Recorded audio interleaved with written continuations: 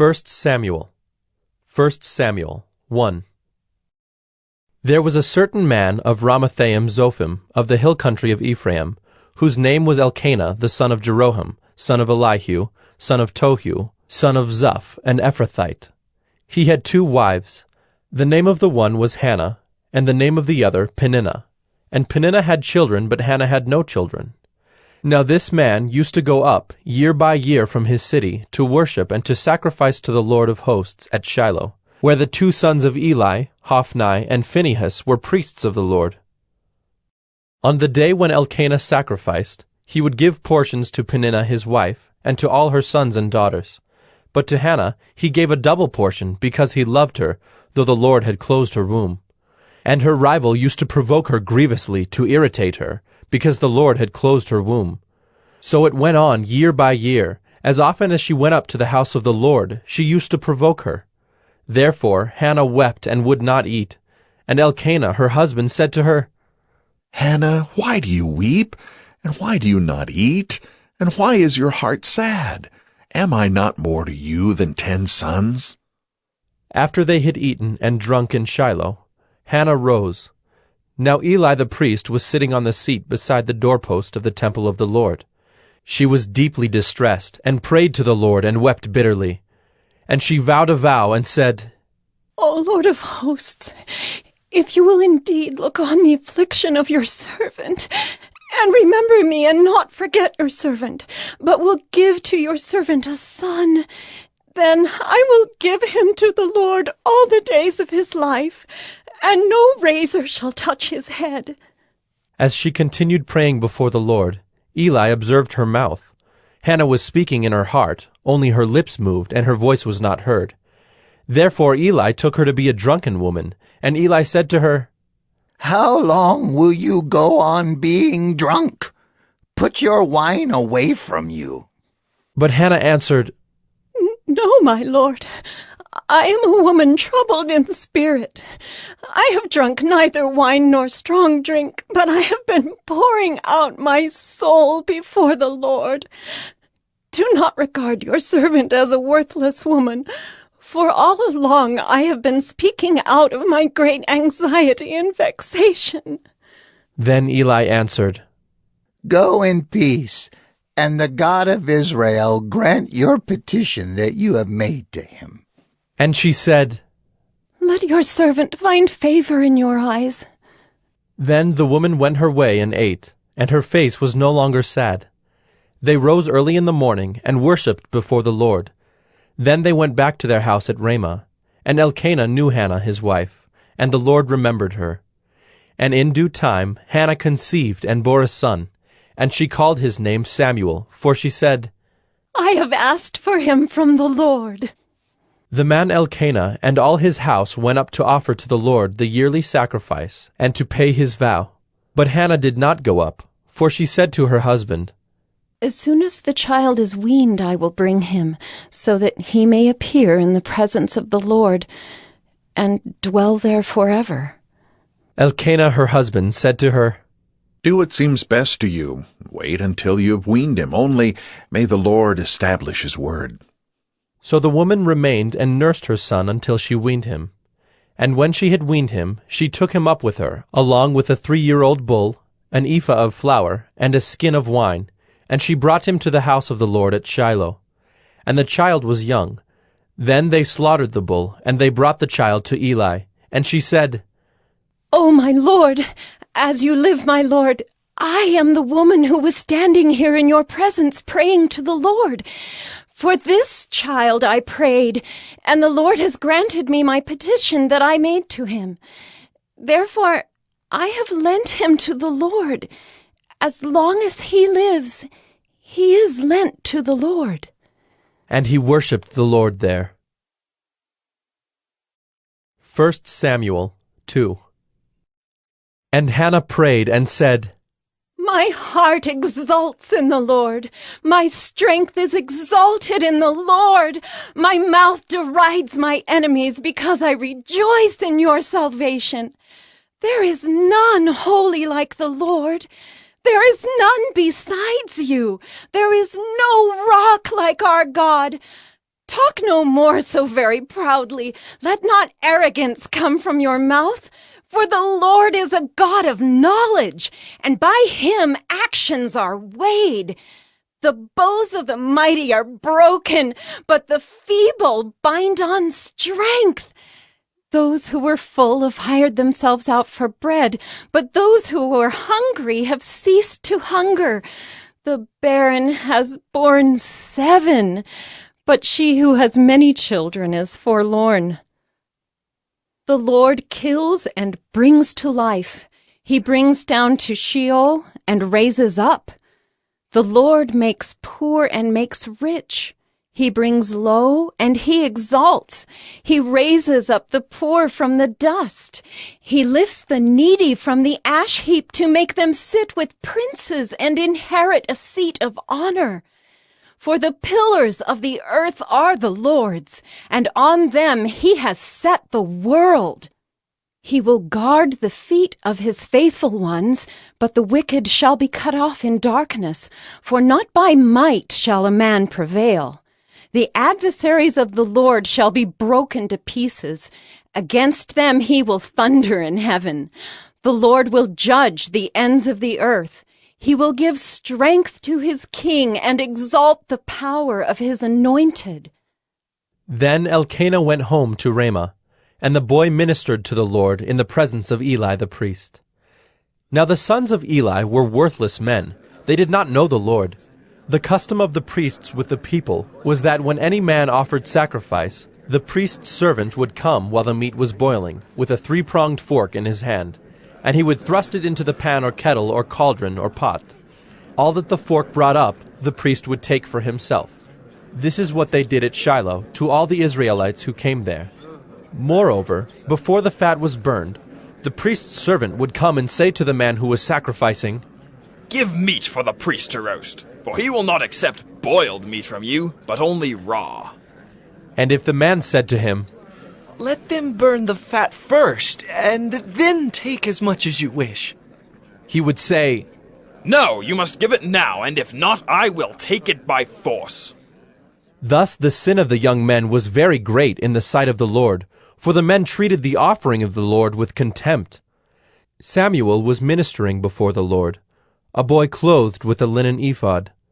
And his mother used to make for him a little robe and take it to him each year when she went up with her husband to offer the yearly sacrifice. Then Eli would bless Elkanah and his wife, and say, May the Lord give you children by this woman, for the petition she asked of the Lord. So then they would return to their home. Indeed, the Lord visited Hannah, and she conceived and bore 3 sons and 2 daughters. And the young man Samuel grew in the presence of the Lord. Now Eli was very old, and he kept hearing all that his sons were doing to all Israel, and how they lay with the women who were serving at the entrance to the tent of meeting. And he said to them, Why do you do such things? For I hear of your evil dealings from all the people. No, my sons, it is no good report that I hear the people of the Lord spreading abroad. If someone sins against a man, God will mediate for him. But if someone sins against the Lord, who can intercede for him? But they would not listen to the voice of their father, for it was the will of the Lord to put them to death. Now the young man Samuel continued to grow both in stature and in favor with the Lord, and also with man. And there came a man of God to Eli, and said to him, Thus the Lord has said, Did I indeed reveal myself to the house of your father when they were in Egypt, subject to the house of Pharaoh? Did I choose him out of all the tribes of Israel to be my priest, to go up to my altar, to burn incense, to wear an ephod before me? I gave to the house of your father all my offerings by fire from the people of Israel.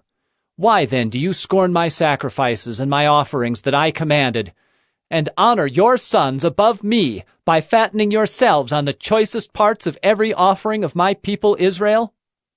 Therefore the Lord, the God of Israel, declares, I promised that your house and the house of your father should go in and out before me forever.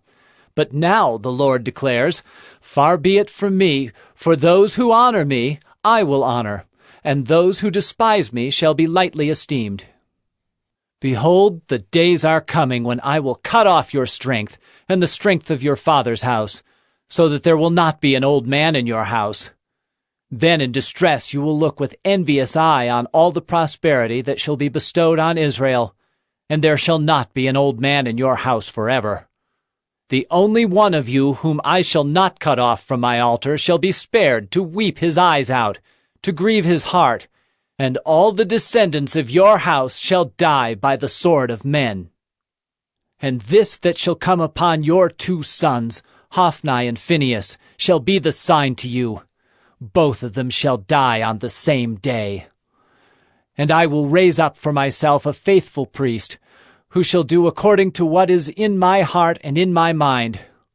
And I will build him a sure house, and he shall go in and out before my anointed forever.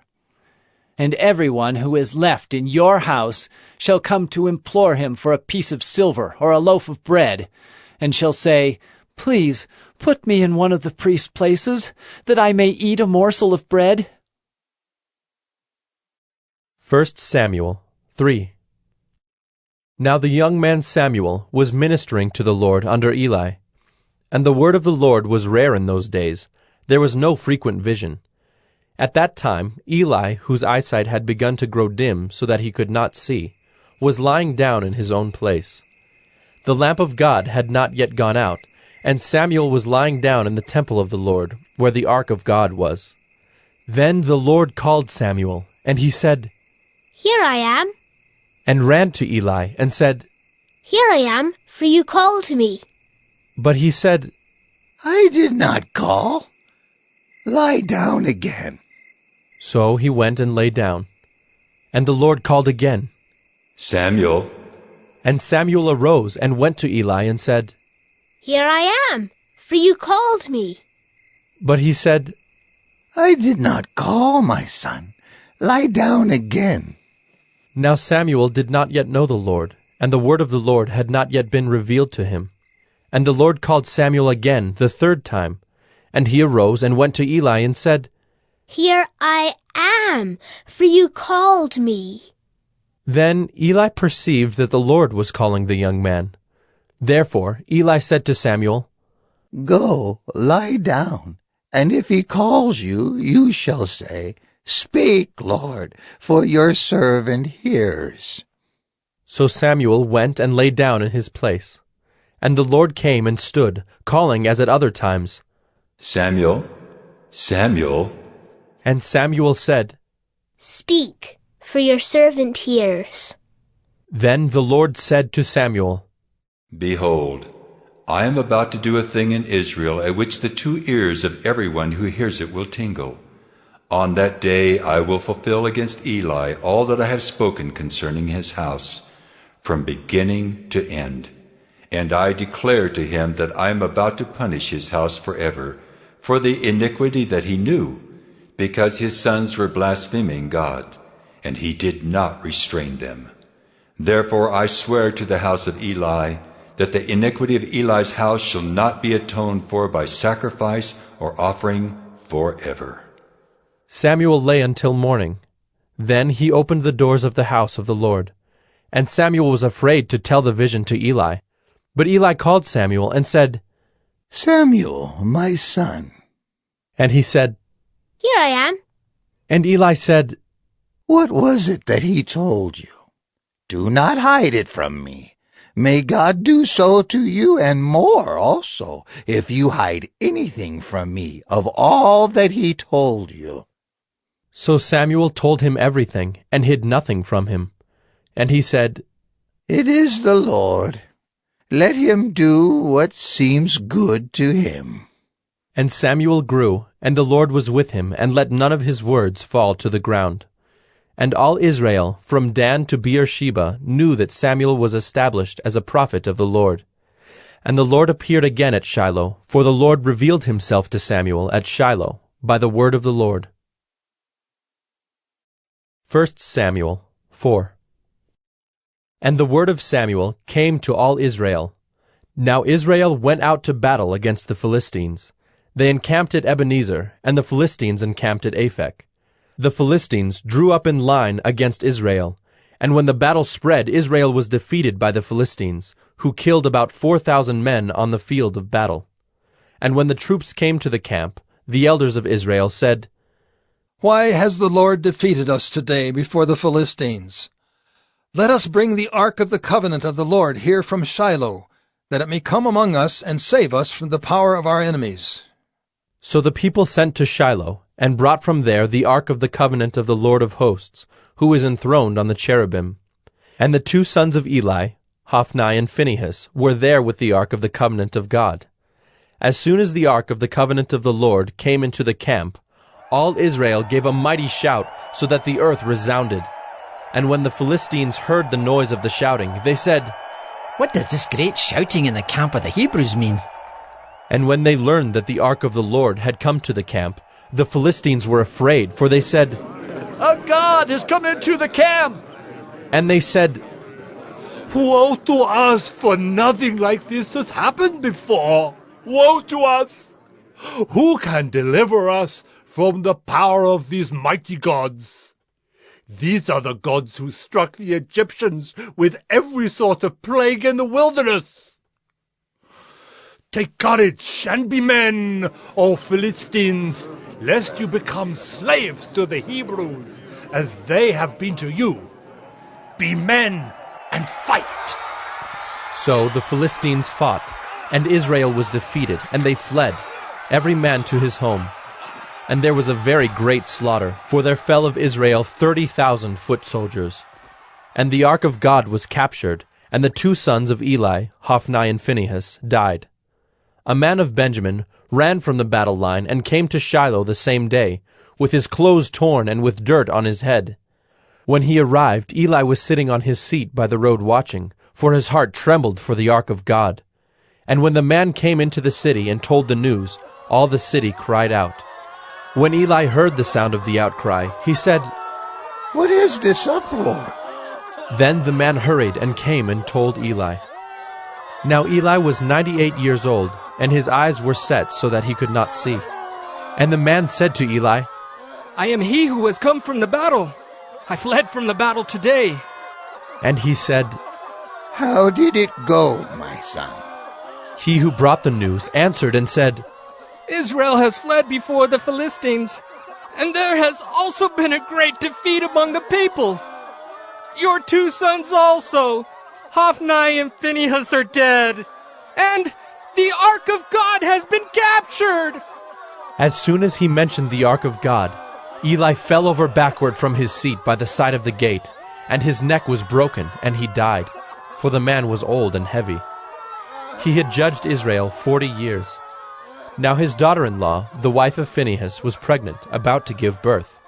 And when she heard the news that the ark of God was captured, and that her father-in-law and her husband were dead, she bowed and gave birth, for her pains came upon her. And about the time of her death, the woman attending her said to her, "Do not be afraid, for you have borne a son."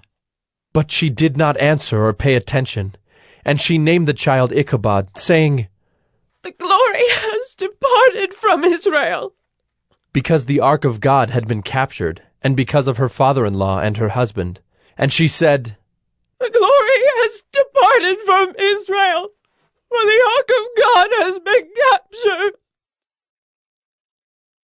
1 Samuel 5. When the Philistines captured the ark of God, they brought it from Ebenezer to Ashdod. Then the Philistines took the ark of God and brought it into the house of Dagon, and set it up beside Dagon. And when the people of Ashdod rose early the next day, behold, Dagon had fallen face downward on the ground before the ark of the Lord. So they took Dagon and put him back in his place. But when they rose early on the next morning, behold, Dagon had fallen face downward on the ground before the ark of the Lord, and the head of Dagon and both his hands were lying cut off on the threshold. Only the trunk of Dagon was left to him. This is why the priests of Dagon, and all who enter the house of Dagon, do not tread on the threshold of Dagon in Ashdod to this day. The hand of the Lord was heavy against the people of Ashdod, and he terrified and afflicted them with tumors, both Ashdod and its territory.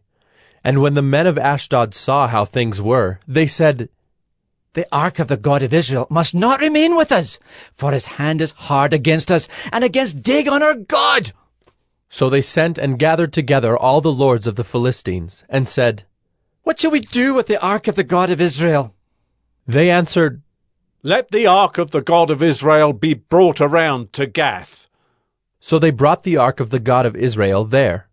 But after they had brought it around, the hand of the Lord was against the city, causing a very great panic, and he afflicted the men of the city, both young and old, so that tumors broke out on them. So they sent the ark of God to Ekron. But as soon as the ark of God came to Ekron, the people of Ekron cried out, They have brought around to us the ark of the God of Israel to kill us and our people. They sent, therefore, and gathered together all the lords of the Philistines, and said, Send away the ark of the God of Israel, and let it return to its own place, that it may not kill us and our people. For there was a deathly panic throughout the whole city. The hand of God was very heavy there. The men who did not die were struck with tumors, and the cry of the city went up to heaven. 1 Samuel 6. The ark of the Lord was in the country of the Philistines 7 months. And the Philistines called for the priests and the diviners, and said, What shall we do with the ark of the Lord? Tell us with what we shall send it to its place. They said, If you send away the ark of the God of Israel, do not send it empty, but by all means return him a guilt offering. Then you will be healed, and it will be known to you why his hand does not turn away from you. And they said, What is the guilt offering that we shall return to him? They answered, 5 golden tumors and 5 golden mice, according to the number of the lords of the Philistines. For the same plague was on all of you and on your lords. So you must make images of your tumors and images of your mice that ravage the land, and give glory to the God of Israel. Perhaps he will lighten his hand from off you and your gods and your land. Why should you harden your hearts as the Egyptians and Pharaoh hardened their hearts? After he had dealt severely with them, did they not send the people away, and they departed? Now then, take and prepare a new cart, and 2 milk cows on which there has never come a yoke, and yoke the cows to the cart, but take their calves home away from them. And take the ark of the Lord, and place it on the cart, and put in a box at its side the figures of gold, which you are returning to him as a guilt offering. Then send it off, and let it go its way, and watch. If it goes up on the way to its own land, to Beth-Shemesh, then it is he who has done us this great harm. But if not, then we shall know that it is not his hand that struck us. It happened to us by coincidence. The men did so, and took 2 milk cows, and yoked them to the cart, and shut up their calves at home. And they put the ark of the Lord on the cart, and the box with the golden mice, and the images of their tumors. And the cows went straight in the direction of Beth-Shemesh, along one highway, lowing as they went. They turned neither to the right nor to the left, and the lords of the Philistines went after them as far as the border of Beth-Shemesh. Now the people of Beth-Shemesh were reaping their wheat harvest in the valley, and when they lifted up their eyes and saw the ark, they rejoiced to see it. The cart came into the field of Joshua of Beth-Shemesh, and stopped there. A great stone was there, and they split up the wood of the cart, and offered the cows as a burnt offering to the Lord. And the Levites took down the ark of the Lord, and the box that was beside it, in which were the golden figures, and set them upon the great stone. And the men of Beth-Shemesh offered burnt offerings, and sacrificed sacrifices on that day to the Lord. And when the 5 lords of the Philistines saw it, they returned that day to Ekron. These are the golden tumors that the Philistines returned as a guilt offering to the Lord: 1 for Ashdod, 1 for Gaza, 1 for Ashkelon, 1 for Gath, 1 for Ekron, and the golden mice according to the number of all the cities of the Philistines, belonging to the 5 lords, both fortified cities and unwalled villages. The great stone beside which they set down the ark of the Lord is a witness to this day in the field of Joshua of Beth-Shemesh. And he struck some of the men of Bethshemesh, because they looked upon the ark of the Lord.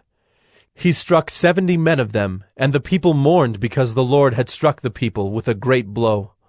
Then the men of Bethshemesh said, Who is able to stand before the Lord, this holy God? And to whom shall he go up away from us? So they sent messengers to the inhabitants of Kiriath-Jearim, saying, The Philistines have returned the ark of the Lord. Come down and take it up to you. 1 Samuel 7. And the men of Kiriath-Jearim came and took up the ark of the Lord, and brought it to the house of Abinadab on the hill. And they consecrated his son Eleazar to have charge of the ark of the Lord. From the day that the ark was lodged at Kiriath-Jearim, a long time passed, some 20 years, and all the house of Israel lamented after the Lord. And Samuel said to all the house of Israel, If you are returning to the Lord with all your heart, then put away the foreign gods and the Ashtaroth from among you, and direct your heart to the Lord, and serve him only, and he will deliver you out of the hand of the Philistines. So the people of Israel put away the Baals and the Ashtaroth, and they served the Lord only. Then Samuel said, Gather all Israel at Mizpah, and I will pray to the Lord for you. So they gathered at Mizpah, and drew water and poured it out before the Lord, and fasted on that day, and said there, We have sinned against the Lord. And Samuel judged the people of Israel at Mizpah. Now when the Philistines heard that the people of Israel had gathered at Mizpah, the lords of the Philistines went up against Israel. And when the people of Israel heard of it, they were afraid of the Philistines. And the people of Israel said to Samuel, Do not cease to cry out to the Lord our God for us, that he may save us from the hand of the Philistines. So Samuel took a nursing lamb, and offered it as a whole burnt offering to the Lord. And Samuel cried out to the Lord for Israel, and the Lord answered him. As Samuel was offering up the burnt offering, the Philistines drew near to attack Israel. But the Lord thundered with a mighty sound that day against the Philistines, and threw them into confusion, and they were routed before Israel. And the men of Israel went out from Mizpah, and pursued the Philistines, and struck them as far as below Bethkar. Then Samuel took a stone, and set it up between Mizpah and Shen, and called its name Ebenezer. For he said, Till now the Lord has helped us. So the Philistines were subdued, and did not again enter the territory of Israel. And the hand of the Lord was against the Philistines all the days of Samuel. The cities that the Philistines had taken from Israel were restored to Israel, from Ekron to Gath, and Israel delivered their territory from the hand of the Philistines. There was peace also between Israel and the Amorites. Samuel judged Israel all the days of his life, and he went on a circuit year by year to Bethel, Gilgal, and Mizpah, and he judged Israel in all these places. Then he would return to Ramah, for his home was there, and there also he judged Israel. And he built there an altar to the Lord. 1 Samuel 8. When Samuel became old, he made his sons judges over Israel. The name of his firstborn son was Joel, and the name of his second Abijah. They were judges in Beersheba. Yet his sons did not walk in his ways, but turned aside after gain. They took bribes and perverted justice. Then all the elders of Israel gathered together, and came to Samuel at Ramah, and said to him, Behold, you are old, and your sons do not walk in your ways. Now appoint for us a king to judge us like all the nations. But the thing displeased Samuel when they said, Give us a king to judge us. And Samuel prayed to the Lord. And the Lord said to Samuel, Obey the voice of the people in all that they say to you, for they have not rejected you, but they have rejected me from being king over them. According to all the deeds that they have done, from the day I brought them up out of Egypt even to this day, forsaking me and serving other gods, so they are also doing to you. Now then obey their voice. Only you shall solemnly warn them, and show them the ways of the king who shall reign over them.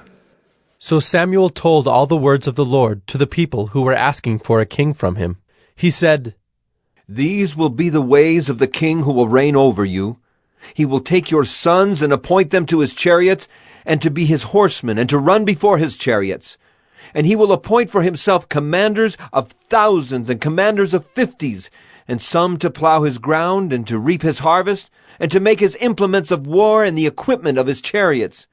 He will take your daughters to be perfumers and cooks and bakers. He will take the best of your fields and vineyards and olive orchards and give them to his servants. He will take the 10th of your grain and of your vineyards and give it to his officers and to his servants. He will take your male servants and female servants and the best of your young men and your donkeys and put them to his work. He will take the 10th of your flocks, and you shall be his slaves. And in that day you will cry out because of your king, whom you have chosen for yourselves, but the Lord will not answer you in that day. But the people refused to obey the voice of Samuel, and they said, No, but there shall be a king over us, that we also may be like all the nations, and that our king may judge us and go out before us and fight our battles. And when Samuel had heard all the words of the people, he repeated them in the ears of the Lord. And the Lord said to Samuel, Obey their voice and make them a king. Samuel then said to the men of Israel, Go, every man to his city. 1 Samuel 9. There was a man of Benjamin whose name was Kish, the son of Abiel, son of Zerah, son of Bechorath, son of Aphiah, a Benjaminite, a man of wealth. And he had a son whose name was Saul, a handsome young man. There was not a man among the people of Israel more handsome than he. From his shoulders upward he was taller than any of the people. Now the donkeys of Kish, Saul's father, were lost. So Kish said to Saul his son, Take one of the young men with you, and arise. Go, and look for the donkeys. And he passed through the hill country of Ephraim, and passed through the land of Shalisha, but they did not find them. And they passed through the land of Shaalim, but they were not there. Then they passed through the land of Benjamin, but did not find them. When they came to the land of Zuph, Saul said to his servant who was with him, Come, let us go back, lest my father cease to care about the donkeys and become anxious about us. But he said to him, Behold, there is a man of God in this city, and he is a man who is held in honor. All that he says comes true. So now let us go there. Perhaps he can tell us the way we should go. Then Saul said to his servant, But if we go, what can we bring the man? For the bread in our sacks is gone, and there is no present to bring to the man of God. What do we have? The servant answered Saul again, Here, I have with me 1/4 of a shekel of silver, and I will give it to the man of God to tell us our way. Formerly in Israel, when a man went to inquire of God, he said, Come, let us go to the seer, for today's prophet was formerly called a seer. And Saul said to his servant, Well said. Come, let us go. So they went to the city where the man of God was. As they went up the hill to the city, they met young women coming out to draw water, and said to them, Is the seer here? They answered, He is. Behold, he is just ahead of you. Hurry! He has come just now to the city, because the people have a sacrifice today on the high place. As soon as you enter the city, you will find him before he goes up to the high place to eat. For the people will not eat till he comes, since he must bless the sacrifice. Afterward, those who are invited will eat. Now go up, for you will meet him immediately. So they went up to the city. As they were entering the city, they saw Samuel coming out toward them on his way up to the high place. Now the day before Saul came, the Lord had revealed to Samuel, Tomorrow, about this time, I will send to you a man from the land of Benjamin, and you shall anoint him to be prince over my people Israel. He shall save my people from the hand of the Philistines. For I have seen my people, because their cry has come to me. When Samuel saw Saul, the Lord told him, Here is the man of whom I spoke to you. He it is who shall restrain my people. Then Saul approached Samuel in the gate and said, Tell me, where is the house of the seer? Samuel answered Saul, I am the seer. Go up before me to the high place. For today you shall eat with me, and in the morning I will let you go and will tell you all that is on your mind. As for your donkeys that were lost 3 days ago, do not set your mind on them, for they have been found. And for whom is all that is desirable in Israel? Is it not for you and for all your father's house? Saul answered, Am I not a Benjaminite, from the least of the tribes of Israel? And is not my clan the humblest of all the clans of the tribe of Benjamin? Why then have you spoken to me in this way? Then Samuel took Saul and his young man, and brought them into the hall, and gave them a place at the head of those who had been invited, who were about 30 persons. And Samuel said to the cook, Bring the portion I gave you, of which I said to you, Put it aside. So the cook took up the leg and what was on it, and set them before Saul. And Samuel said, See, what was kept is set before you. Eat, because it was kept for you until the hour appointed, that you might eat with the guests. So Saul ate with Samuel that day. And when they came down from the high place into the city, a bed was spread for Saul on the roof, and he lay down to sleep.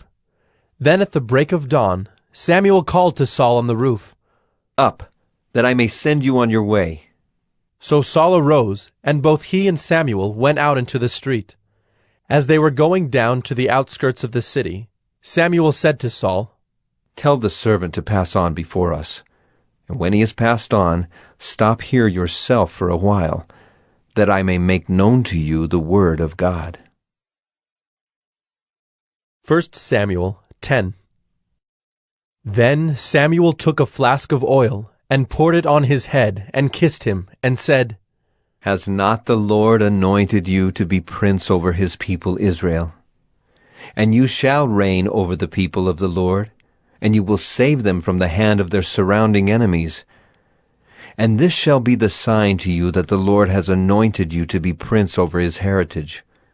When you depart from me today, you will meet 2 men by Rachel's tomb in the territory of Benjamin at Zelzah. And they will say to you, The donkeys that you went to seek are found, and now your father has ceased to care about the donkeys and is anxious about you, saying, What shall I do about my son? Then you shall go on from there farther and come to the oak of Tabor. 3 men going up to God at Bethel will meet you there, one carrying 3 young goats, another carrying 3 loaves of bread, and another carrying a skin of wine. And they will greet you and give you 2 loaves of bread, which you shall accept from their hand. After that you shall come to Gibeath Elohim, where there is a garrison of the Philistines. And there, as soon as you come to the city, you will meet a group of prophets coming down from the high place, with harp, tambourine, flute, and lyre before them, prophesying. Then the Spirit of the Lord will rush upon you, and you will prophesy with them, and be turned into another man. Now when these signs meet you, do what your hand finds to do, for God is with you. Then go down before me to Gilgal. And behold, I am coming to you to offer burnt offerings and to sacrifice peace offerings. 7 days you shall wait, until I come to you and show you what you shall do. When he turned his back to leave Samuel, God gave him another heart. And all these signs came to pass that day. When they came to Gibeah, behold, a group of prophets met him, and the Spirit of God rushed upon him, and he prophesied among them. And when all who knew him previously saw how he prophesied with the prophets, the people said to one another, What has come over the son of Kish? Is Saul also among the prophets? And a man of the place answered, And who is their father? Therefore it became a proverb, Is Saul also among the prophets? When he had finished prophesying, he came to the high place. Saul's uncle said to him and to his servant, Where did you go? And he said, To seek the donkeys. And when we saw they were not to be found, we went to Samuel. And Saul's uncle said, Please tell me what Samuel said to you. And Saul said to his uncle, He told us plainly that the donkeys had been found. But about the matter of the kingdom, of which Samuel had spoken, he did not tell him anything.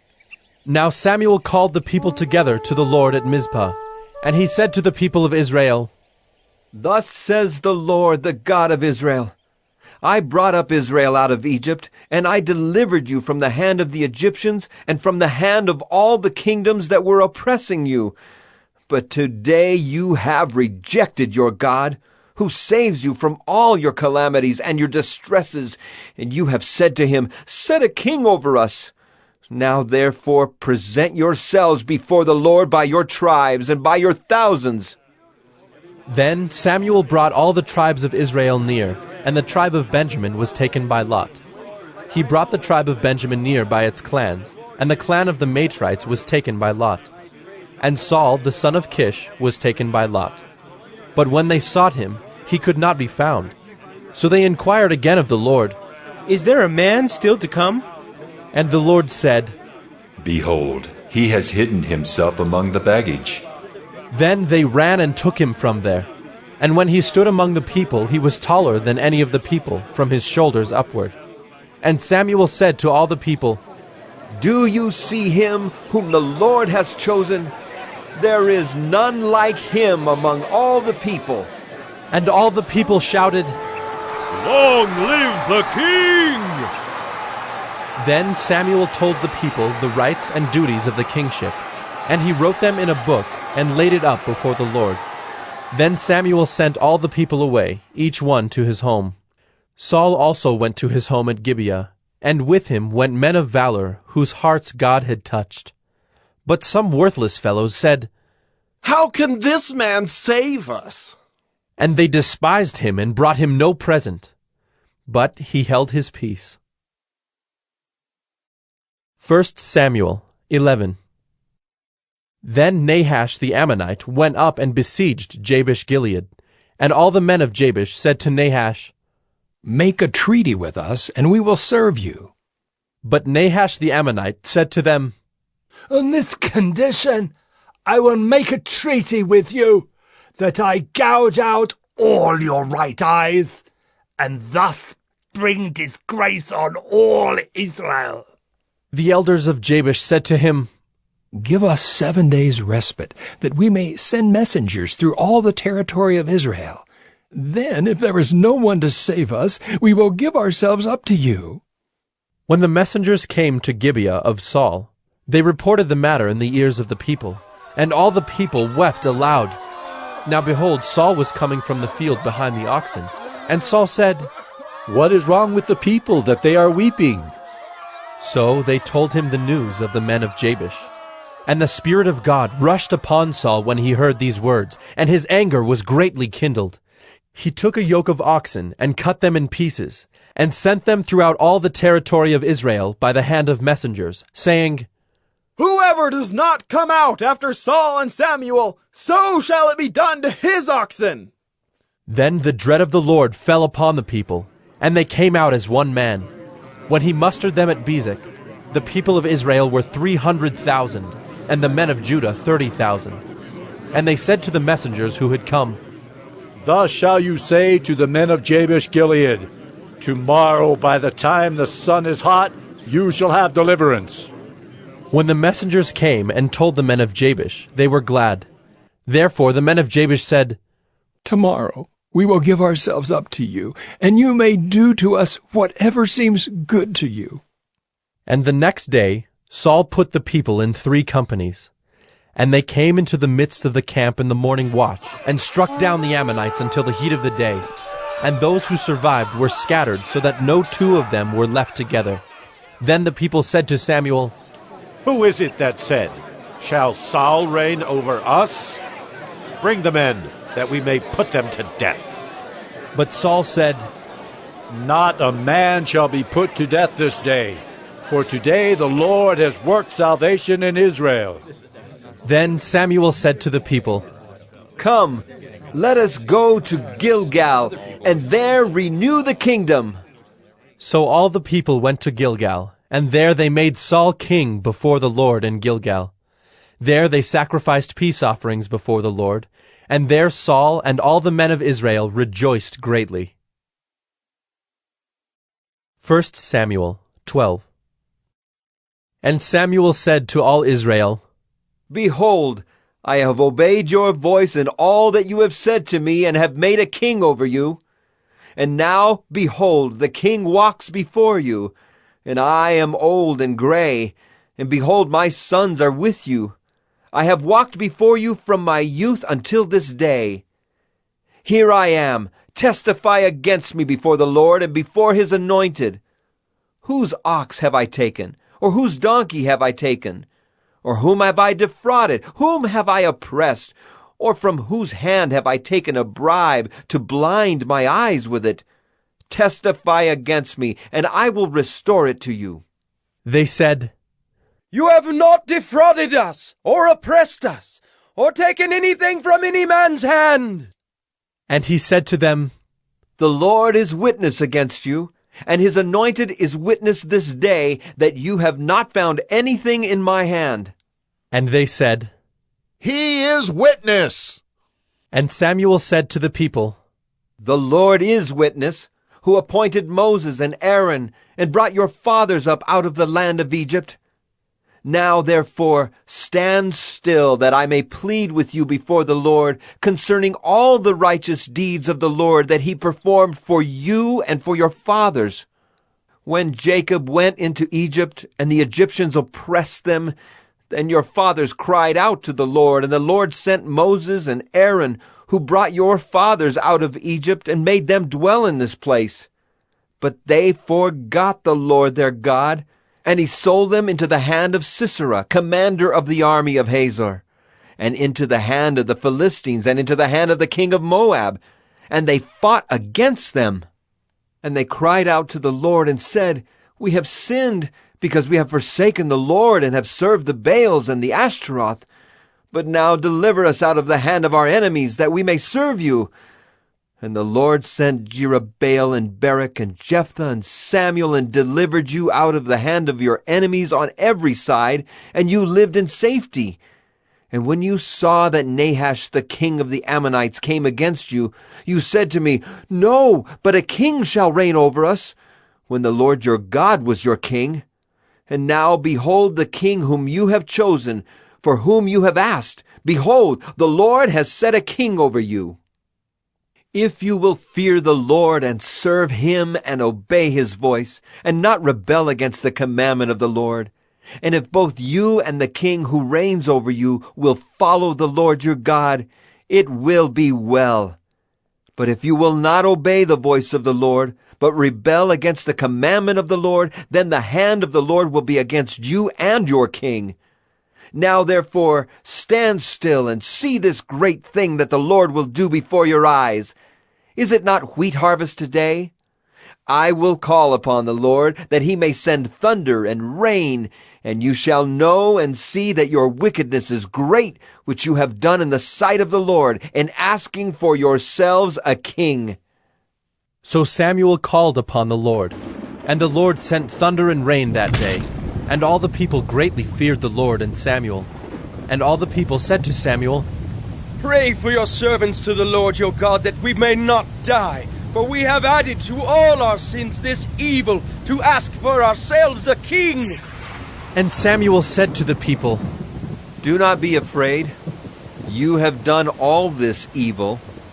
Yet do not turn aside from following the Lord, but serve the Lord with all your heart. And do not turn aside after empty things that cannot profit or deliver, for they are empty. For the Lord will not forsake his people for his great name's sake, because it has pleased the Lord to make you a people for himself. Moreover, as for me, far be it from me that I should sin against the Lord by ceasing to pray for you, and I will instruct you in the good and the right way. Only fear the Lord and serve him faithfully with all your heart. For consider what great things he has done for you.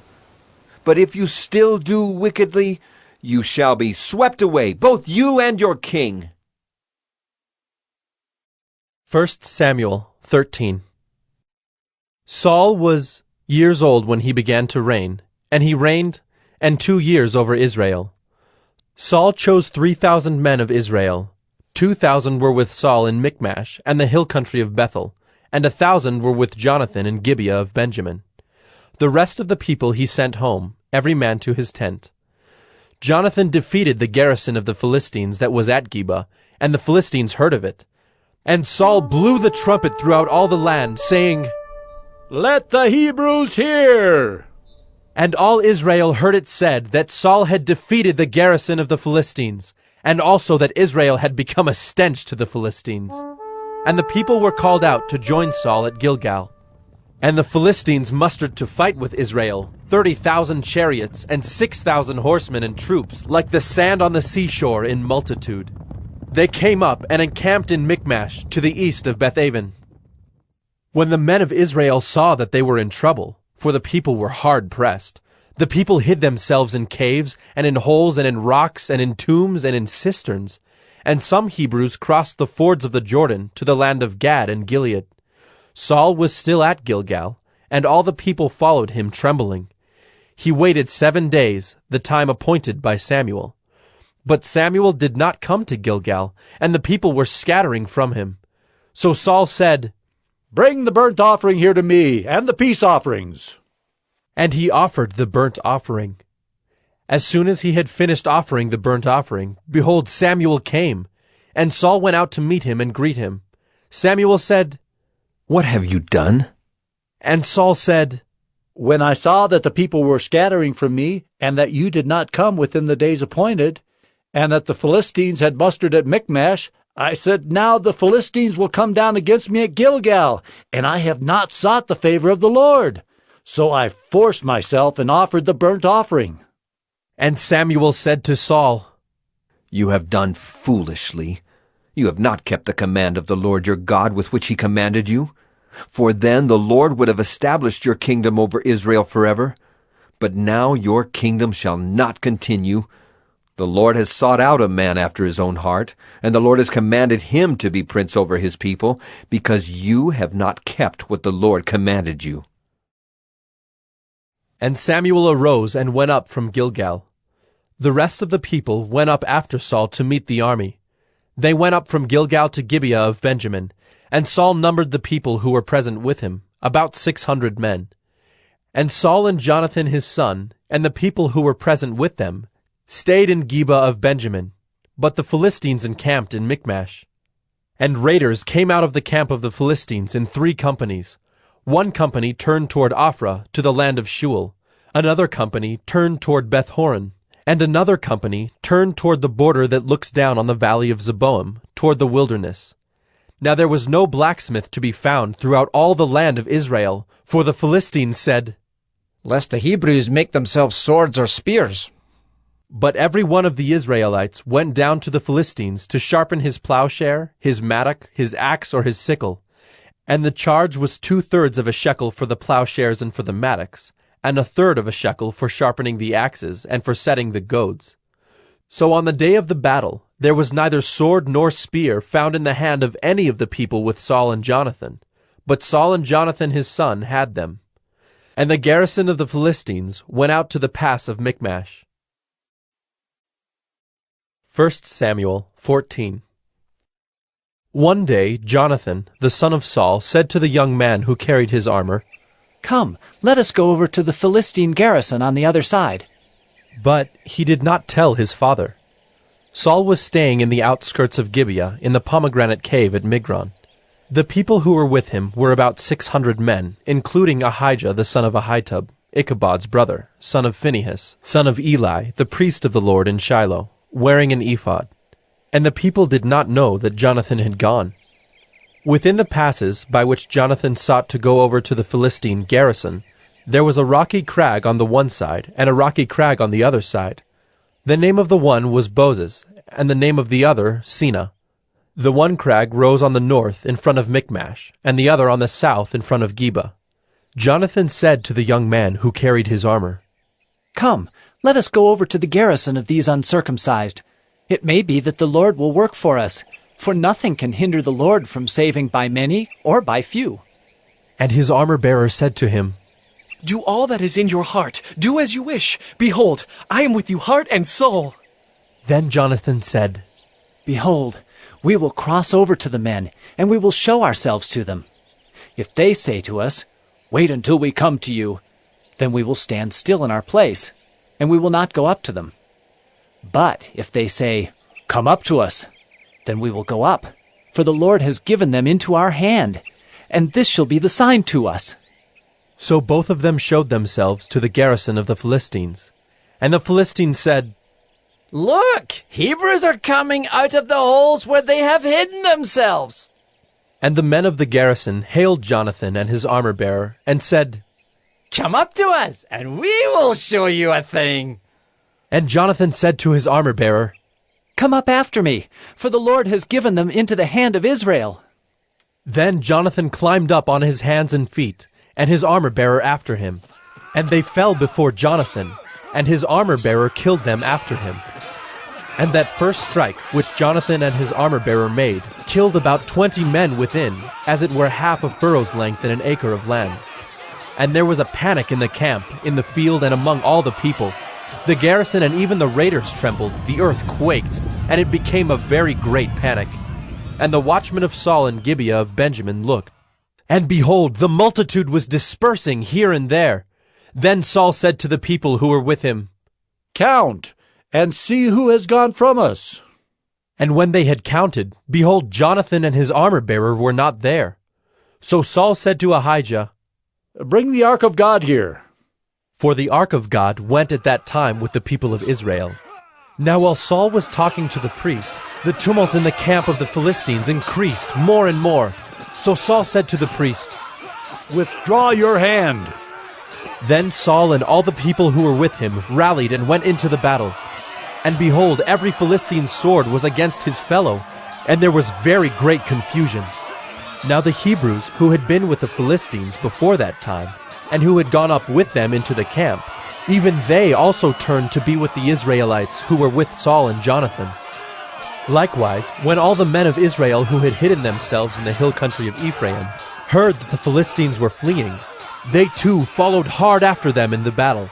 So the Lord saved Israel that day, and the battle passed beyond Beth-aven. And the men of Israel had been hard pressed that day. So Saul had laid an oath on the people, saying, Cursed be the man who eats food until it is evening, and I am avenged on my enemies. So none of the people had tasted food. Now when all the people came to the forest, behold, there was honey on the ground. And when the people entered the forest, behold, the honey was dropping. But no one put his hand to his mouth, for the people feared the oath. But Jonathan had not heard his father charge the people with the oath.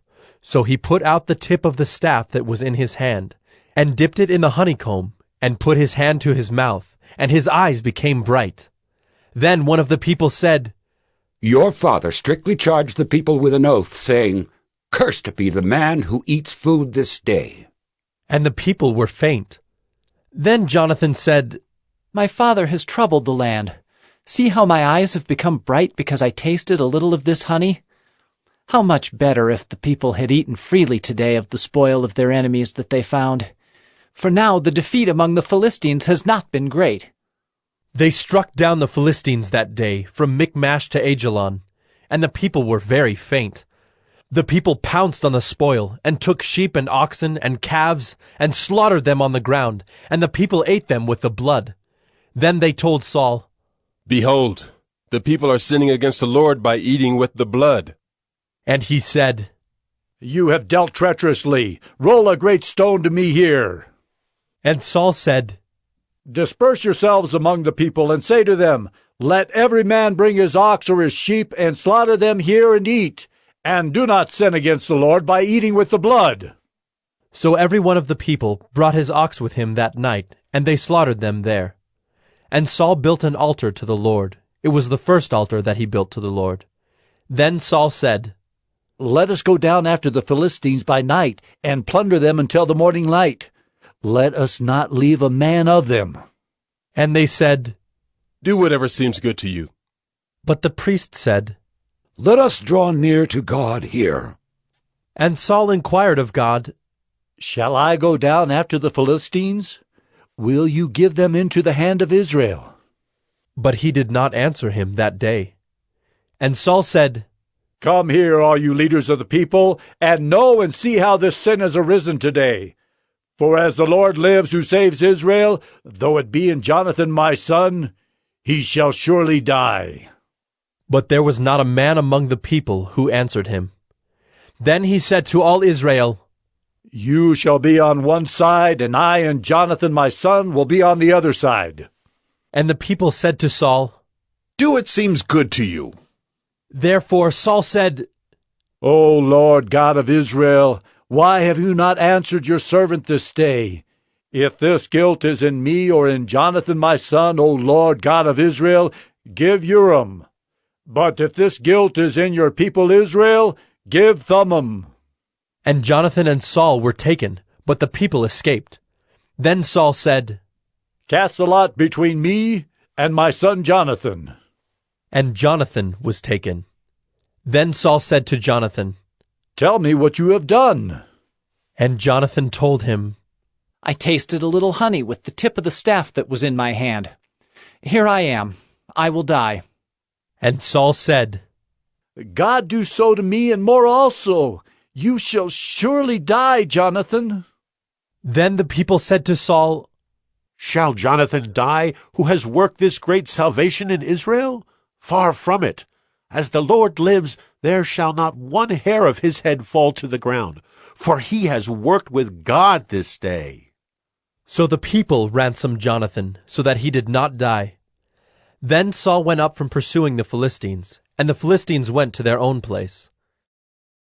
When Saul had taken the kingship over Israel, he fought against all his enemies on every side, against Moab, against the Ammonites, against Edom, against the kings of Zobah, and against the Philistines. Wherever he turned, he routed them. And he did valiantly, and struck the Amalekites, and delivered Israel out of the hands of those who plundered them. Now the sons of Saul were Jonathan, Ishvi, and Malchishua, and the names of his 2 daughters were these. The name of the firstborn was Merab, and the name of the younger, Michal. And the name of Saul's wife was Ahinoam, the daughter of Ahimaaz. And the name of the commander of his army was Abner, the son of Ner, Saul's uncle. Kish was the father of Saul, and Ner, the father of Abner, was the son of Abiel. There was hard fighting against the Philistines all the days of Saul. And when Saul saw any strong man, or any valiant man, he attached him to himself. 1 Samuel 15. And Samuel said to Saul, The Lord sent me to anoint you king over his people Israel. Now therefore listen to the words of the Lord. Thus says the Lord of hosts, I have noted what Amalek did to Israel in opposing them on the way when they came up out of Egypt. Now go and strike Amalek, and devote to destruction all that they have.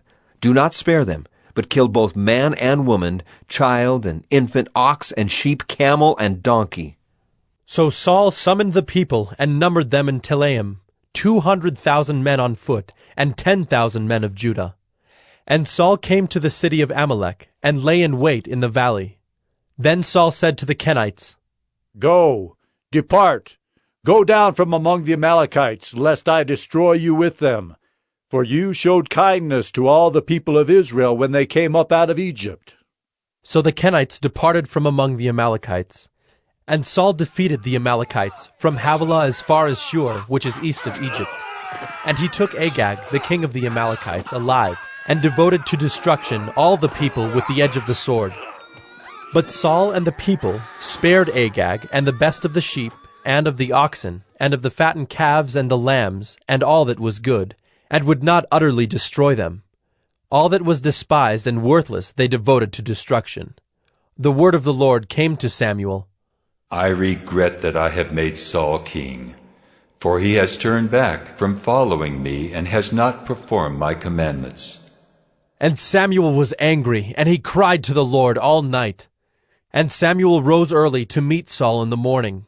And it was told Samuel, Saul came to Carmel, and behold, he set up a monument for himself, and turned and passed on, and went down to Gilgal. And Samuel came to Saul, and Saul said to him, Blessed be you to the Lord. I have performed the commandment of the Lord. And Samuel said, What then is this bleating of the sheep in my ears, and the lowing of the oxen that I hear? Saul said, They have brought them from the Amalekites, for the people spared the best of the sheep and of the oxen to sacrifice to the Lord your God, and the rest we have devoted to destruction. Then Samuel said to Saul, Stop. I will tell you what the Lord said to me this night. And he said to him, Speak. And Samuel said, Though you are little in your own eyes, are you not the head of the tribes of Israel? The Lord anointed you king over Israel. And the Lord sent you on a mission and said, Go, devote to destruction the sinners, the Amalekites, and fight against them until they are consumed. Why then did you not obey the voice of the Lord? Why did you pounce on the spoil and do what was evil in the sight of the Lord? And Saul said to Samuel, I have obeyed the voice of the Lord. I have gone on the mission on which the Lord sent me. I have brought Agag, the king of Amalek, and I have devoted the Amalekites to destruction. But the people took of the spoil sheep and oxen, the best of the things devoted to destruction, to sacrifice to the Lord your God in Gilgal. And Samuel said, Has the Lord as great delight in burnt offerings and sacrifices as in obeying the voice of the Lord? Behold, to obey is better than sacrifice, and to listen than the fat of rams. For rebellion is as the sin of divination, and presumption is as iniquity and idolatry. Because you have rejected the word of the Lord, he has also rejected you from being king. Saul said to Samuel, I have sinned, for I have transgressed the commandment of the Lord in your words, because I feared the people and obeyed their voice. Now therefore, please, pardon my sin and return with me, that I may worship the Lord.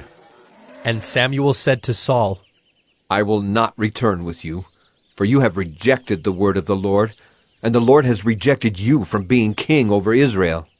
As Samuel turned to go away, Saul seized the skirt of his robe, and it tore. And Samuel said to him, The Lord has torn the kingdom of Israel from you this day, and has given it to a neighbor of yours who is better than you. And also the glory of Israel will not lie or have regret, for he is not a man that he should have regret. Then he said, I have sinned. Yet honor me now before the elders of my people and before Israel, and return with me, that I may bow before the Lord your God. So Samuel turned back after Saul, and Saul bowed before the Lord. Then Samuel said, Bring here to me Agag, the king of the Amalekites. And Agag came to him cheerfully. Agag said, Surely the bitterness of death is past. And Samuel said, As your sword has made women childless, so shall your mother be childless among women.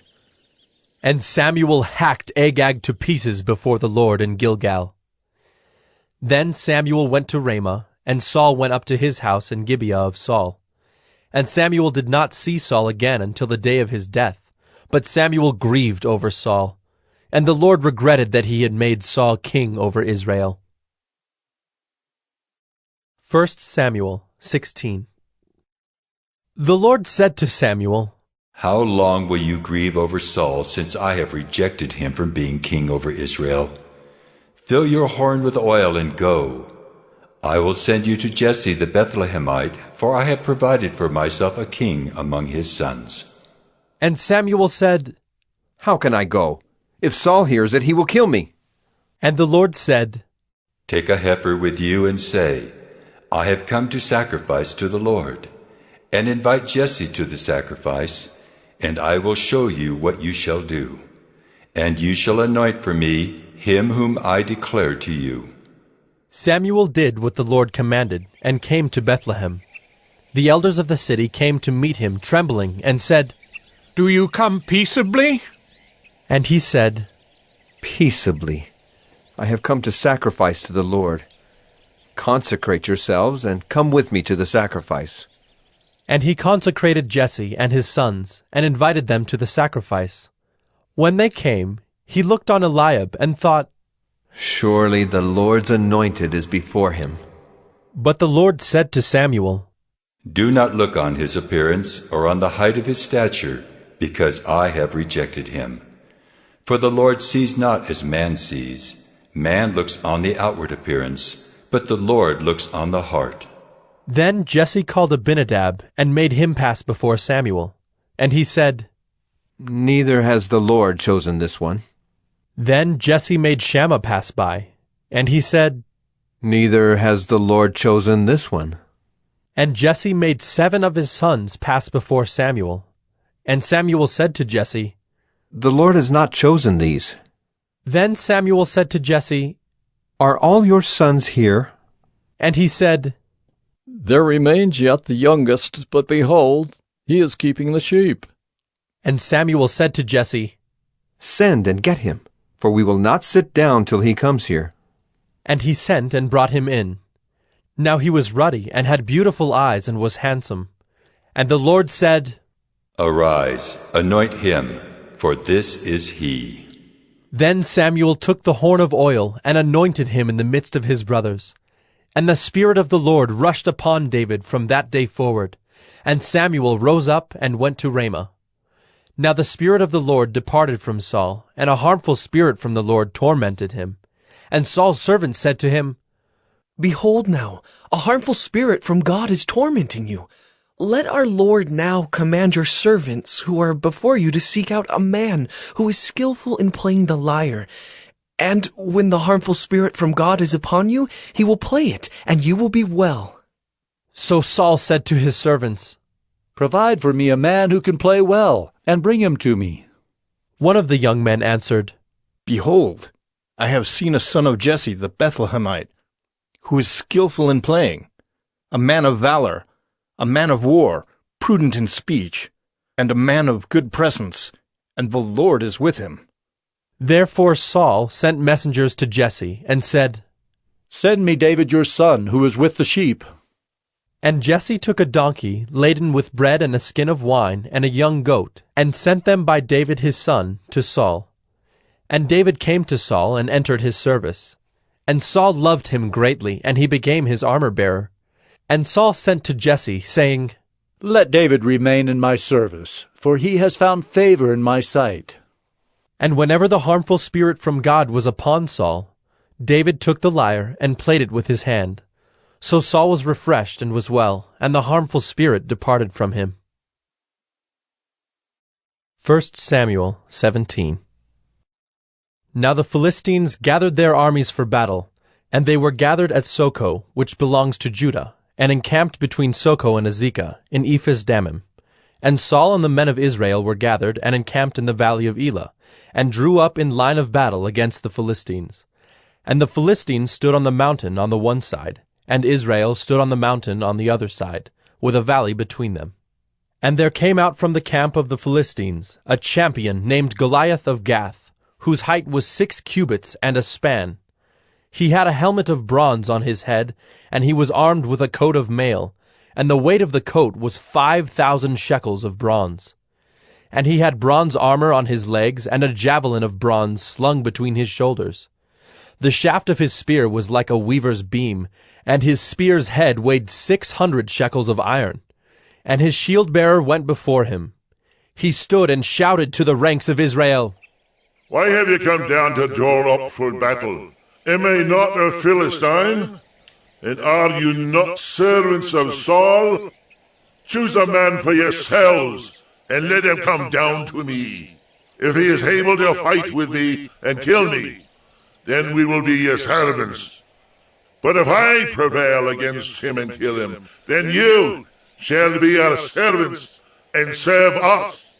And the Philistine said, I defy the ranks of Israel this day.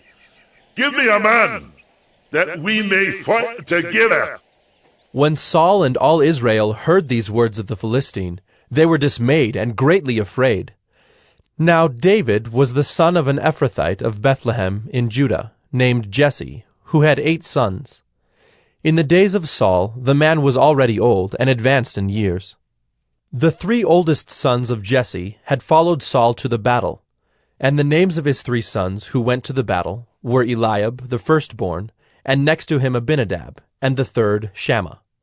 David was the youngest. The 3 eldest followed Saul, but David went back and forth from Saul to feed his father's sheep at Bethlehem. For 40 days the Philistine came forward and took his stand, morning and evening. And Jesse said to David his son, Take for your brothers an ephah of this parched grain and these 10 loaves, and carry them quickly to the camp to your brothers. Also take these 10 cheeses to the commander of their 1,000. See if your brothers are well, and bring some token from them. Now Saul and they, and all the men of Israel, were in the valley of Elah, fighting with the Philistines. And David rose early in the morning, and left the sheep with a keeper, and took the provisions, and went, as Jesse had commanded him. And he came to the encampment as the host was going out to the battle line, shouting the war cry. And Israel and the Philistines drew up for battle, army against army. And David left the things in charge of the keeper of the baggage, and ran to the ranks, and went and greeted his brothers. As he talked with them, behold, the champion, the Philistine of Gath, Goliath by name, came up out of the ranks of the Philistines, and spoke the same words as before. And David heard him. All the men of Israel, when they saw the man, fled from him, and were much afraid. And the men of Israel said, Have you seen this man who has come up? Surely he has come up to defy Israel. And the king will enrich the man who kills him with great riches, and will give him his daughter, and make his father's house free in Israel. And David said to the men who stood by him, What shall be done for the man who kills this Philistine, and takes away the reproach from Israel? For who is this uncircumcised Philistine, that he should defy the armies of the living God? And the people answered him in the same way, So shall it be done to the man who kills him. Now Eliab, his eldest brother, heard when he spoke to the men. And Eliab's anger was kindled against David, and he said, Why have you come down? And with whom have you left those few sheep in the wilderness? I know your presumption and the evil of your heart, for you have come down to see the battle. And David said, What have I done now? Was it not but a word? And he turned away from him toward another, and spoke in the same way, and the people answered him again as before. When the words that David spoke were heard, they repeated them before Saul, and he sent for him. And David said to Saul, Let no man's heart fail because of him. Your servant will go and fight with this Philistine. And Saul said to David, You are not able to go against this Philistine to fight with him, for you are but a youth, and he has been a man of war from his youth. But David said to Saul, Your servant used to keep sheep for his father. And when there came a lion or a bear and took a lamb from the flock, I went after him and struck him and delivered it out of his mouth. And if he arose against me, I caught him by his beard and struck him and killed him. Your servant has struck down both lions and bears, and this uncircumcised Philistine shall be like one of them, for he has defied the armies of the living God. And David said, The Lord who delivered me from the paw of the lion and from the paw of the bear will deliver me from the hand of this Philistine. And Saul said to David, Go, and the Lord be with you. Then Saul clothed David with his armor. He put a helmet of bronze on his head, and clothed him with a coat of mail. And David strapped his sword over his armor. And he tried in vain to go, for he had not tested them. Then David said to Saul, I cannot go with these, for I have not tested them. So David put them off. Then he took his staff in his hand, and chose 5 smooth stones from the brook, and put them in his shepherd's pouch. His sling was in his hand, and he approached the Philistine. And the Philistine moved forward and came near to David, with his shield-bearer in front of him. And when the Philistine looked and saw David, he disdained him, for he was but a youth, ruddy and handsome in appearance. And the Philistine said to David, Am I a dog, that you come to me with sticks? And the Philistine cursed David by his gods. The Philistine said to David, Come to me, and I will give you flesh to the birds of the air, and to the beasts of the field. Then David said to the Philistine, You come to me with a sword, and with a spear, and with a javelin, but I come to you in the name of the Lord of hosts, the God of the armies of Israel, whom you have defied. This day the Lord will deliver you into my hand, and I will strike you down and cut off your head. And I will give the dead bodies of the host of the Philistines this day to the birds of the air and to the wild beasts of the earth, that all the earth may know that there is a God in Israel, and that all this assembly may know that the Lord saves not with sword and spear. For the battle is the Lord's, and he will give you into our hand. When the Philistine arose and came and drew near to meet David, David ran quickly toward the battle line to meet the Philistine. And David put his hand in his bag, and took out a stone, and slung it, and struck the Philistine on his forehead. The stone sank into his forehead, and he fell on his face to the ground.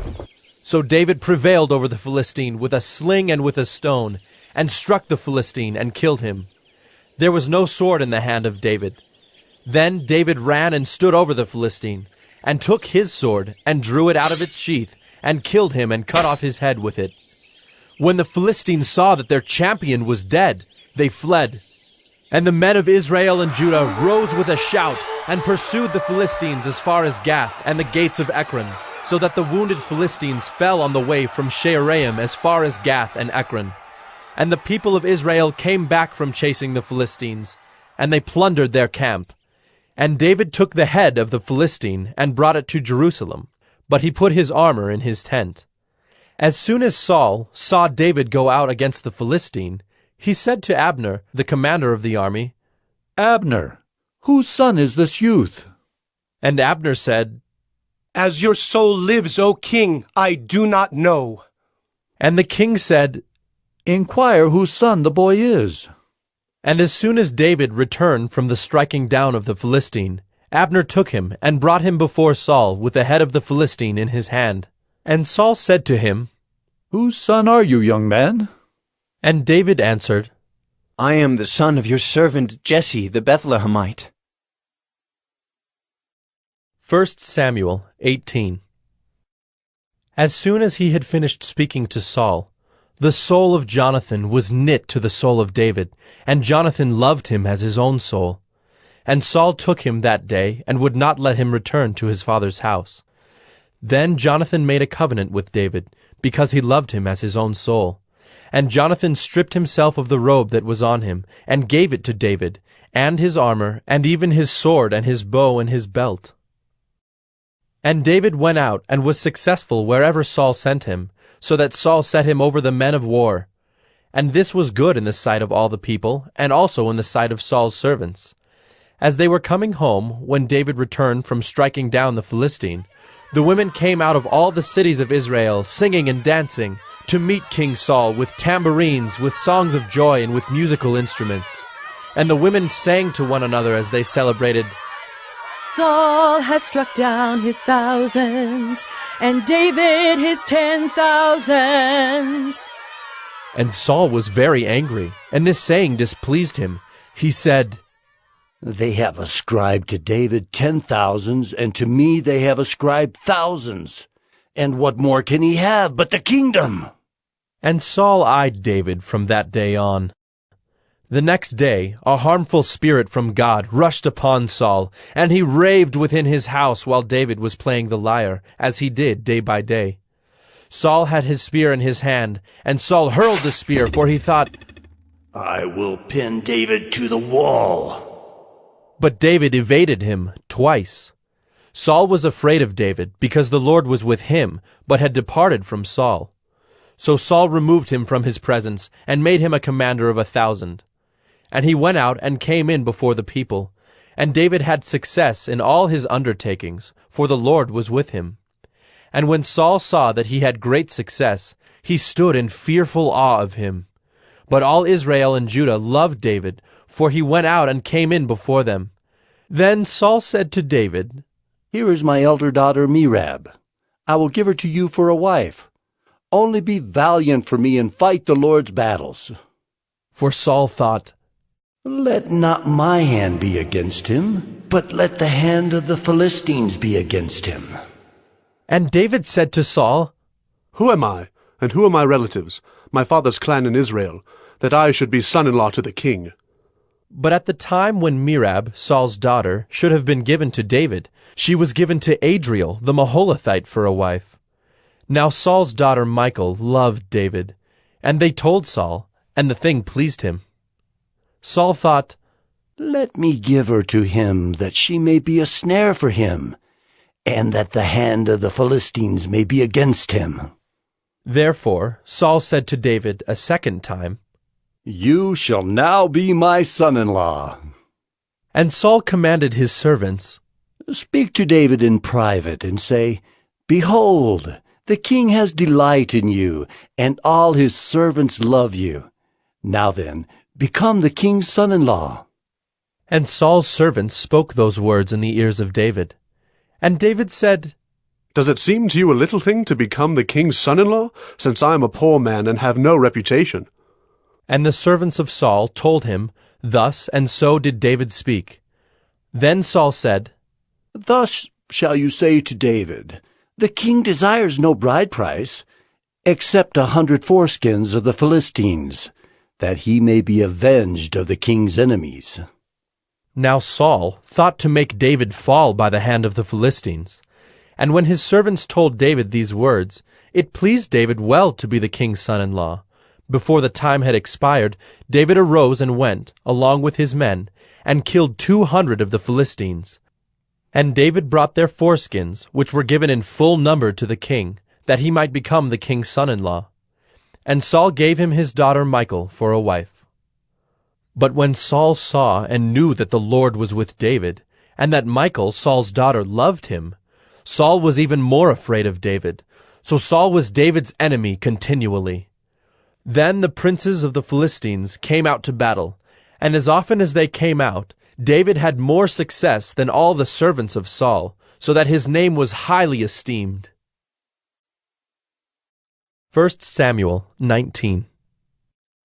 And Saul spoke to Jonathan his son, and to all his servants, that they should kill David. But Jonathan, Saul's son, delighted much in David. And Jonathan told David, Saul, my father, seeks to kill you. Therefore be on your guard in the morning. Stay in a secret place and hide yourself. And I will go out and stand beside my father in the field where you are. And I will speak to my father about you. And if I learn anything, I will tell you. And Jonathan spoke well of David to Saul his father, and said to him, Let not the king sin against his servant David, because he has not sinned against you, and because his deeds have brought good to you.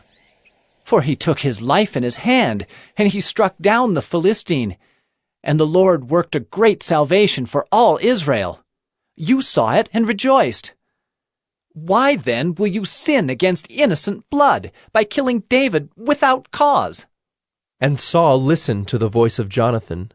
Saul swore, As the Lord lives, he shall not be put to death.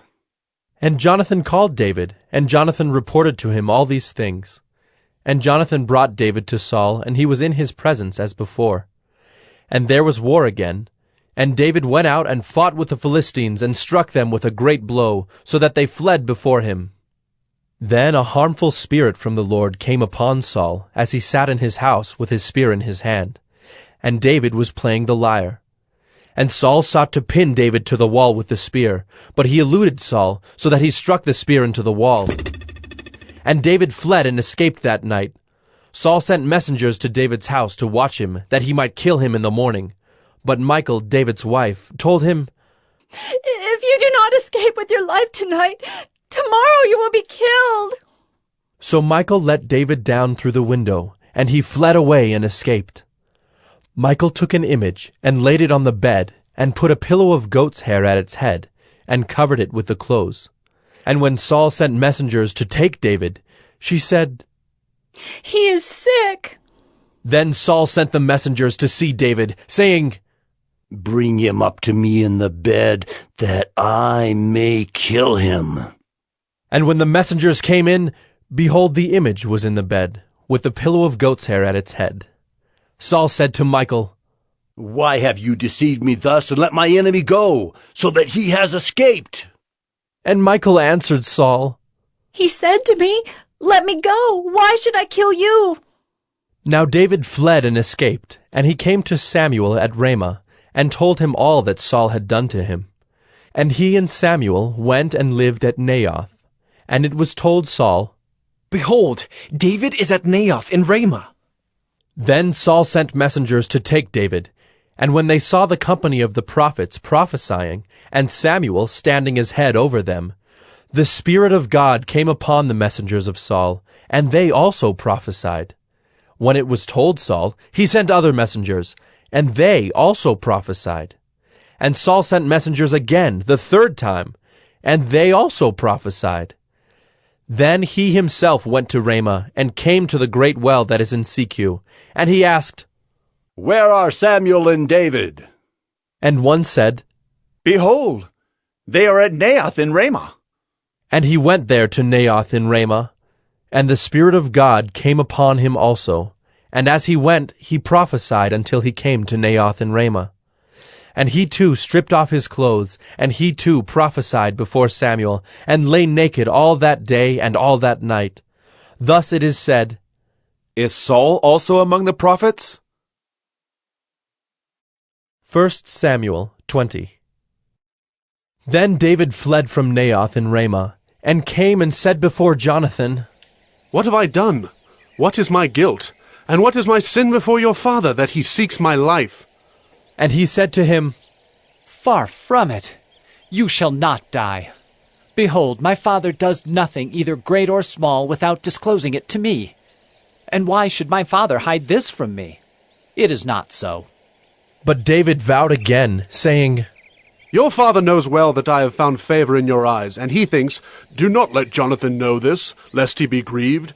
But truly, as the Lord lives, and as your soul lives, there is but a step between me and death.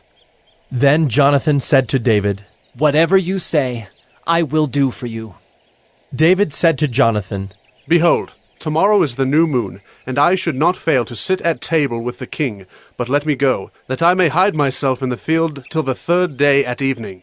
If your father misses me at all, then say, David earnestly asked leave of me to run to Bethlehem his city, for there is a yearly sacrifice there for all the clan. If he says, Good, it will be well with your servant. But if he is angry, then know that harm is determined by him. Therefore deal kindly with your servant, for you have brought your servant into a covenant of the Lord with you. But if there is guilt in me, kill me yourself, for why should you bring me to your father? And Jonathan said, Far be it from you. If I knew that it was determined by my father that harm should come to you, would I not tell you? Then David said to Jonathan, Who will tell me if your father answers you roughly? And Jonathan said to David, Come, let us go out into the field. So they both went out into the field. And Jonathan said to David, The Lord, the God of Israel, be witness. When I have sounded out my father about this time tomorrow, or the third day, behold, if he is well disposed toward David, shall I not then send and disclose it to you? But should it please my father to do you harm, the Lord do so to Jonathan, and more also if I do not disclose it to you and send you away, that you may go in safety. May the Lord be with you, as he has been with my father. If I am still alive, show me the steadfast love of the Lord, that I may not die. And do not cut off your steadfast love from my house forever, when the Lord cuts off every one of the enemies of David from the face of the earth. And Jonathan made a covenant with the house of David, saying, May the Lord take vengeance on David's enemies. And Jonathan made David swear again by his love for him, for he loved him as he loved his own soul. Then Jonathan said to him, Tomorrow is the new moon, and you will be missed because your seat will be empty. On the third day, go down quickly to the place where you hid yourself when the matter was in hand, and remain beside the stone heap. And I will shoot 3 arrows to the side of it, as though I shot at a mark. And behold, I will send the young man, saying, Go, find the arrows. If I say to the young man, Look, the arrows are on this side of you, take them. Then you are to come, for as the Lord lives, it is safe for you, and there is no danger. But if I say to the youth, Look, the arrows are beyond you, then go, for the Lord has sent you away. And as for the matter of which you and I have spoken, behold, the Lord is between you and me forever. So David hid himself in the field. And when the new moon came, the king sat down to eat food. The king sat on his seat, as at other times, on the seat by the wall. Jonathan sat opposite, and Abner sat by Saul's side. but David's place was empty. Yet Saul did not say anything that day, for he thought, Something has happened to him. He is not clean. Surely he is not clean. But on the second day, the day after the new moon, David's place was empty.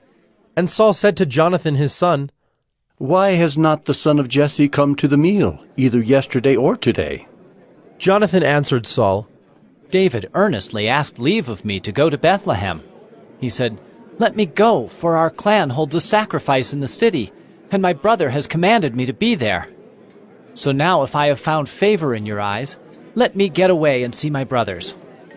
For this reason he has not come to the king's table.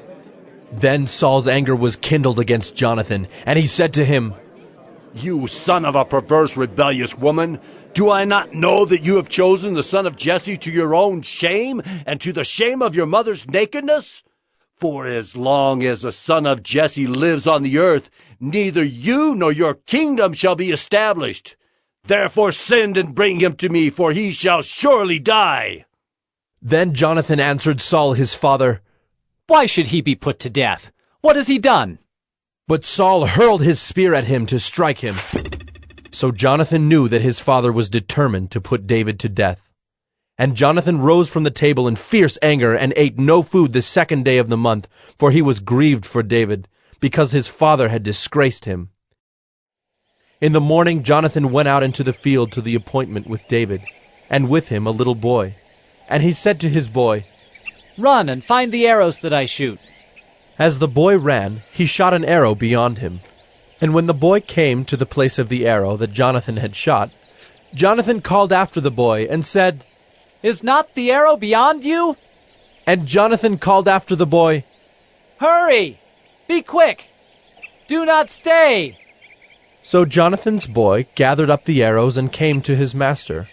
But the boy knew nothing. Only Jonathan and David knew the matter. And Jonathan gave his weapons to his boy, and said to him, Go, and carry them to the city. And as soon as the boy had gone, David rose from beside the stone heap, and fell on his face to the ground, and bowed 3 times. And they kissed one another and wept with one another, David weeping the most. Then Jonathan said to David, Go in peace, because we have sworn both of us in the name of the Lord, saying, The Lord shall be between me and you, and between my offspring and your offspring, forever. And he rose and departed, and Jonathan went into the city. 1 Samuel 21. Then David came to Nob, to Ahimelech the priest. And Ahimelech came to meet David trembling, and said to him, Why are you alone, and no one with you? And David said to Ahimelech the priest, The king has charged me with a matter and said to me, Let no one know anything of the matter about which I send you, and with which I have charged you. I have made an appointment with the young men for such and such a place. Now then, what do you have on hand? Give me 5 loaves of bread, or whatever is here. And the priest answered David, I have no common bread on hand, but there is holy bread, if the young men have kept themselves from women. And David answered the priest, Truly women have been kept from us as always when I go on an expedition. The vessels of the young men are holy even when it is an ordinary journey. How much more today will their vessels be holy? So the priest gave him the holy bread, for there was no bread there but the bread of the presence, which is removed from before the Lord, to be replaced by hot bread on the day it is taken away. Now a certain man of the servants of Saul was there that day, detained before the Lord. His name was Doeg the Edomite, the chief of Saul's herdsmen. Then David said to Ahimelech, Then have you not here a spear or a sword at hand? For I have brought neither my sword nor my weapons with me, because the king's business required haste. And the priest said, The sword of Goliath the Philistine, whom you struck down in the valley of Elah. Behold, it is here wrapped in a cloth behind the ephod. If you will take that, take it, for there is none but that here. And David said, There is none like that. Give it to me. And David rose and fled that day from Saul, and went to Achish the king of Gath. And the servants of Achish said to him, Is not this David the king of the land? Did they not sing to one another of him in dances? Saul has struck down his thousands, and David his 10,000s. And David took these words to heart, and was much afraid of Achish the king of Gath. So he changed his behavior before them, and pretended to be insane in their hands, and made marks on the doors of the gate, and let his spittle run down his beard. Then Achish said to his servants, Behold, you see the man is mad. Why then have you brought him to me? Do I lack madmen, that you have brought this fellow to behave as a madman in my presence? Shall this fellow come into my house? 1 Samuel 22. David departed from there, and escaped to the cave of Adullam. And when his brothers and all his father's house heard it, they went down there to him. And everyone who was in distress, and everyone who was in debt, and everyone who was bitter in soul, gathered to him, and he became captain over them. And there were with him about 400 men. And David went from there to Mizpeh of Moab. And he said to the king of Moab, Please let my father and mother stay with you, till I know what God will do for me. And he left them with the king of Moab, and they stayed with him all the time that David was in the stronghold. Then the prophet Gad said to David, Do not remain in the stronghold. Depart, and go into the land of Judah. So David departed, and went into the forest of Hereth. Now Saul heard that David was discovered, and the men who were with him. Saul was sitting at Gibeah, under the tamarisk tree on the height, with his spear in his hand, and all his servants were standing about him. And Saul said to his servants who stood about him, Hear now, people of Benjamin. Will the son of Jesse give every one of you fields and vineyards? Will he make you all commanders of thousands and commanders of hundreds, that all of you have conspired against me? No one discloses to me when my son makes a covenant with the son of Jesse. None of you is sorry for me, or discloses to me that my son has stirred up my servant against me to lie in wait as at this day.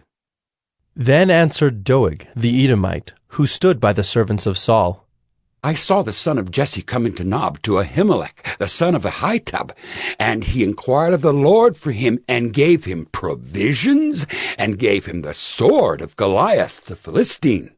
Then the king sent to summon Ahimelech the priest, the son of Ahitub, and all his father's house, the priests who were at Nob, and all of them came to the king.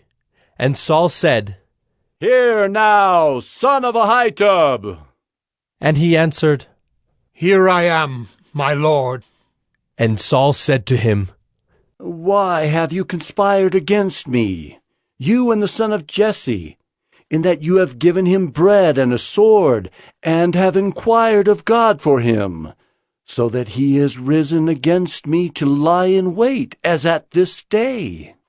Then Ahimelech answered the king, And who among all your servants is so faithful as David, who is the king's son-in-law, and captain over your bodyguard, and honored in your house? Is today the first time that I have inquired of God for him? No. Let not the king impute anything to his servant, or to all the house of my father, for your servant has known nothing of all this, much or little. And the king said, You shall surely die, Ahimelech, you and all your father's house. And the king said to the guard who stood about him, Turn and kill the priests of the Lord, because their hand also is with David, and they knew that he fled and did not disclose it to me. But the servants of the king would not put out their hand to strike the priests of the Lord. Then the king said to Doeg, You! Turn and strike the priests! And Doeg the Edomite turned and struck down the priests, and he killed on that day 85 persons who wore the linen ephod. And Nob, the city of the priests, he put to the sword. Both man and woman, child and infant, ox, donkey, and sheep he put to the sword.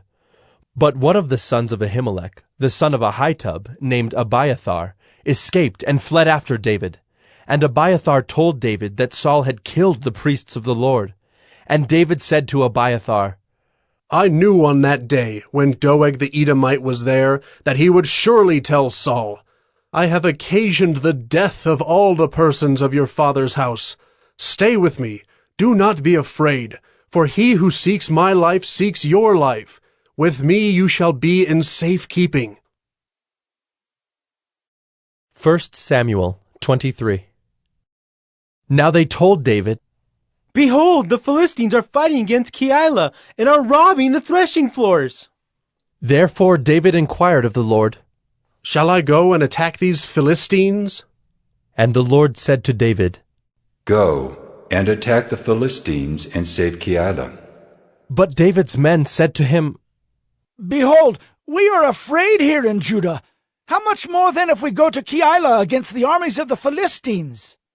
Then David inquired of the Lord again, and the Lord answered him, Arise, go down to Keilah, for I will give the Philistines into your hand. And David and his men went to Keilah, and fought with the Philistines, and brought away their livestock, and struck them with a great blow.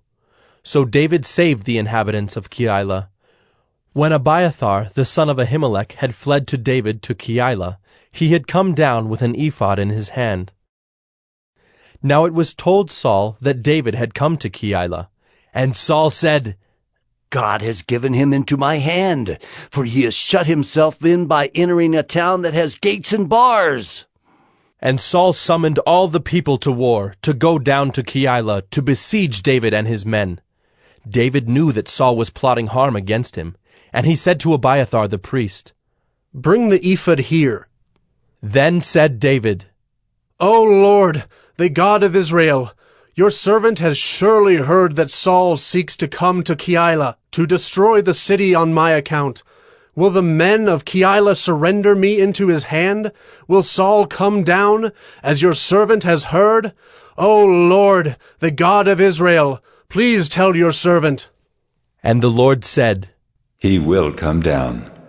Then David said, Will the men of Keilah surrender me and my men into the hand of Saul? And the Lord said, They will surrender you. Then David and his men, who were about 600, arose and departed from Keilah, and they went wherever they could go. When Saul was told that David had escaped from Keilah, he gave up the expedition. And David remained in the strongholds in the wilderness, in the hill country of the wilderness of Ziph. And Saul sought him every day, but God did not give him into his hand. David saw that Saul had come out to seek his life. David was in the wilderness of Ziph at Horesh, and Jonathan, Saul's son, rose and went to David at Horesh, and strengthened his hand in God. And he said to him, Do not fear, for the hand of Saul my father shall not find you. You shall be king over Israel, and I shall be next to you. Saul my father also knows this. And the two of them made a covenant before the Lord. David remained at Horesh, and Jonathan went home. Then the Ziphites went up to Saul at Gibeah, saying, Is not David hiding among us in the strongholds at Horesh, on the hill of Hakeilah, which is south of Jeshimon? Now come down, O king, according to all your heart's desire to come down, and our part shall be to surrender him into the king's hand. And Saul said, May you be blessed by the Lord, for you have had compassion on me. Go, make yet more sure. Know and see the place where his foot is, and who has seen him there, for it is told me that he is very cunning. See therefore and take note of all the lurking places where he hides, and come back to me with sure information. Then I will go with you, and if he is in the land, I will search him out among all the thousands of Judah. And they arose and went to Ziph, ahead of Saul. Now David and his men were in the wilderness of Maon, in the Arabah to the south of Jeshimon. And Saul and his men went to seek him, and David was told, so he went down to the rock and lived in the wilderness of Maon. And when Saul heard that, he pursued after David in the wilderness of Maon. Saul went on one side of the mountain, and David and his men on the other side of the mountain. And David was hurrying to get away from Saul. As Saul and his men were closing in on David and his men to capture them, a messenger came to Saul, saying, Hurry and come, for the Philistines have made a raid against the land. So Saul returned from pursuing after David, and went against the Philistines. Therefore that place was called the Rock of Escape. And David went up from there, and lived in the strongholds of En-gedi. 1 Samuel 24. When Saul returned from following the Philistines, he was told, Behold, David is in the wilderness of En-gedi. Then Saul took 3,000 chosen men out of all Israel, and went to seek David and his men in front of the wild goats' rocks. And he came to the sheepfolds by the way, where there was a cave, and Saul went in to relieve himself. Now David and his men were sitting in the innermost parts of the cave. And the men of David said to him, Here is the day of which the Lord said to you, Behold, I will give your enemy into your hand, and you shall do to him as it shall seem good to you. Then David arose and stealthily cut off a corner of Saul's robe. And afterward David's heart struck him because he had cut off a corner of Saul's robe. He said to his men, The Lord forbid that I should do this thing to my Lord, the Lord's anointed, to put out my hand against him, seeing he is the Lord's anointed. So David persuaded his men with these words, and did not permit them to attack Saul. And Saul rose up and left the cave and went on his way. Afterward David also arose and went out of the cave, and called after Saul, My Lord, the King! And when Saul looked behind him, David bowed with his face to the earth and paid homage. And David said to Saul, Why do you listen to the words of men who say, Behold, David seeks your harm? Behold, this day your eyes have seen how the Lord gave you today into my hand in the cave. And some told me to kill you, but I spared you. I said, I will not put out my hand against my Lord, for he is the Lord's anointed. See, my father, see the corner of your robe in my hand. For by the fact that I cut off the corner of your robe and did not kill you, you may know and see that there is no wrong or treason in my hands. I have not sinned against you, though you hunt my life to take it. May the Lord judge between me and you. May the Lord avenge me against you. But my hand shall not be against you. As the proverb of the ancients says, Out of the wicked comes wickedness, but my hand shall not be against you. After whom has the King of Israel come out? After whom do you pursue? After a dead dog? After a flea? May the Lord therefore be judge and give sentence between me and you, and see to it, and plead my cause, and deliver me from your hand. As soon as David had finished speaking these words to Saul, Saul said, Is this your voice, my son David? And Saul lifted up his voice and wept. He said to David, You are more righteous than I, for you have repaid me good, whereas I have repaid you evil. And you have declared this day how you have dealt well with me, in that you did not kill me when the Lord put me into your hands. For if a man finds his enemy, will he let him go away safe? So may the Lord reward you with good for what you have done to me this day. And now, behold, I know that you shall surely be king, and that the kingdom of Israel shall be established in your hand. Swear to me, therefore, by the Lord, that you will not cut off my offspring after me, and that you will not destroy my name out of my father's house. And David swore this to Saul. Then Saul went home, but David and his men went up to the stronghold. 1 Samuel 25. Now Samuel died, and all Israel assembled and mourned for him, and they buried him in his house at Ramah. Then David rose and went down to the wilderness of Paran. And there was a man in Maon, whose business was in Carmel. The man was very rich. He had 3,000 sheep and 1,000 goats. He was shearing his sheep in Carmel. Now the name of the man was Nabal, and the name of his wife Abigail. The woman was discerning and beautiful, but the man was harsh and badly behaved. He was a Calebite. David heard in the wilderness that Nabal was shearing his sheep. So David sent 10 young men. And David said to the young men, Go up to Carmel, and go to Nabal and greet him in my name. And thus you shall greet him. Peace be to you, and peace be to your house, and peace be to all that you have. I hear that you have shearers. Now your shepherds have been with us, and we did them no harm, and they missed nothing all the time they were in Carmel.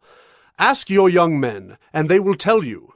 Therefore, let my young men find favor in your eyes, for we come on a feast day. Please, give whatever you have at hand to your servants, and to your son David. When David's young men came, they said all this to Nabal in the name of David. And then they waited. And Nabal answered David's servants, Who is David? Who is the son of Jesse? There are many servants these days who are breaking away from their masters. Shall I take my bread and my water and my meat that I have killed for my shearers and give it to men who come from I do not know where? So David's young men turned away and came back and told him all this. And David said to his men, Every man strap on his sword. And every man of them strapped on his sword. David also strapped on his sword. And about 400 men went up after David, while 200 remained with the baggage. But one of the young men told Abigail, Nabal's wife, Behold, David sent messengers out of the wilderness to greet our master, and he railed at them. Yet the men were very good to us, and we suffered no harm, and we did not miss anything when we were in the fields, as long as we went with them. They were a wall to us both by night and by day, all the while we were with them keeping the sheep. Now therefore know this, and consider what you should do, for harm is determined against our master and against all his house, and he is such a worthless man that one cannot speak to him. Then Abigail made haste, and took 200 loaves, and 2 skins of wine, and 5 sheep already prepared, and 5 seahs of parched grain, and 100 clusters of raisins, and 200 cakes of figs, and laid them on donkeys. And she said to her young men, Go on before me. Behold, I come after you. But she did not tell her husband Nabal. And as she rode on the donkey, and came down under cover of the mountain, behold, David and his men came down toward her, and she met them. Now David had said, Surely in vain have I guarded all that this fellow has in the wilderness, so that nothing was missed of all that belonged to him, and he has returned me evil for good. God do so to the enemies of David, and more also, if by morning I leave so much as one male of all who belong to him. When Abigail saw David, she hurried and got down from the donkey, and fell before David on her face, and bowed to the ground. She fell at his feet, and said, On me alone, my lord, be the guilt. Please let your servant speak in your ears, and hear the words of your servant. Let not my lord regard this worthless fellow Nabal, for as his name is, so is he. Nabal is his name, and folly is with him. But I, your servant, did not see the young men of my lord whom you sent. Now then, my lord, as the Lord lives, and as your soul lives, because the Lord has restrained you from blood guilt and from saving with your own hand, now then let your enemies and those who seek to do evil to my lord be as Nabal. And now let this present that your servant has brought to my lord be given to the young men who follow my lord. Please forgive the trespass of your servant, for the Lord will certainly make my lord a sure house, because my lord is fighting the battles of the Lord, and evil shall not be found in you, so long as you live. If men rise up to pursue you, and to seek your life, the life of my lord shall be bound in the bundle of the living, in the care of the Lord your God. And the lives of your enemies he shall sling out as from the hollow of a sling. And when the Lord has done to my lord according to all the good that he has spoken concerning you, and has appointed you prince over Israel, my lord shall have no cause of grief, or pains of conscience for having shed blood without cause, or for my lord taking vengeance himself. And when the Lord has dealt well with my lord, then remember your servant. And David said to Abigail, Blessed be the Lord, the God of Israel, who sent you this day to meet me. Blessed be your discretion, and blessed be you, who have kept me this day from blood guilt, and from avenging myself with my own hand. For as surely as the Lord, the God of Israel, lives, who has restrained me from hurting you, unless you had hurried and come to meet me, truly by morning there had not been left to Nabal so much as one male. Then David received from her hand what she had brought him. And he said to her, Go up in peace to your house. See, I have obeyed your voice, and I have granted your petition. And Abigail came to Nabal, and behold, he was holding a feast in his house, like the feast of a king. And Nabal's heart was merry within him, for he was very drunk. So she told him nothing at all until the morning light. In the morning, when the wine had gone out of Nabal, his wife told him these things, and his heart died within him, and he became as a stone. And about 10 days later the Lord struck Nabal, and he died. When David heard that Nabal was dead, he said, Blessed be the Lord who has avenged the insult I received at the hand of Nabal, and has kept back his servant from wrongdoing. The Lord has returned the evil of Nabal on his own head. Then David sent and spoke to Abigail to take her as his wife. When the servants of David came to Abigail at Carmel, they said to her, David has sent us to you to take you to him as his wife. And she rose and bowed with her face to the ground, and said, Behold, your handmaid is a servant to wash the feet of the servants of my lord. And Abigail hurried and rose and mounted a donkey, and her 5 young women attended her. She followed the messengers of David and became his wife. David also took Ahinoam of Jezreel, and both of them became his wives. Saul had given Michal his daughter, David's wife, to Paltai the son of Laish, who was of Gallim.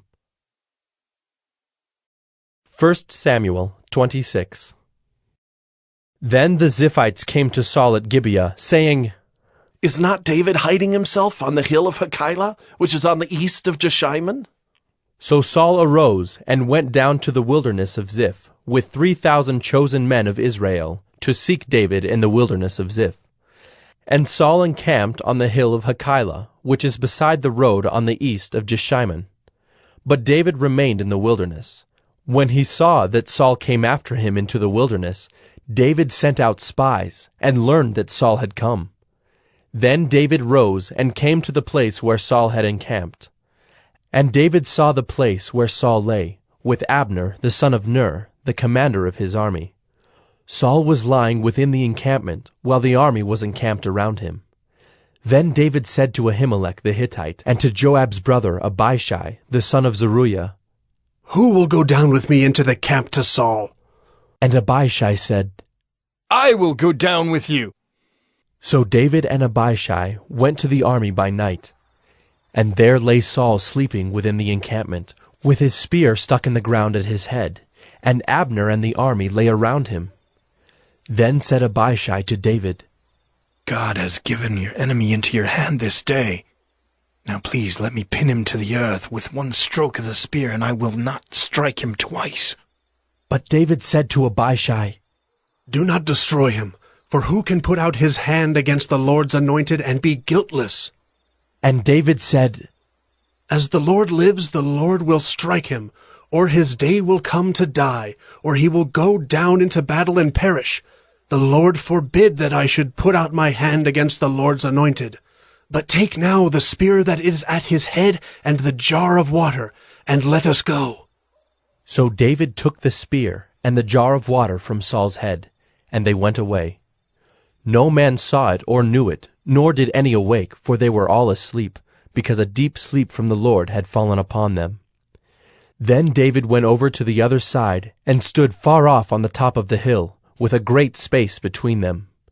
And David called to the army, and to Abner the son of Ner, saying, Will you not answer, Abner?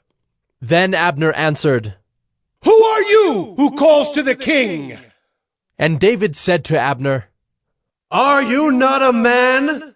Who is like you in Israel? Why then have you not kept watch over your lord the king? For one of the people came in to destroy the king your lord.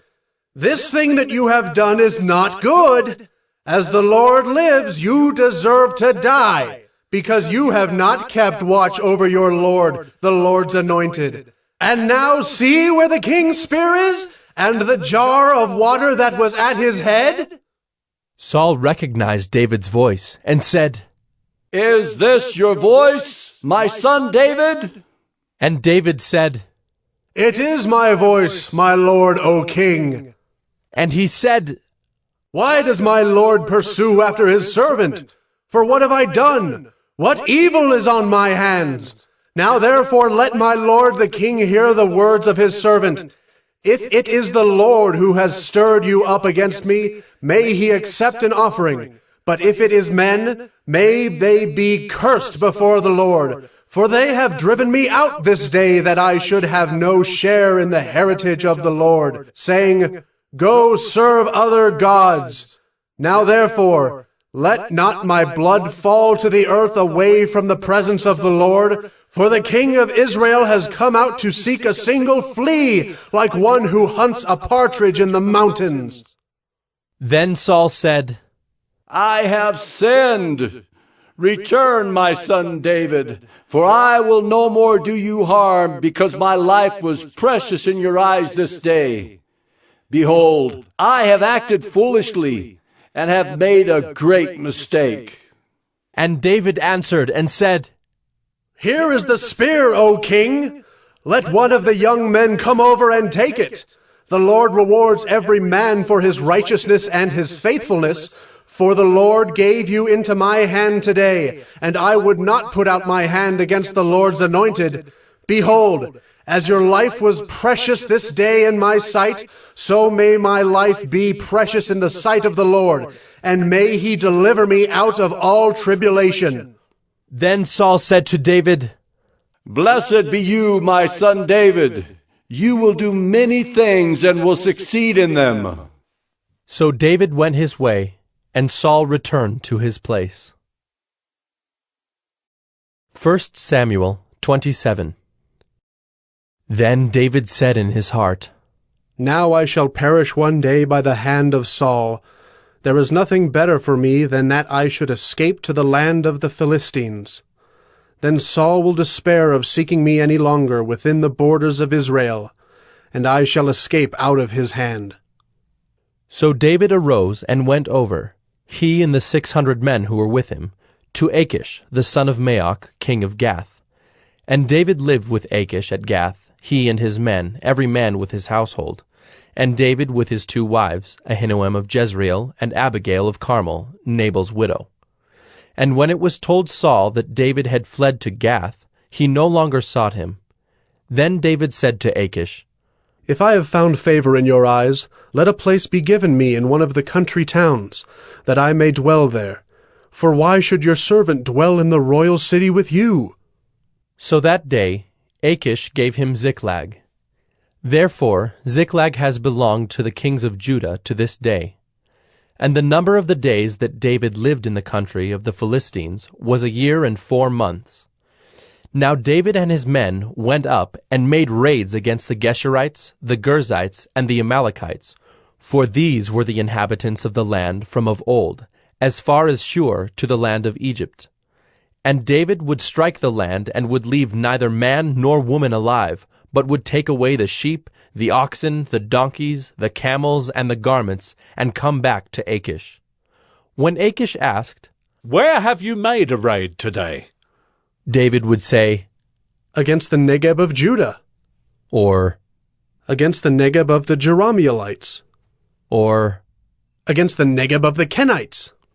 And David would leave neither man nor woman alive to bring news to Gath, thinking, Lest they should tell about us and say, So David has done. Such was his custom all the while he lived in the country of the Philistines. And Achish trusted David, thinking, He has made himself an utter stench to his people Israel. Therefore he shall always be my servant. 1 Samuel 28. In those days the Philistines gathered their forces for war to fight against Israel. And Achish said to David, Understand that you and your men are to go out with me in the army. David said to Achish, Very well, you shall know what your servant can do. And Achish said to David, Very well, I will make you my bodyguard for life. Now Samuel had died, and all Israel had mourned for him and buried him in Ramah, his own city. And Saul had put the mediums and the necromancers out of the land. The Philistines assembled and came and encamped at Shunem. And Saul gathered all Israel, and they encamped at Gilboa. When Saul saw the army of the Philistines, he was afraid, and his heart trembled greatly. And when Saul inquired of the Lord did not answer him, either by dreams, or by Urim, or by prophets. Then Saul said to his servants, Seek out for me a woman who is a medium, that I may go to her and inquire of her. And his servants said to him, Behold, there is a medium at Endor. So Saul disguised himself, and put on other garments, and went, he and 2 men with him. And they came to the woman by night. And he said, Divine for me by a spirit, and bring up for me whomever I shall name to you. The woman said to him, Surely you know what Saul has done, how he has cut off the mediums and the necromancers from the land. Why then are you laying a trap for my life to bring about my death? But Saul swore to her by the Lord, As the Lord lives, no punishment shall come upon you for this thing. Then the woman said, Whom shall I bring up for you?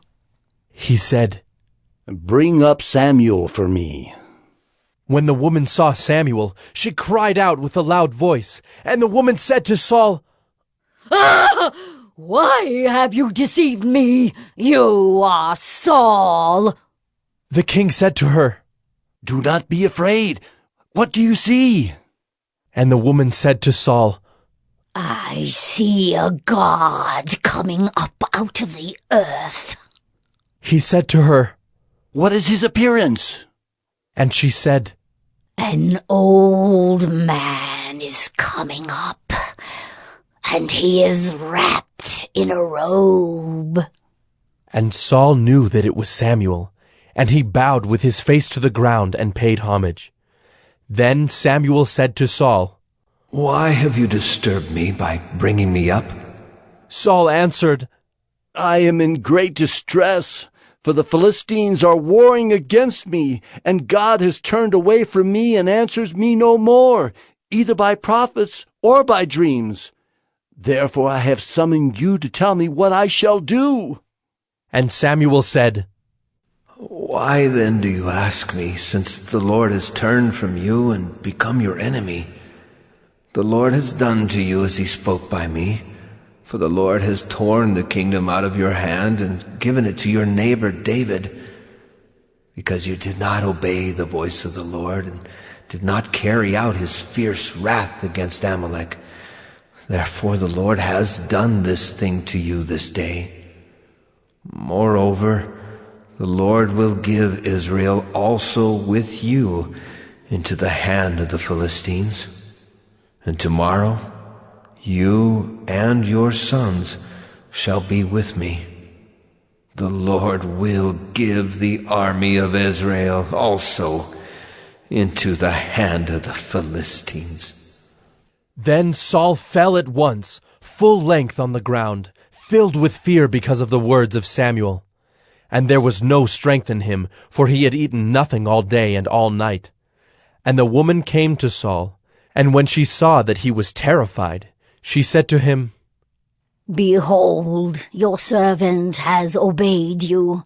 I have taken my life in my hand and have listened to what you have said to me. Now, therefore, you also obey your servant. Let me set a morsel of bread before you, and eat, that you may have strength when you go on your way. He refused and said, I will not eat. But his servants, together with the woman, urged him, and he listened to their words. So he arose from the earth and sat on the bed. Now the woman had a fattened calf in the house, and she quickly killed it, And she took flour and kneaded it, and baked unleavened bread of it. And she put it before Saul and his servants, and they ate. Then they rose and went away that night. 1 Samuel 29. Now the Philistines had gathered all their forces at Aphek, and the Israelites were encamped by the spring that is in Jezreel. As the lords of the Philistines were passing on by hundreds and by thousands, and David and his men were passing on in the rear with Achish, the commanders of the Philistines said, "What are these Hebrews doing here?" And Achish said to the commanders of the Philistines, Is this not David, the servant of Saul, king of Israel, who has been with me now for days and years? And since he deserted to me, I have found no fault in him to this day. But the commanders of the Philistines were angry with him, and the commanders of the Philistines said to him, "Send the man back, that he may return to the place to which you have assigned him. He shall not go down with us to battle, lest in the battle he become an adversary to us. For how could this fellow reconcile himself to his lord? Would it not be with the heads of the men here? Is not this David of whom they sing to one another in dances? Saul has struck down his thousands, and David his 10,000s. Then Achish called David, and said to him, As the Lord lives, you have been honest, and to me it seems right that you should march out and in with me in the campaign. For I have found nothing wrong in you from the day of your coming to me to this day. Nevertheless, the lords do not approve of you. So go back now and go peaceably, that you may not displease the lords of the Philistines. And David said to Achish, But what have I done? What have you found in your servant from the day I entered your service until now, that I may not go and fight against the enemies of my lord the king? And Achish answered David, and said, I know that you are as blameless in my sight as an angel of God. Nevertheless, the commanders of the Philistines have said, He shall not go up with us to the battle.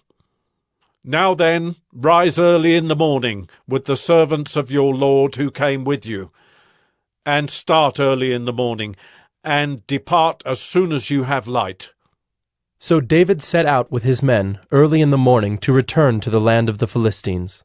But the Philistines went up to Jezreel. 1 Samuel 30. Now when David and his men came to Ziklag on the third day, the Amalekites had made a raid against the Negeb and against Ziklag. They had overcome Ziklag and burned it with fire, and taken captive the women and all who were in it, both small and great. They killed no one, but carried them off and went their way. And when David and his men came to the city, they found it burned with fire, and their wives and sons and daughters taken captive. Then David and the people who were with him raised their voices and wept until they had no more strength to weep. David's 2 wives also had been taken captive, Ahinoam of Jezreel, and Abigail, the widow of Nabal of Carmel. And David was greatly distressed, for the people spoke of stoning him, because all the people were bitter in soul, each for his sons and daughters. But David strengthened himself in the Lord his God. And David said to Abiathar the priest, the son of Ahimelech, Bring me the ephod. So Abiathar brought the ephod to David. And David inquired of the Lord, Shall I pursue after this band? Shall I overtake them? He answered him, Pursue, for you shall surely overtake and shall surely rescue. So David set out, and the 600 men who were with him, and they came to the brook Besor, where those who were left behind stayed. But David pursued, he and 400 men. 200 stayed behind, who were too exhausted to cross the brook Besor. They found an Egyptian in the open country, and brought him to David. And they gave him bread, and he ate. They gave him water to drink, and they gave him a piece of a cake of figs, and 2 clusters of raisins. And when he had eaten, his spirit revived, for he had not eaten bread or drunk water for 3 days and 3 nights. And David said to him, To whom do you belong, and where are you from? He said, I am a young man of Egypt, servant to an Amalekite. And my master left me behind, because I fell sick 3 days ago. We had made a raid against the Negeb of the Kerethites, and against that which belongs to Judah, and against the Negeb of Caleb, and we burned Ziklag with fire. And David said to him, Will you take me down to this band? And he said, Swear to me by God that you will not kill me, or deliver me into the hands of my master, and I will take you down to this band. And when he had taken him down, behold, they were spread abroad over all the land, eating and drinking and dancing, because of all the great spoil they had taken from the land of the Philistines and from the land of Judah.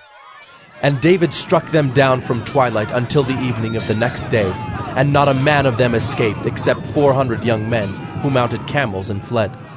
David recovered all that the Amalekites had taken, and David rescued his 2 wives. Nothing was missing, whether small or great, sons or daughters, spoil or anything that had been taken. David brought back all. David also captured all the flocks and herds, and the people drove the livestock before him, and said, This is David's spoil. Then David came to the 200 men who had been too exhausted to follow David, and who had been left at the brook Besor. And they went out to meet David, and to meet the people who were with him. And when David came near to the people, he greeted them. Then all the wicked and worthless fellows among the men who had gone with David said, Because they did not go with us, we will not give them any of the spoil that we have recovered, except that each man may lead away his wife and children, and depart. But David said, You shall not do so, my brothers, with what the Lord has given us. He has preserved us and given into our hand the band that came against us. Who would listen to you in this matter? For as his share is who goes down into the battle, so shall his share be who stays by the baggage. They shall share alike. And he made it a statute and a rule for Israel from that day forward to this day. When David came to Ziklag, he sent part of the spoil to his friends, the elders of Judah, saying, Here is a present for you from the spoil of the enemies of the Lord. It was for those in Bethel, in Ramoth of the Negeb, in Jadar, in Aroer, in Siphmoth in Eshtemoa, in Rachel, in the cities of the Jerahmeelites, in the cities of the Kenites, in Hormah, in Bor-Ashan, in Athak, in Hebron, for all the places where David and his men had roamed. 1 Samuel 31. Now the Philistines fought against Israel, and the men of Israel fled before the Philistines, and fell slain on Mount Gilboa. And the Philistines overtook Saul and his sons, and the Philistines struck down Jonathan and Abinadab and Melchi-Shua, the sons of Saul.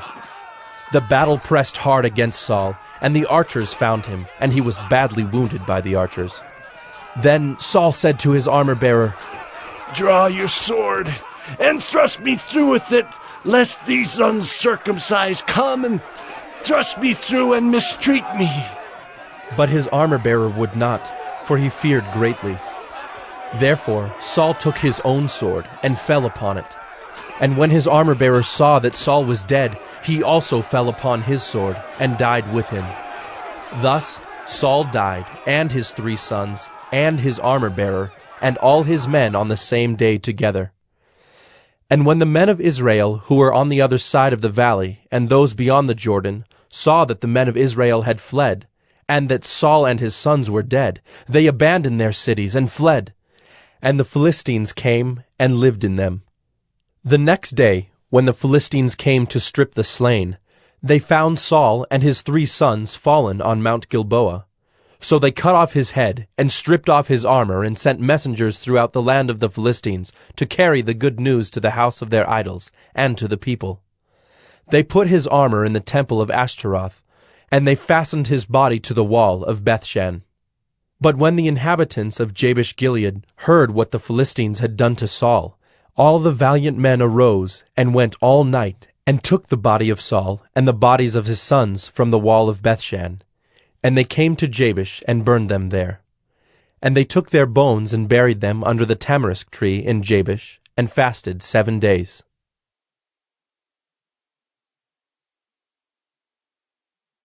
Second Samuel 1.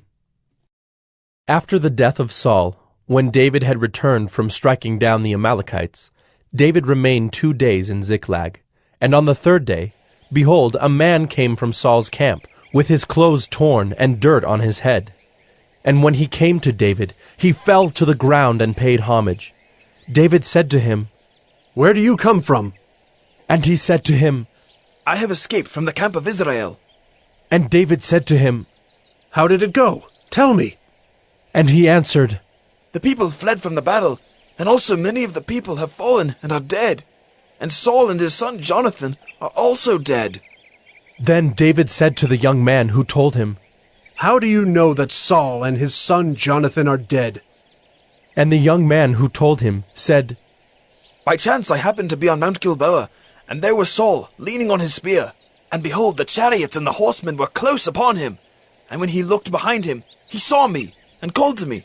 And I answered, Here I am. And he said to me, Who are you? I answered him, I am an Amalekite. And he said to me, Stand beside me, and kill me, for anguish has seized me, and yet my life still lingers. So I stood beside him, and killed him, because I was sure that he could not live after he had fallen. And I took the crown that was on his head, and the armlet that was on his arm, and I have brought them here to my lord." Then David took hold of his clothes, and tore them, and so did all the men who were with him.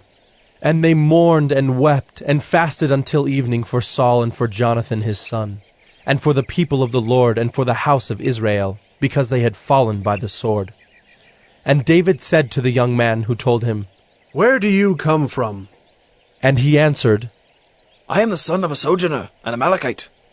David said to him, "How is it you are not afraid to put out your hand to destroy the Lord's anointed?" Then David called one of the young men, and said, "Go, execute him." And he struck him down so that he died. And David said to him, "Your blood be on your head, for your own mouth has testified against you, saying, I have killed the Lord's anointed." And David lamented with this lamentation over Saul and Jonathan his son. And he said it should be taught to the people of Judah. Behold, it is written in the book of Jasher.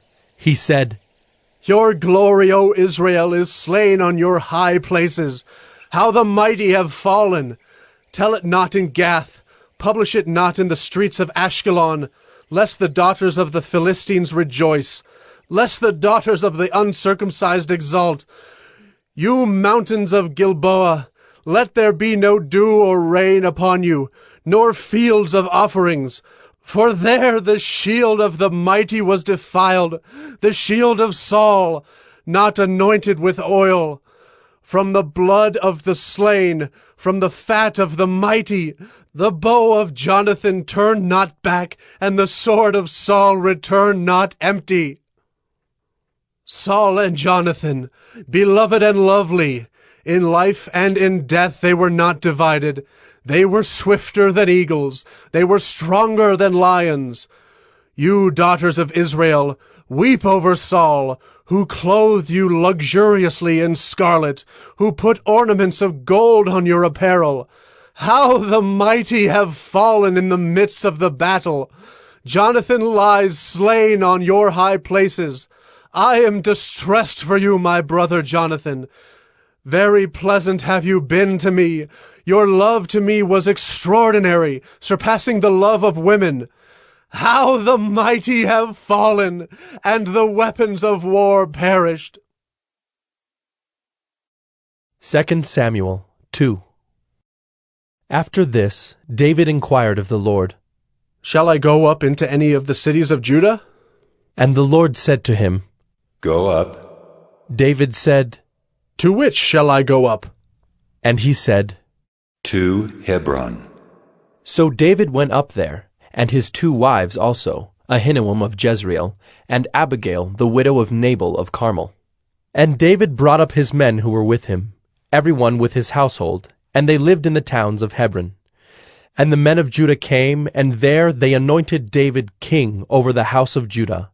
When they told David, "It was the men of Jabesh Gilead who buried Saul," David sent messengers to the men of Jabesh Gilead, and said to them, "May you be blessed by the Lord, because you showed this loyalty to Saul, your lord, and buried him. Now may the Lord show steadfast love and faithfulness to you, and I will do good to you because you have done this thing. Now therefore let your hands be strong, and be valiant, for Saul your lord is dead, and the house of Judah has anointed me king over them. But Abner, the son of Ner, commander of Saul's army, took Ishbosheth, the son of Saul, and brought him over to Mahanaim. And he made him king over Gilead and the Asherites, and Jezreel and Ephraim, and Benjamin and all Israel. Ishbosheth, Saul's son, was 40 years old when he began to reign over Israel, and he reigned 2 years. But the house of Judah followed David. And the time that David was king in Hebron over the house of Judah was 7 years and 6 months. Abner the son of Ner, and the servants of Ishbosheth the son of Saul, went out from Mahanaim to Gibeon. And Joab the son of Zeruiah and the servants of David went out and met them at the pool of Gibeon. And they sat down, the one on the one side of the pool, and the other on the other side of the pool. And Abner said to Joab, "Let the young men arise and compete before us." And Joab said, "Let them arise." Then they arose and passed over by number, 12 for Benjamin and Ishbosheth the son of Saul, and 12 of the servants of David. And each caught his opponent by the head, and thrust his sword in his opponent's side, so they fell down together. Therefore that place was called Helkath Hazarim, which is at Gibeon. And the battle was very fierce that day. And Abner and the men of Israel were beaten before the servants of David. And the 3 sons of Zeruiah were there, Joab, Abishai, and Asahel. Now Asahel was as swift of foot as a wild gazelle. And Asahel pursued Abner, and as he went, he turned neither to the right hand nor to the left from following Abner. Then Abner looked behind him and said, "Is it you, Asahel?" And he answered, "It is I." Abner said to him, "Turn aside to your right hand or to your left, and seize one of the young men, and take his spoil." But Asahel would not turn aside from following him. And Abner said again to Asahel, "Turn aside from following me. Why should I strike you to the ground? How then could I lift up my face to your brother Joab?" But he refused to turn aside. Therefore Abner struck him in the stomach with the butt of his spear, so that the spear came out at his back. And he fell there and died where he was. And all who came to the place where Asahel had fallen and died stood still. But Joab and Abishai pursued Abner. And as the sun was going down, they came to the hill of Ammah, which lies before Giah on the way to the wilderness of Gibeon. And the people of Benjamin gathered themselves together behind Abner, and became one group, and took their stand on the top of a hill. Then Abner called to Joab, "Shall the sword devour forever? Do you not know that the end will be bitter? How long will it be before you tell your people to turn from the pursuit of their brothers?" And Joab said, "As God lives, if you had not spoken, surely the men would not have given up the pursuit of their brothers until the morning." So Joab blew the trumpet, and all the men stopped, and pursued Israel no more, nor did they fight any more. And Abner and his men went all that night through the Arabah. They crossed the Jordan, and marching the whole morning they came to Mahanaim. Joab returned from the pursuit of Abner. And when he had gathered all the people together, there were missing from David's servants 19 men besides Asahel. But the servants of David had struck down of Benjamin 360 of Abner's men. And they took up Asahel, and buried him in the tomb of his father, which was at Bethlehem. And Joab and his men marched all night, and the day broke upon them at Hebron. 2 Samuel 3. There was a long war between the house of Saul and the house of David, and David grew stronger and stronger, while the house of Saul became weaker and weaker. And sons were born to David at Hebron. His firstborn was Amnon of Ahinoam of Jezreel, and his second, Chileab of Abigail the widow of Nabal of Carmel, and the third, Absalom the son of Maacah the daughter of Talmai king of Geshur, and the fourth, Adonijah the son of Haggith, and the fifth, Shephatiah the son of Abital, and the sixth, Ithream of Eglah, David's wife. These were born to David in Hebron.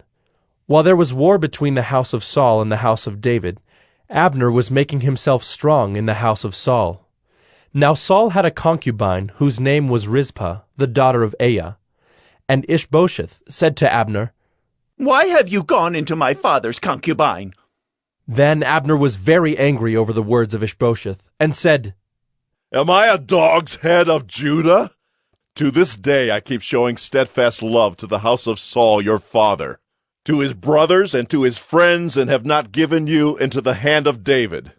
And yet you charge me today with a fault concerning a woman. God do so to Abner and more also, if I do not accomplish for David what the Lord has sworn to him, to transfer the kingdom from the house of Saul and set up the throne of David over Israel and over Judah, from Dan to Beersheba. And Ishbosheth could not answer Abner another word, because he feared him. And Abner sent messengers to David on his behalf, saying, To whom does the land belong? Make your covenant with me, and behold, my hand shall be with you, to bring over all Israel to you. And he said, Good, I will make a covenant with you. But one thing I require of you, that is, you shall not see my face unless you first bring Michal, Saul's daughter, when you come to see my face. Then David sent messengers to Ishbosheth, Saul's son, saying, Give me my wife Michal, for whom I paid the bridal price of 100 foreskins of the Philistines. And Ishbosheth sent and took her from her husband Paltiel, the son of Laish. But her husband went with her, weeping after her all the way to Bahurim. Then Abner said to him, Go, return. And he returned. And Abner conferred with the elders of Israel, saying, For some time past you have been seeking David as king over you. Now then bring it about. For the Lord has promised David, saying, By the hand of my servant David I will save my people Israel from the hand of the Philistines, and from the hand of all their enemies. Abner also spoke to Benjamin. And then Abner went to tell David at Hebron all that Israel and the whole house of Benjamin thought good to do. When Abner came with 20 men to David at Hebron, David made a feast for Abner and the men who were with him. And Abner said to David, I will arise and go, and will gather all Israel to my lord the king, that they may make a covenant with you, and that you may reign over all that your heart desires. So David sent Abner away, and he went in peace. Just then the servants of David arrived with Joab from a raid, bringing much spoil with them. But Abner was not with David at Hebron, for he had sent him away, and he had gone in peace. When Joab and all the army that was with him came, it was told Joab, Abner the son of Ner came to the king, and he has let him go, and he has gone in peace. Then Joab went to the king and said, What have you done? Behold, Abner came to you. Why is it that you have sent him away so that he is gone? You know that Abner the son of Ner came to deceive you, and to know you're going out and you're coming in, and to know all that you are doing. When Joab came out from David's presence, he sent messengers after Abner, and they brought him back from the cistern of Sirah. But David did not know about it. And when Abner returned to Hebron, Joab took him aside into the midst of the gate to speak with him privately. And there he struck him in the stomach so that he died for the blood of Asahel his brother. Afterward, when David heard of it, he said, I and my kingdom are forever guiltless before the Lord for the blood of Abner the son of Ner. May it fall upon the head of Joab and upon all his father's house, and may the house of Joab never be without one who has a discharge, or who is leprous, or who holds a spindle, or who falls by the sword, or who lacks bread. So Joab and Abishai his brother killed Abner because he had put their brother Asahel to death in the battle at Gibeon. Then David said to Joab and to all the people who were with him, Tear your clothes and put on sackcloth and mourn before Abner. And King David followed the bier. They buried Abner at Hebron, and the king lifted up his voice and wept at the grave of Abner, and all the people wept. And the king lamented for Abner, saying, Should Abner die as a fool dies? Your hands were not bound, your feet were not fettered. As one falls before the wicked, you have fallen. And all the people wept again over him. Then all the people came to persuade David to eat bread while it was yet day. But David swore, saying, God do so to me and more also, if I taste bread or anything else till the sun goes down. And all the people took notice of it, and it pleased them, as everything that the king did pleased all the people. So all the people and all Israel understood that day that it had not been the king's will to put to death Abner the son of Ner. And the king said to his servants, Do you not know that a prince and a great man has fallen this day in Israel? And I was gentle today, though anointed king. These men, the sons of Zeruiah, are more severe than I. The Lord repay the evildoer according to his wickedness. 2 Samuel 4. When Ishbosheth, Saul's son, heard that Abner had died at Hebron, his courage failed, and all Israel was dismayed. Now Saul's son had 2 men who were captains of raiding bands. The name of the one was Baanah, and the name of the other Rechab, sons of Rimmon, a man of Benjamin from Beeroth, for Beeroth also is counted part of Benjamin. The Beerothites fled to Gittaim, and have been sojourners there to this day. Jonathan the son of Saul had a son who was crippled in his feet. He was 5 years old when the news about Saul and Jonathan came from Jezreel, and his nurse took him up and fled. And as she fled in her haste, he fell and became lame, and his name was Mephibosheth. Now the sons of Rimmon the Beerothite, Rechab and Baanah, set out, and about the heat of the day they came to the house of Ishbosheth, as he was taking his noonday rest. And they came into the midst of the house as if to get wheat, and they stabbed him in the stomach. Then Rechab and Baanah his brother escaped. When they came into the house, as he lay on his bed in his bedroom, they struck him and put him to death and beheaded him. They took his head and went by the way of the Arabah all night, and brought the head of Ishbosheth to David at Hebron. And they said to the king, Here is the head of Ishbosheth, the son of Saul, your enemy, who sought your life. The Lord has avenged my lord the king this day on Saul and on his offspring. But David answered Rechab and Baanah his brother, the sons of Rimmon the Beerothite, As the Lord lives, who has redeemed my life out of every adversity, when one told me, Behold, Saul is dead, and thought he was bringing good news, I seized him and killed him at Ziklag, which was the reward I gave him for his news. How much more, when wicked men have killed a righteous man in his own house on his bed, shall I not now require his blood at your hand and destroy you from the earth? And David commanded his young men, and they killed them and cut off their hands and feet, and hanged them beside the pool at Hebron. But they took the head of Ishbosheth, and buried it in the tomb of Abner at Hebron. 2 Samuel 5. Then all the tribes of Israel came to David at Hebron, and said, Behold, we are your bone and flesh. In times past, when Saul was king over us, it was you who led out and brought in Israel. And the Lord said to you, You shall be shepherd of my people Israel, and you shall be prince over Israel. So all the elders of Israel came to the king at Hebron, and King David made a covenant with them at Hebron before the Lord. And they anointed David king over Israel. David was 30 years old when he began to reign, and he reigned 40 years. At Hebron he reigned over Judah 7 years and 6 months, and at Jerusalem he reigned over all Israel and Judah 33 years. And the king and his men went to Jerusalem against the Jebusites, the inhabitants of the land, who said to David, You will not come in here, but the blind and the lame will ward you off. Thinking, David cannot come in here. Nevertheless, David took the stronghold of Zion, that is the city of David. And David said on that day, Whoever would strike the Jebusites, let him get up the water shaft to attack the lame and the blind who are hated by David's soul. Therefore it is said, The blind and the lame shall not come into the house. And David lived in the stronghold, and called it the city of David. And David built the city all around from the Millo inward. And David became greater and greater, for the Lord the God of hosts was with him. And Hiram, king of Tyre, sent messengers to David, and cedar trees, also carpenters and masons, who built David a house. And David knew that the Lord had established him king over Israel, and that he had exalted his kingdom for the sake of his people Israel. And David took more concubines and wives from Jerusalem, after he came from Hebron, and more sons and daughters were born to David.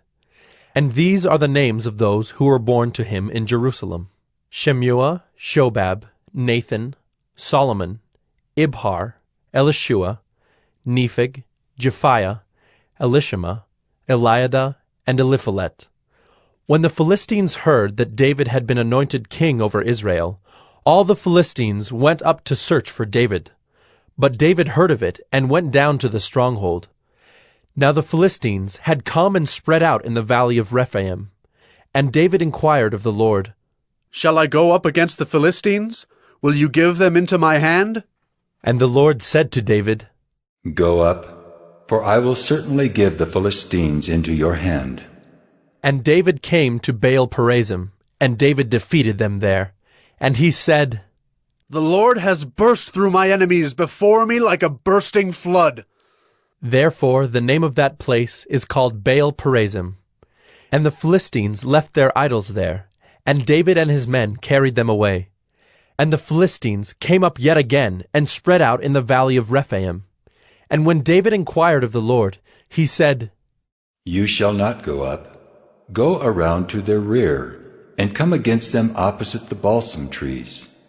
And when you hear the sound of marching in the tops of the balsam trees, then rouse yourself, for then the Lord has gone out before you to strike down the army of the Philistines."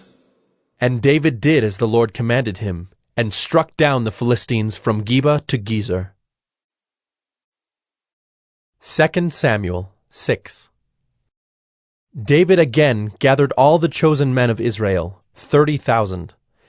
And David arose and went with all the people who were with him from Baale-Judah, to bring up from there the ark of God, which is called by the name of the Lord of hosts, who sits enthroned on the cherubim. And they carried the ark of God on a new cart, and brought it out of the house of Abinadab, which was on the hill. And Uzzah and Ahio, the sons of Abinadab, were driving the new cart with the ark of God, and Ahio went before the ark. And David and all the house of Israel were making merry before the Lord, with songs and lyres and harps, and tambourines and castanets and cymbals. And when they came to the threshing floor of Nacon, Uzzah put out his hand to the ark of God, and took hold of it, for the oxen stumbled. And the anger of the Lord was kindled against Uzzah, and God struck him down there because of his error, and he died there beside the ark of God. And David was angry because the Lord had burst forth against Uzzah. And that place is called Perez Uzzah to this day. And David was afraid of the Lord that day, and he said, "How can the ark of the Lord come to me?" So David was not willing to take the ark of the Lord into the city of David. But David took it aside to the house of Obed-Edom the Gittite. And the ark of the Lord remained in the house of Obed-Edom the Gittite 3 months, and the Lord blessed Obed-Edom and all his household. And it was told King David, "The Lord has blessed the household of Obed-Edom and all that belongs to him because of the ark of God." So David went and brought up the ark of God from the house of Obed-Edom to the city of David with rejoicing. And when those who bore the ark of the Lord had gone 6 steps, he sacrificed an ox and a fattened animal. And David danced before the Lord with all his might, and David was wearing a linen ephod. So David and all the house of Israel brought up the ark of the Lord with shouting and with the sound of the horn. As the ark of the Lord came into the city of David, Michal, the daughter of Saul, looked out of the window, and saw King David leaping and dancing before the Lord, and she despised him in her heart. And they brought in the ark of the Lord, and set it in its place, inside the tent that David had pitched for it. And David offered burnt offerings and peace offerings before the Lord. And when David had finished offering the burnt offerings and the peace offerings, he blessed the people in the name of the Lord of hosts, and distributed among all the people, the whole multitude of Israel, both men and women, a cake of bread, a portion of meat, and a cake of raisins to each one. Then all the people departed, each to his house. and David returned to bless his household. But Michal, the daughter of Saul, came out to meet David, and said, "How the king of Israel honored himself today, uncovering himself today before the eyes of his servants, female servants, as one of the vulgar fellows shamelessly uncovers himself." And David said to Michal, "It was before the Lord who chose me above your father and above all his house, to appoint me as prince over Israel, the people of the Lord, and I will make merry before the Lord. I will make myself yet more contemptible than this, and I will be abased in your eyes. But by the female servants of whom you have spoken, by them I shall be held in honor." And Michal, the daughter of Saul, had no child to the day of her death. 2 Samuel 7. Now when the king lived in his house, and the Lord had given him rest from all his surrounding enemies, the king said to Nathan the prophet, "See now, I dwell in a house of cedar, but the ark of God dwells in a tent." And Nathan said to the king, "Go, do all that is in your heart, for the Lord is with you." But that same night the word of the Lord came to Nathan. "Go and tell my servant David, Thus says the Lord, Would you build me a house to dwell in? I have not lived in a house since the day I brought up the people of Israel from Egypt to this day, but I have been moving about in a tent for my dwelling. In all places where I have moved with all the people of Israel, did I speak a word with any of the judges of Israel, whom I commanded to shepherd my people Israel, saying, Why have you not built me a house of cedar? Now therefore, thus you shall say to my servant David, Thus says the Lord of hosts, I took you from the pasture, from following the sheep, that you should be prince over my people Israel. And I have been with you wherever you went, and have cut off all your enemies from before you. And I will make for you a great name, like the name of the great ones of the earth. And I will appoint a place for my people Israel, and will plant them, so that they may dwell in their own place and be disturbed no more. And violent men shall afflict them no more as formerly from the time that I appointed judges over my people Israel. And I will give you rest from all your enemies. Moreover, the Lord declares to you that the Lord will make you a house.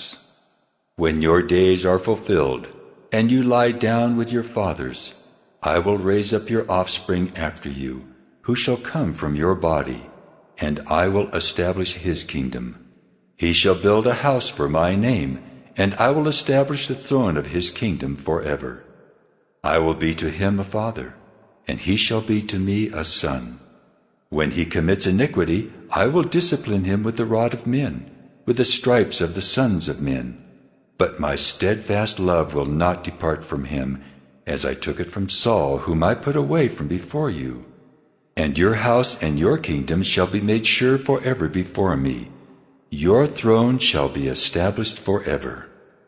In accordance with all these words, and in accordance with all this vision, Nathan spoke to David. Then King David went in and sat before the Lord and said, Who am I, O Lord God, and what is my house, that you have brought me thus far? And yet this was a small thing in your eyes, O Lord God. You have spoken also of your servant's house for a great while to come, and this is instruction for mankind, O Lord God. And what more can David say to you? For you know your servant, O Lord God. Because of your promise, and according to your own heart, you have brought about all this greatness, to make your servant know it. Therefore you are great, O Lord God, for there is none like you, and there is no God besides you, according to all that we have heard with our ears. And who is like your people Israel, the one nation on earth whom God went to redeem to be his people, making himself a name, and doing for them great and awesome things, by driving out before your people whom you redeemed for yourself from Egypt, a nation and its gods? And you established for yourself your people Israel, to be your people forever, and you, O Lord, became their God. And now, O Lord God, confirm forever the word that you have spoken concerning your servant and concerning his house, and do as you have spoken. And your name will be magnified forever, saying, The Lord of hosts is God over Israel. and the house of your servant David will be established before you. For you, O Lord of hosts, the God of Israel, have made this revelation to your servant, saying, I will build you a house. Therefore your servant has found courage to pray this prayer to you. And now, O Lord God, you are God, and your words are true, and you have promised this good thing to your servant. Now therefore may it please you to bless the house of your servant, so that it may continue forever before you. For you, O Lord God, have spoken, and with your blessing shall the house of your servant be blessed forever. 2 Samuel 8. After this, David defeated the Philistines and subdued them. And David took Metheg-Ammah out of the hand of the Philistines. And he defeated Moab, and he measured them with a line, making them lie down on the ground. 2 lines he measured to be put to death, and 1 full line to be spared. And the Moabites became servants to David and brought tribute. David also defeated Hadad-ezer, the son of Rehob, king of Zobah, as he went to restore his power at the river Euphrates. And David took from him 1,700 horsemen and 20,000 foot soldiers. And David hamstrung all the chariot horses, but left enough for 100 chariots. And when the Syrians of Damascus came to help Hadad-ezer, king of Zobah, David struck down 22,000 men of the Syrians. Then David put garrisons in Aram of Damascus, and the Syrians became servants to David and brought tribute. And the Lord gave victory to David wherever he went.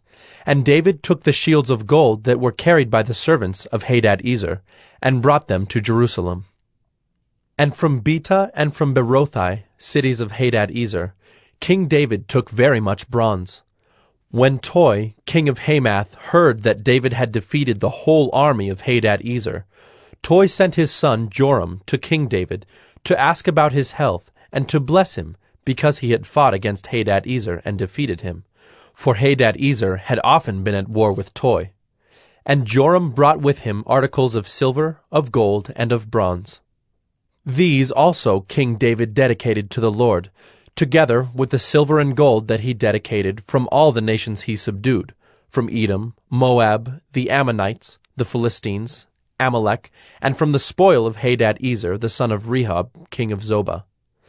And David made a name for himself when he returned from striking down 18,000 Edomites in the valley of Salt.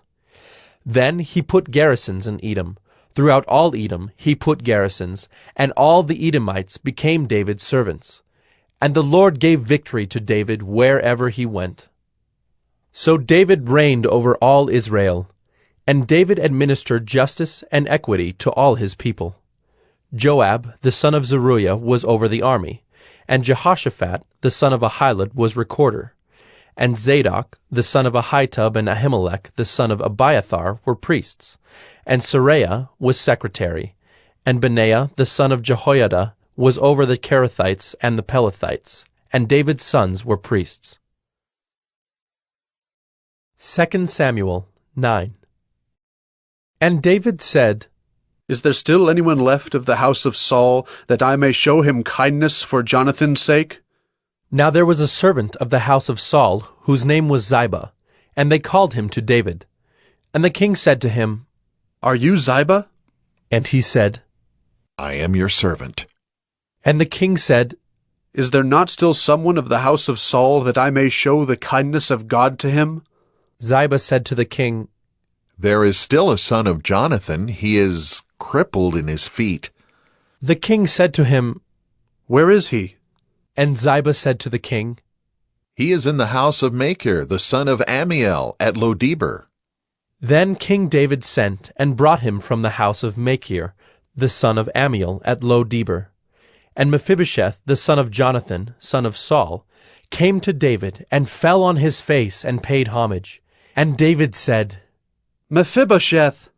And he answered, Behold, I am your servant.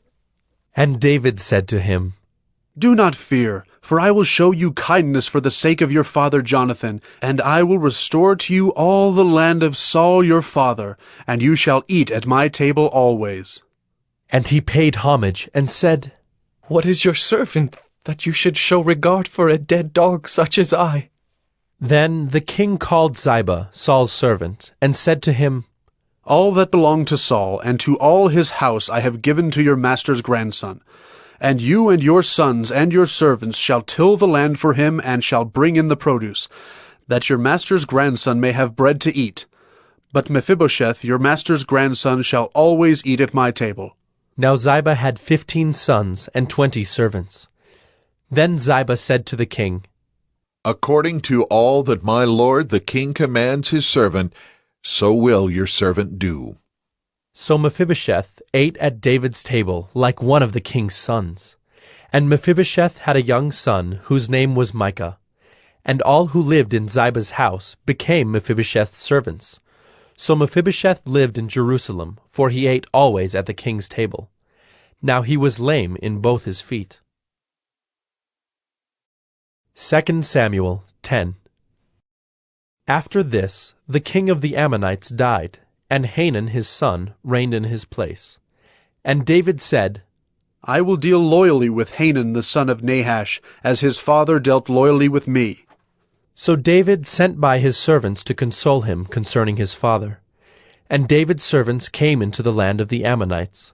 But the princes of the Ammonites said to Hanun their lord, Do you think because David has sent comforters to you that he is honoring your father? Has not David sent his servants to you to search the city, and to spy it out, and to overthrow it? So Hanun took David's servants, and shaved off half the beard of each, and cut off their garments in the middle, at their hips, and sent them away. When it was told David, he sent to meet them, for the men were greatly ashamed. And the king said, Remain at Jericho until your beards have grown, and then return. When the Ammonites saw that they had become a stench to David, the Ammonites sent and hired the Syrians of Beth-rehob, and the Syrians of Zobah, 20,000 foot soldiers, and the king of Maacah with 1,000 men, and the men of Tob, 12,000 men. And when David heard of it, he sent Joab and all the host of the mighty men. And the Ammonites came out and drew up in battle array at the entrance of the gate. And the Syrians of Zobah and of Rehob, and the men of Tob and Maacah were by themselves in the open country. When Joab saw that the battle was set against him, both in front and in the rear, he chose some of the best men of Israel, and arrayed them against the Syrians. The rest of his men he put in the charge of Abishai his brother, and he arrayed them against the Ammonites. And he said, If the Syrians are too strong for me, then you shall help me. But if the Ammonites are too strong for you, then I will come and help you. Be of good courage, and let us be courageous for our people, and for the cities of our God, and may the Lord do what seems good to him. So Joab and the people who were with him drew near to battle against the Syrians, and they fled before him. And when the Ammonites saw that the Syrians fled, they likewise fled before Abishai, and entered the city. Then Joab returned from fighting against the Ammonites, and came to Jerusalem. But when the Syrians saw that they had been defeated by Israel, they gathered themselves together. And Hadad-ezer sent and brought out the Syrians who were beyond the Euphrates. They came to Helam, with Shobach the commander of the army of Hadad-ezer at their head. And when it was told David, he gathered all Israel together, and crossed the Jordan, and came to Helam. The Syrians arrayed themselves against David, and fought with him. And the Syrians fled before Israel, and David killed of the Syrians the men of 700 chariots, and 40,000 horsemen, and wounded Shobach the commander of their army, so that he died there. And when all the kings who were servants of Hadad-ezer saw that they had been defeated by Israel, they made peace with Israel, and became subject to them. So the Syrians were afraid to save the Ammonites any more. 2 Samuel 11. In the spring of the year, the time when kings go out to battle, David sent Joab and his servants with him, and all Israel. And they ravaged the Ammonites and besieged Rabbah. But David remained at Jerusalem. It happened late one afternoon, when David arose from his couch and was walking on the roof of the king's house, that he saw from the roof a woman bathing, and the woman was very beautiful. And David sent and inquired about the woman. And one said, Is not this Bathsheba, the daughter of Eliam, the wife of Uriah the Hittite? So David sent messengers and took her, and she came to him, and he lay with her. Now she had been purifying herself from her uncleanness. Then she returned to her house. And the woman conceived, and she sent and told David, I am pregnant. So David sent word to Joab, Send me Uriah the Hittite. And Joab sent Uriah to David. When Uriah came to him, David asked how Joab was doing, and how the people were doing, and how the war was going. Then David said to Uriah, Go down to your house and wash your feet. And Uriah went out of the king's house, and there followed him a present from the king. But Uriah slept at the door of the king's house with all the servants of his lord, and did not go down to his house.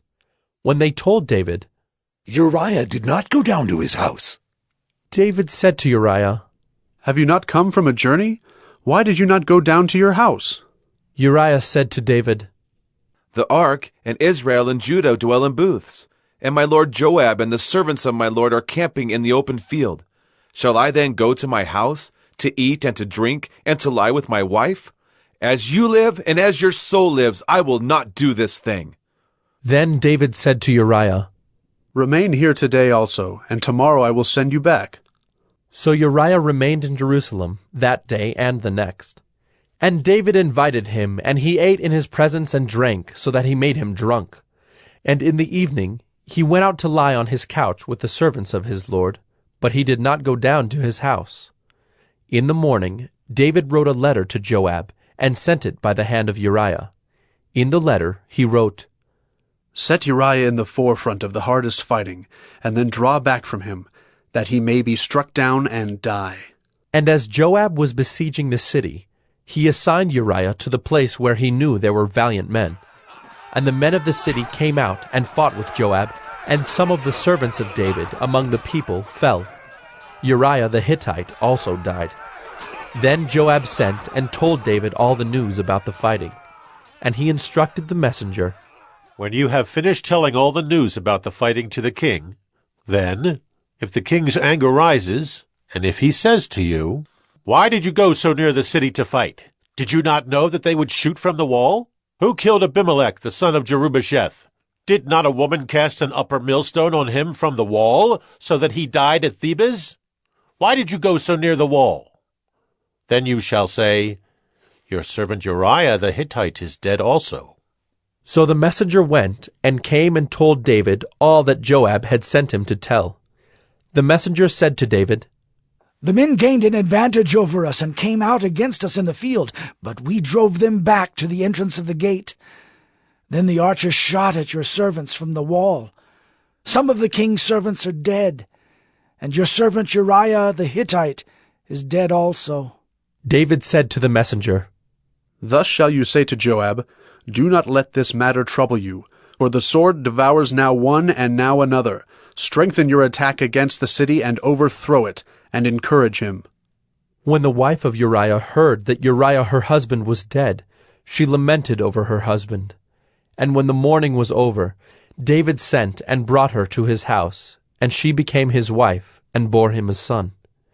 But the thing that David had done displeased the Lord. 2 Samuel 12. And the Lord sent Nathan to David. He came to him and said to him, There were 2 men in a certain city, the one rich and the other poor. The rich man had very many flocks and herds, but the poor man had nothing but one little ewe lamb, which he had bought. And he brought it up, and it grew up with him and with his children. It used to eat of his morsel and drink from his cup and lie in his arms, and it was like a daughter to him. Now there came a traveler to the rich man, and he was unwilling to take one of his own flock or herd to prepare for the guest who had come to him. But he took the poor man's lamb and prepared it for the man who had come to him. Then David's anger was greatly kindled against the man, and he said to Nathan, As the Lord lives, the man who has done this deserves to die, and he shall restore the lamb 4-fold because he did this thing, and because he had no pity. Nathan said to David, You are the man. Thus says the Lord, the God of Israel. I anointed you king over Israel, and I delivered you out of the hand of Saul. And I gave you your master's house and your master's wives into your arms, and gave you the house of Israel and of Judah. And if this were too little, I would add to you as much more. Why have you despised the word of the Lord, to do what is evil in his sight? You have struck down Uriah the Hittite with the sword, and have taken his wife to be your wife, and have killed him with the sword of the Ammonites.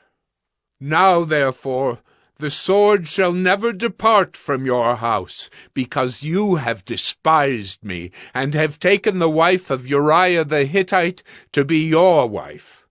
Thus says the Lord, Behold, I will raise up evil against you out of your own house, and I will take your wives before your eyes, and give them to your neighbor, and he shall lie with your wives in the sight of this sun, for you did it secretly. But I will do this thing before all Israel and before the sun. David said to Nathan, I have sinned against the Lord. And Nathan said to David, The Lord also has put away your sin. You shall not die. Nevertheless, because by this deed you have utterly scorned the Lord, the child who is born to you shall die. Then Nathan went to his house. And the Lord afflicted the child that Uriah's wife bore to David, and he became sick.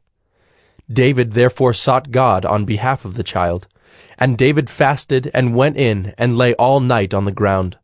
And the elders of his house stood beside him to raise him from the ground, but he would not, nor did he eat food with them.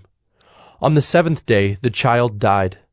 And the servants of David were afraid to tell him that the child was dead, for they said, Behold, while the child was yet alive, we spoke to him, and he did not listen to us. How then can we say to him, The child is dead? He may do himself some harm. But when David saw that his servants were whispering together, David understood that the child was dead.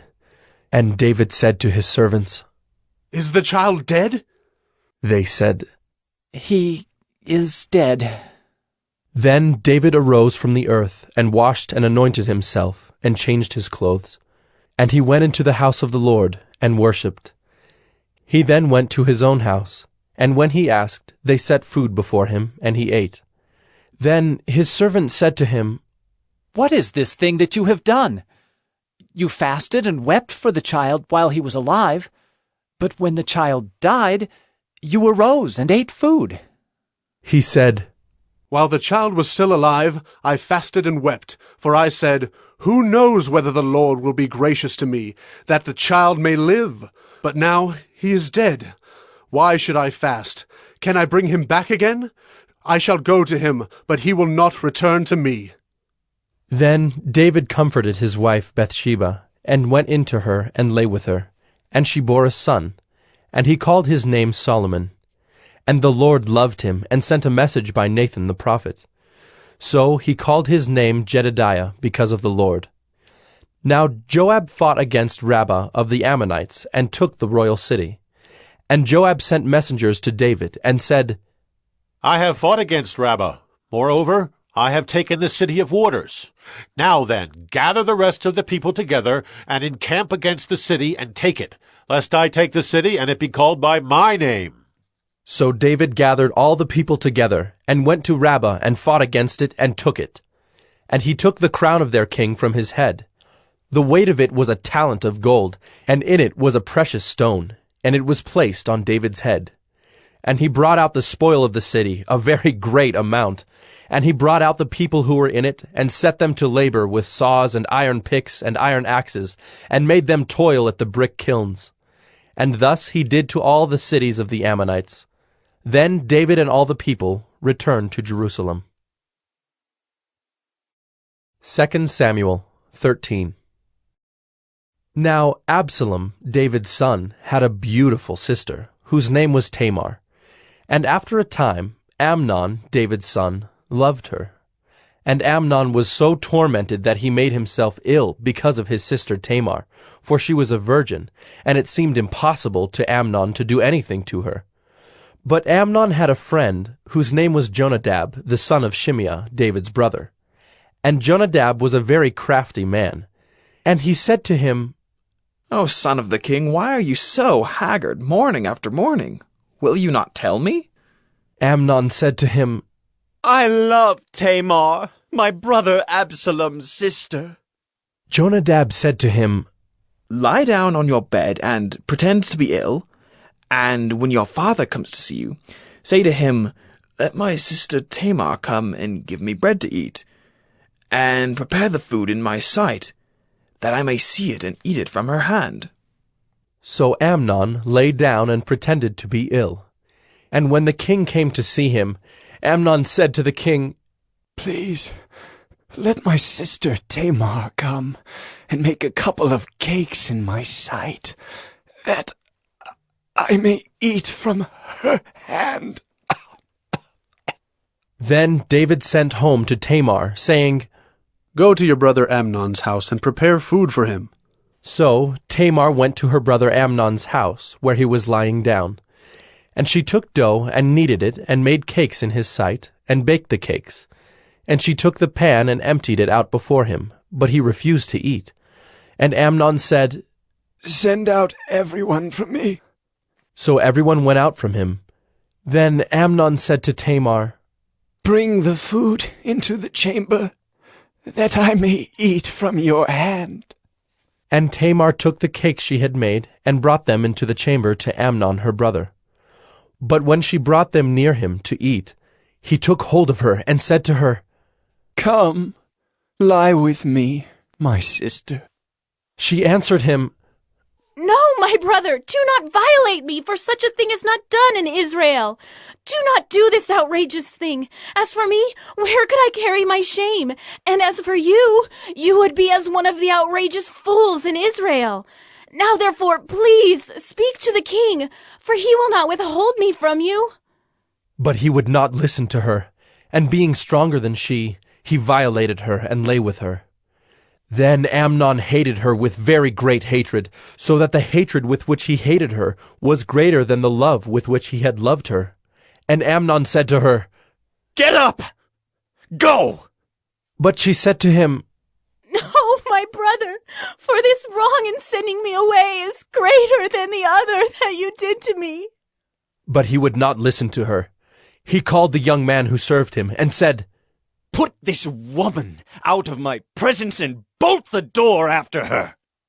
Now she was wearing a long robe with sleeves, for thus were the virgin daughters of the king dressed. So his servant put her out, and bolted the door after her. And Tamar put ashes on her head, and tore the long robe that she wore. And she laid her hand on her head, and went away, crying aloud as she went. And her brother Absalom said to her, "Has Amnon your brother been with you?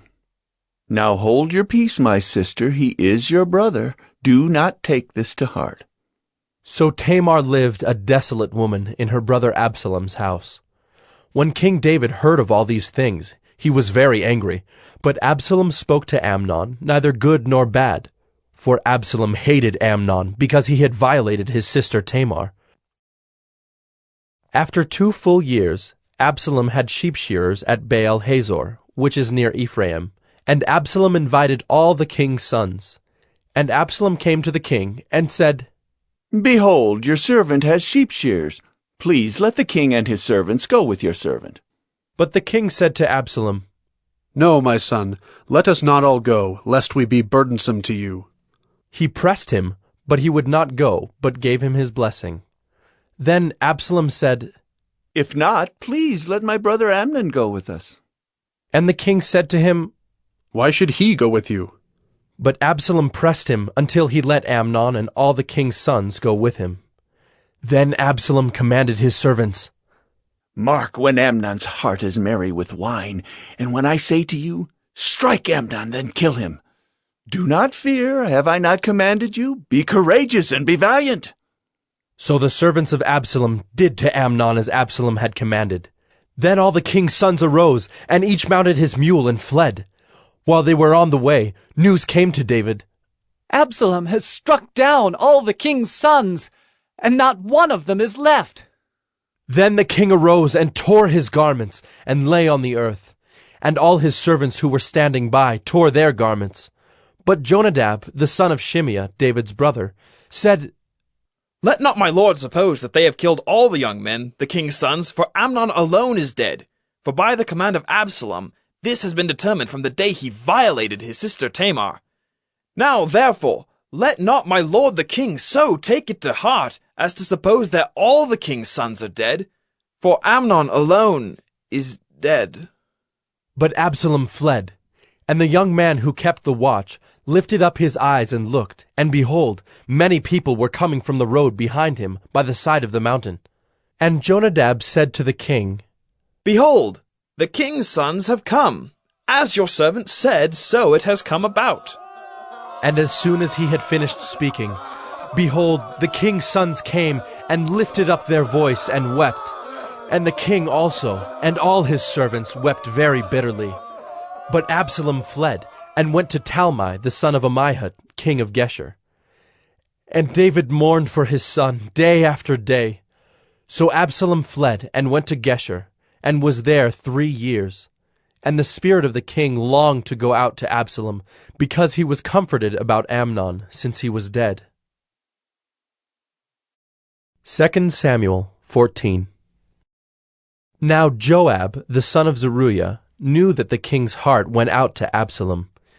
And Joab sent to Tekoa, and brought from there a wise woman, and said to her, Pretend to be a mourner, and put on mourning garments. Do not anoint yourself with oil, but behave like a woman who has been mourning many days for the dead. Go to the king, and speak thus to him. So Joab put the words in her mouth. When the woman of Tekoa came to the king, she fell on her face to the ground, and paid homage, and said, Save me, O king! And the king said to her, What is your trouble? She answered, Alas, I am a widow. My husband is dead. And your servant had 2 sons, and they quarreled with one another in the field. There was no one to separate them. And one struck the other and killed him.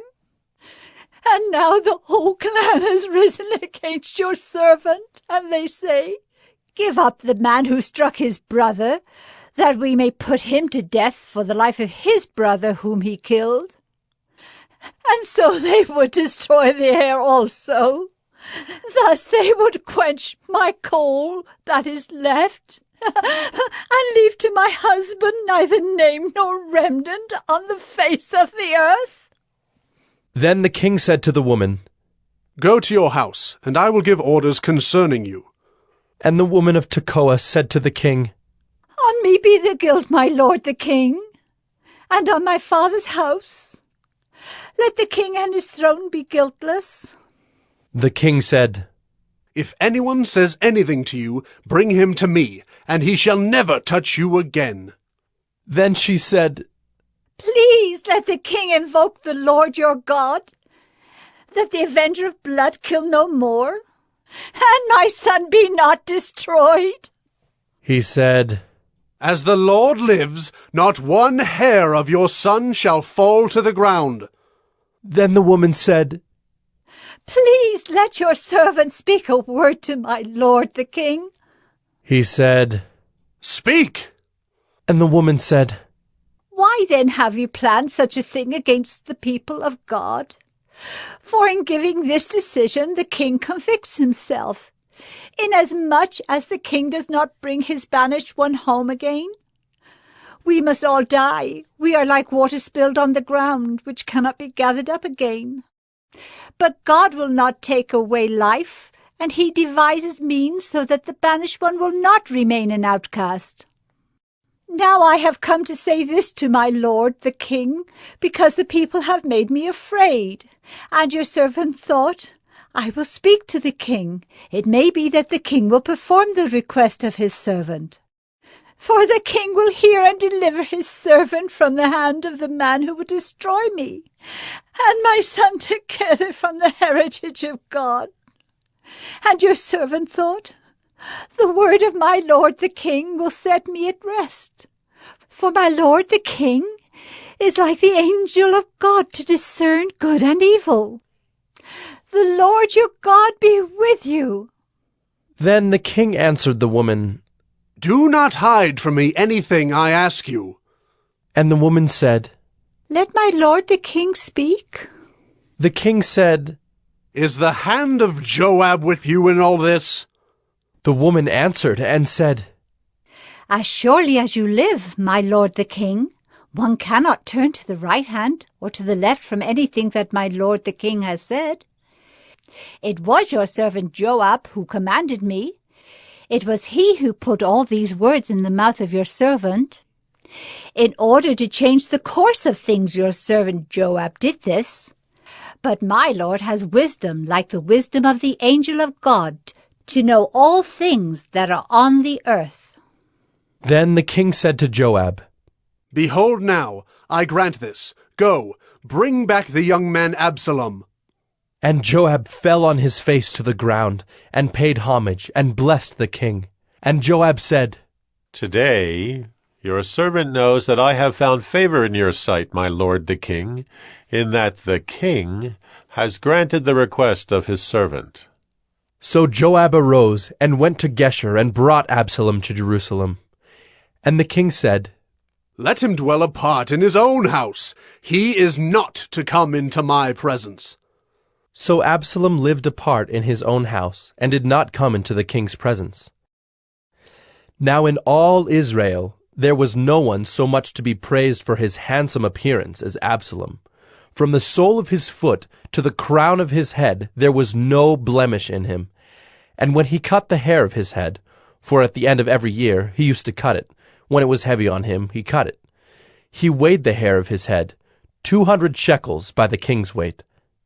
There were born to Absalom 3 sons, and 1 daughter, whose name was Tamar. She was a beautiful woman. So Absalom lived 2 full years in Jerusalem without coming into the king's presence. Then Absalom sent for Joab to send him to the king, but Joab would not come to him. And he sent a second time, but Joab would not come. Then he said to his servants, See, Joab's field is next to mine, and he has barley there. Go and set it on fire. So Absalom's servants set the field on fire. Then Joab arose and went to Absalom at his house, and said to him, Why have your servants set my field on fire? Absalom answered Joab, Behold, I send word to you. Come here that I may send you to the king to ask, Why have I come from Geshur? It would be better for me to be there still. Now therefore let me go into the presence of the king, and if there is guilt in me, let him put me to death. Then Joab went to the king and told him, and he summoned Absalom. So he came to the king, and bowed himself on his face to the ground before the king, and the king kissed Absalom. 2 Samuel 15.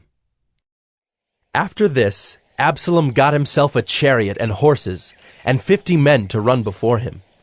And Absalom used to rise early, and stand beside the way of the gate. And when any man had a dispute to come before the king for judgment, Absalom would call to him, and say, From what city are you? And when he said, Your servant is of such and such a tribe in Israel, Absalom would say to him, See, your claims are good and right, but there is no man designated by the king to hear you. Then Absalom would say, Oh, that I were judge in the land! Then every man with a dispute or cause might come to me, and I would give him justice. And whenever a man came near to pay homage to him, he would put out his hand and take hold of him and kiss him. Thus Absalom did to all of Israel who came to the king for judgment. So Absalom stole the hearts of the men of Israel.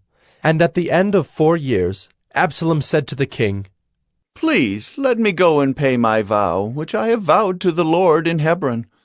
For your servant vowed a vow while I lived at Geshur in Aram, saying, If the Lord will indeed bring me back to Jerusalem, then I will offer worship to the Lord.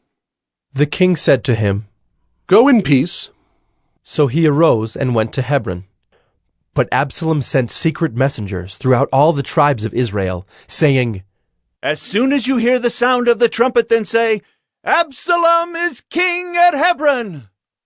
With Absalom went 200 men from Jerusalem who were invited guests, and they went in their innocence and knew nothing. And while Absalom was offering the sacrifices, he sent for Ahithophel the Gilonite, David's counselor, from his city Gilo. And the conspiracy grew strong, and the people with Absalom kept increasing. And a messenger came to David, saying, The hearts of the men of Israel have gone after Absalom. Then David said to all his servants who were with him at Jerusalem, Arise, and let us flee, or else there will be no escape for us from Absalom. Go quickly, lest he overtake us quickly and bring down ruin on us and strike the city with the edge of the sword. And the king's servant said to the king, Behold, your servants are ready to do whatever my lord the king decides. So the king went out, and all his household after him. And the king left 10 concubines to keep the house. And the king went out, and all the people after him, and they halted at the last house. And all his servants passed by him, and all the Kerethites, and all the Pelethites, and all the 600 Gittites who had followed him from Gath, passed on before the king. Then the king said to Ittai the Gittite, Why do you also go with us? Go back and stay with the king, for you are a foreigner, and also an exile from your home. You came only yesterday, and shall I today make you wander about with us? Since I go, I know not where. Go back and take your brothers with you, and may the Lord show steadfast love and faithfulness to you. But Ittai answered the king, As the Lord lives, and as my lord the king lives, wherever my lord the king shall be, whether for death or for life, there also will your servant be. And David said to Ittai, Go then, pass on. So Ittai the Gittite passed on with all his men and all the little ones who were with him. And all the land wept aloud as all the people passed by. And the king crossed the brook Kidron, and all the people passed on toward the wilderness. And Abiathar came up, and behold, Zadok came also with all the Levites, bearing the ark of the covenant of God. And they set down the ark of God until the people had all passed out of the city. Then the king said to Zadok, Carry the ark of God back into the city. If I find favor in the eyes of the Lord, he will bring me back and let me see both it and his dwelling place. But if he says, I have no pleasure in you, behold, here I am. Let him do to me what seems good to him. The king also said to Zadok the priest, Are you not a seer? Go back to the city in peace with your 2 sons, Ahimaaz your son, and Jonathan the son of Abiathar. See, I will wait at the fords of the wilderness until word comes from you to inform me. So Zadok and Abiathar carried the ark of God back to Jerusalem, and they remained there. But David went up the ascent of the Mount of Olives, weeping as he went, barefoot and with his head covered. And all the people who were with him covered their heads, and they went up weeping as they went. And it was told David, Ahithophel is among the conspirators with Absalom. And David said, O Lord, please turn the counsel of Ahithophel into foolishness. While David was coming to the summit, where God was worshipped, behold, Hushai the Archite came to meet him, with his coat torn and dirt on his head. David said to him, If you go on with me, you will be a burden to me. But if you return to the city and say to Absalom, I will be your servant, O king, as I have been your father's servant in time past, so now I will be your servant. Then you will defeat for me the counsel of Ahithophel. Are not Zadok and Abiathar the priest with you there? So whatever you hear from the king's house, tell it to Zadok and Abiathar the priests. Behold, their 2 sons are with them there, Ahimaaz, Zadok's son, and Jonathan, Abiathar's son, and by them you shall send to me everything you hear. So Hushai, David's friend, came into the city, just as Absalom was entering Jerusalem. 2 Samuel 16. When David had passed a little beyond the summit, Ziba, the servant of Mephibosheth, met him, with a couple of donkeys saddled, bearing 200 loaves of bread, 100 bunches of raisins, 100 of summer fruits, and a skin of wine. And the king said to Ziba, Why have you brought these? Ziba answered, The donkeys are for the king's household to ride on, the bread and summer fruit for the young men to eat, and the wine for those who faint in the wilderness to drink. And the king said, And where is your master's son? Ziba said to the king, Behold, he remains in Jerusalem, for he said, Today the house of Israel will give me back the kingdom of my father. Then the king said to Ziba, Behold, all that belonged to Mephibosheth is now yours. And Ziba said, I pay homage.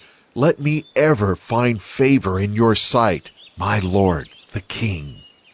When King David came to Bahurim, there came out a man of the family of the house of Saul, whose name was Shimei, the son of Gera. And as he came, he cursed continually. And he threw stones at David, and at all the servants of King David, and all the people and all the mighty men were on his right hand and on his left. And Shimei said as he cursed, Get out, you man of blood, you worthless man! The Lord has avenged on you all the blood of the house of Saul, in whose place you have reigned, and the Lord has given the kingdom into the hand of your son Absalom. See, your evil is on you, for you are a man of blood! Then Abishai the son of Zeruiah said to the king, Why should this dead dog curse my lord the king? Let me go over and take off his head. But the king said, What have I to do with you, you sons of Zeruiah? If he is cursing because the Lord has said to him, Curse David, who then shall say, Why have you done so? And David said to Abishai and to all his servants, Behold, my own son seeks my life. How much more now may this Benjaminite? Leave him alone, and let him curse, for the Lord has told him to. It may be that the Lord will look on the wrong done to me, and that the Lord will repay me with good for his cursing today. So David and his men went on the road, while Shimei went along on the hillside opposite him, and cursed as he went, and threw stones at him and flung dust. And the king and all the people who were with him arrived weary at the Jordan, and there he refreshed himself. Now Absalom and all the people, the men of Israel, came to Jerusalem, and Ahithophel with him. And when Hushai the Archite, David's friend, came to Absalom, Hushai said to Absalom, Long live the king! Long live the king! And Absalom said to Hushai, Is this your loyalty to your friend? Why did you not go with your friend? And Hushai said to Absalom, No, for whom the Lord and this people and all the men of Israel have chosen, his I will be, and with him I will remain. And again, whom should I serve? Should it not be his son? As I have served your father, so I will serve you. Then Absalom said to Ahithophel, Give your counsel, what shall we do? Ahithophel said to Absalom, Go into your father's concubines, whom he has left to keep the house, and all Israel will hear that you have made yourself a stench to your father, and the hands of all who are with you will be strengthened. So they pitched a tent for Absalom on the roof, and Absalom went into his father's concubines in the sight of all Israel. Now in those days the counsel that Ahithophel gave was as if one consulted the word of God. So was all the counsel of Ahithophel esteemed both by David and by Absalom. 2 Samuel 17. Moreover, Ahithophel said to Absalom, Let me choose 12,000 men, and I will arise and pursue David tonight. I will come upon him while he is weary and discouraged, and throw him into a panic. And all the people who are with him will flee. I will strike down only the king, and I will bring all the people back to you as a bride comes home to her husband. You seek the life of only one man, and all the people will be at peace. And the advice seemed right in the eyes of Absalom and all the elders of Israel. Then Absalom said, Call Hushai the Archite also, and let us hear what he has to say. And when Hushai came to Absalom, Absalom said to him, Thus has Ahithophel spoken. Shall we do as he says? If not, you speak. Then Hushai said to Absalom, This time the counsel that Ahithophel has given is not good. Hushai said, You know that your father and his men are mighty men, and that they are enraged like a bear robbed of her cubs in the field. Besides, your father is expert in war. He will not spend the night with the people. Behold, even now he has hidden himself in one of the pits or in some other place.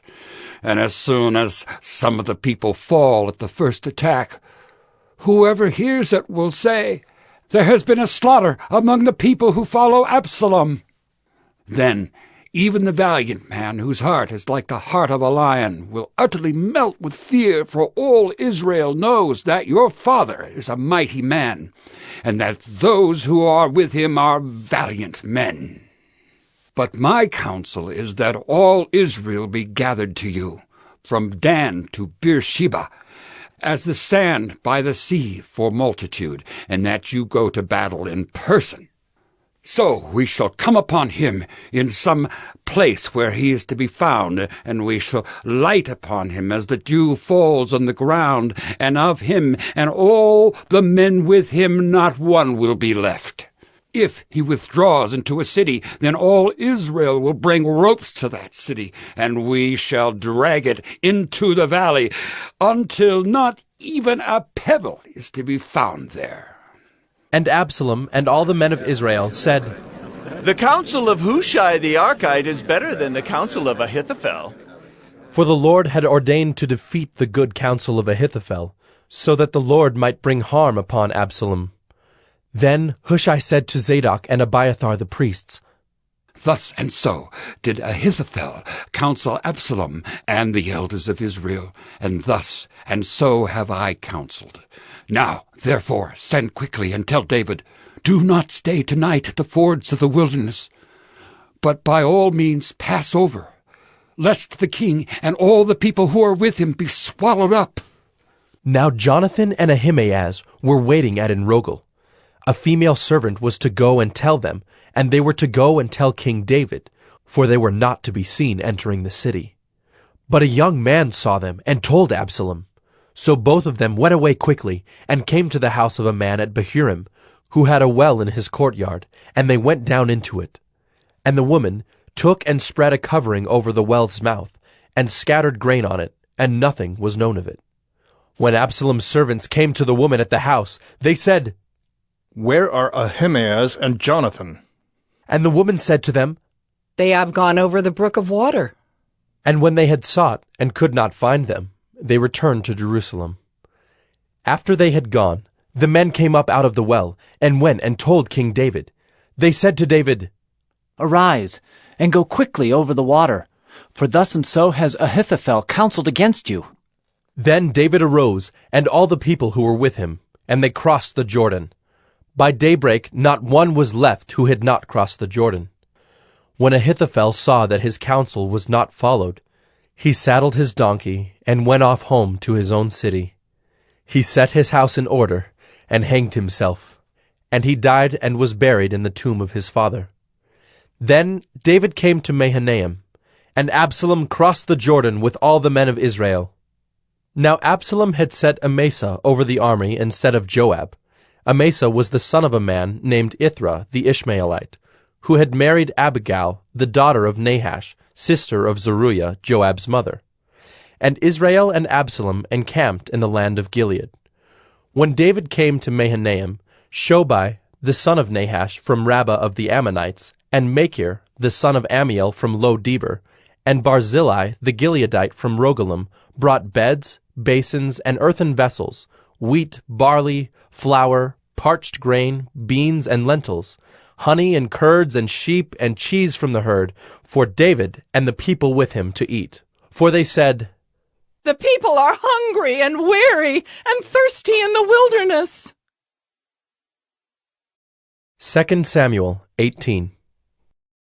Then David mustered the men who were with him, and set over them commanders of thousands and commanders of hundreds. And David sent out the army, 1/3 under the command of Joab, 1/3 under the command of Abishai the son of Zeruiah, Joab's brother, and 1/3 under the command of Ittai the Gittite. And the king said to the men, I myself will also go out with you. But the men said, You shall not go out, for if we flee, they will not care about us.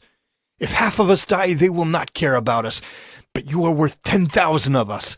Therefore it is better that you send us help from the city. The king said to them, Whatever seems best to you, I will do. So the king stood at the side of the gate, while all the army marched out by hundreds and by thousands. And the king ordered Joab and Abishai and Ittai, Deal gently, for my sake, with the young man Absalom. And all the people heard when the king gave orders to all the commanders about Absalom. So the army went out into the field against Israel, and the battle was fought in the forest of Ephraim. And the men of Israel were defeated there by the servants of David, and the loss there was great on that day, 20,000 men. The battle spread over the face of all the country, and the forest devoured more people that day than the sword. And Absalom happened to meet the servants of David. Absalom was riding on his mule, and the mule went under the thick branches of a great oak, and his head caught fast in the oak, and he was suspended between heaven and earth, while the mule that was under him went on. And a certain man saw it, and told Joab, Behold, I saw Absalom hanging in an oak. Joab said to the man who told him, What? You saw him? Why then did you not strike him there to the ground? I would have been glad to give you 10 pieces of silver and a belt.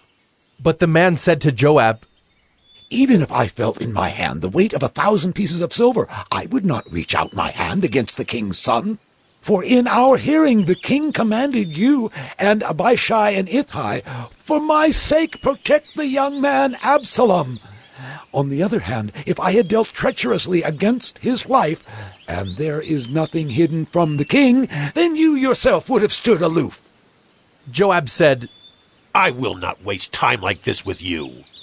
And he took 3 javelins in his hand, and thrust them into the heart of Absalom while he was still alive in the oak. And 10 young men, Joab's armor-bearers, surrounded Absalom and struck him and killed him. Then Joab blew the trumpet, and the troops came back from pursuing Israel, for Joab restrained them.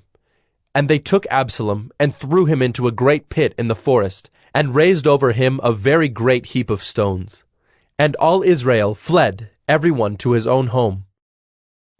Now Absalom in his lifetime had taken and set up for himself the pillar that is in the king's valley, for he said, I have no son to keep my name in remembrance. He called the pillar after his own name, and it is called Absalom's monument to this day. Then Ahimaaz the son of Zadok said, Let me run and carry news to the king that the Lord has delivered him from the hand of his enemies. And Joab said to him, You are not to carry news today. You may carry news another day, but today you shall carry no news, because the king's son is dead. Then Joab said to the Cushite, Go, tell the king what you have seen. The Cushite bowed before Joab and ran. Then Ahimaaz the son of Zadok said again to Joab, Come what may, let me also run after the Cushite. And Joab said, Why will you run, my son, seeing that you will have no reward for the news? Come what may, he said, I will run. So he said to him, Run! Then Ahimaaz ran by the way of the plain, and outran the Cushite. Now David was sitting between the 2 gates, and the watchman went up to the roof of the gate by the wall. And when he lifted up his eyes and looked, he saw a man running alone. The watchman called out and told the king. And the king said, If he is alone, there is news in his mouth. And he drew nearer and nearer. The watchman saw another man running, and the watchman called to the gate and said, See, another man running alone. The king said, He also brings news. The watchman said, I think the running of the first is like the running of Ahimaaz, the son of Zadok. And the king said, He is a good man and comes with good news. Then Ahimaaz cried out to the king, All is well. And he bowed before the king with his face to the earth, and said, Blessed be the Lord your God, who has delivered up the men who raised their hand against my lord the king. And the king said, Is it well with the young man Absalom? Ahimaaz answered, When Joab sent the king's servant, your servant, I saw a great commotion, but I do not know what it was. And the king said, Turn aside and stand here. So he turned aside and stood still. And behold, the Cushite came, and the Cushite said, Good news for my lord the king, for the Lord has delivered you this day from the hand of all who rose up against you. The king said to the Cushite, Is it well with the young man Absalom? And the Cushite answered, May the enemies of my lord the king and all who rise up against you for evil be like that young man. And the king was deeply moved, and went up to the chamber over the gate, and wept. And as he went, he said, Oh, my son Absalom, my son Absalom! Would I had died instead of you, O Absalom! My son! 2 Samuel 19. It was told Joab, Behold, the king is weeping and mourning for Absalom. So the victory that day was turned into mourning for all the people, for the people heard that day, The king is grieving for his son. And the people stole into the city that day, as people steal in who are ashamed when they flee in battle. The king covered his face, and the king cried with a loud voice, Oh, my son Absalom! Oh, Absalom! My son! Then Joab came into the house to the king, and said, You have today covered with shame the faces of all your servants, who have this day saved your life, and the lives of your sons and your daughters, and the lives of your wives and your concubines, because you love those who hate you, and hate those who love you. For you have made it clear today that commanders and servants are nothing to you. For today I know that if Absalom were alive, and all of us were dead today, then you would be pleased. Now therefore arise, go out and speak kindly to your servants, for I swear by the Lord, if you do not go, not a man will stay with you this night, and this will be worse for you than all the evil that has come upon you from your youth until now. Then the king arose and took his seat in the gate, and the people were all told, Behold, the king is sitting in the gate. And all the people came before the king. Now Israel had fled, every man to his own home. And all the people were arguing throughout all the tribes of Israel, saying, The king delivered us from the hand of our enemies, and saved us from the hand of the Philistines. And now he has fled out of the land from Absalom. But Absalom, whom we anointed over us, is dead in battle. Now, therefore, why do you say nothing about bringing the king back? And King David sent this message to Zadok and Abiathar the priests. Say to the elders of Judah, Why should you be the last to bring the king back to his house, when the word of all Israel has come to the king? You are my brothers, you are my bone and my flesh. Why then should you be the last to bring back the king? And say to Amasa, Are you not my bone and my flesh? God do so to me and more also, if you are not commander of my army from now on in place of Joab. And he swayed the heart of all the men of Judah as one man, so that they sent word to the king, Return, both you and all your servants. So the king came back to the Jordan, and Judah came to Gilgal to meet the king and to bring the king over the Jordan. And Shimei, the son of Gera the Benjaminite from Bahurim, hurried to come down with the men of Judah to meet King David. And with him were 1,000 men from Benjamin. And Ziba the servant of the house of Saul, with his 15 sons and his 20 servants, rushed down to the Jordan before the king, and they crossed the ford to bring over the king's household and to do his pleasure. And Shimei the son of Gera fell down before the king as he was about to cross the Jordan, and said to the king, Let not my lord hold me guilty, or remember how your servant did wrong on the day my lord the king left Jerusalem. Do not let the king take it to heart, for your servant knows that I have sinned. Therefore, behold, I have come this day, the first of all the house of Joseph, to come down to meet my lord the king. Abishai the son of Zeruiah answered, Shall not Shimei be put to death for this, because he cursed the Lord's anointed? But David said, What have I to do with you, you sons of Zeruiah, that you should this day be as an adversary to me? Shall anyone be put to death in Israel this day? For do I not know that I am this day king over Israel? And the king said to Shimei, You shall not die. And the king gave him his oath. And Mephibosheth, the son of Saul, came down to meet the king. He had neither taken care of his feet, nor trimmed his beard, nor washed his clothes, from the day the king departed, until the day he came back in safety. And when he came to Jerusalem to meet the king said to him, Why did you not go with me, Mephibosheth? He answered, My lord, O king, my servant deceived me. For your servant said to him, I will saddle a donkey for myself, that I may ride on it and go with the king. For your servant is lame. He has slandered your servant to my lord the king. But my lord the king is like the angel of God. Do, therefore, what seems good to you.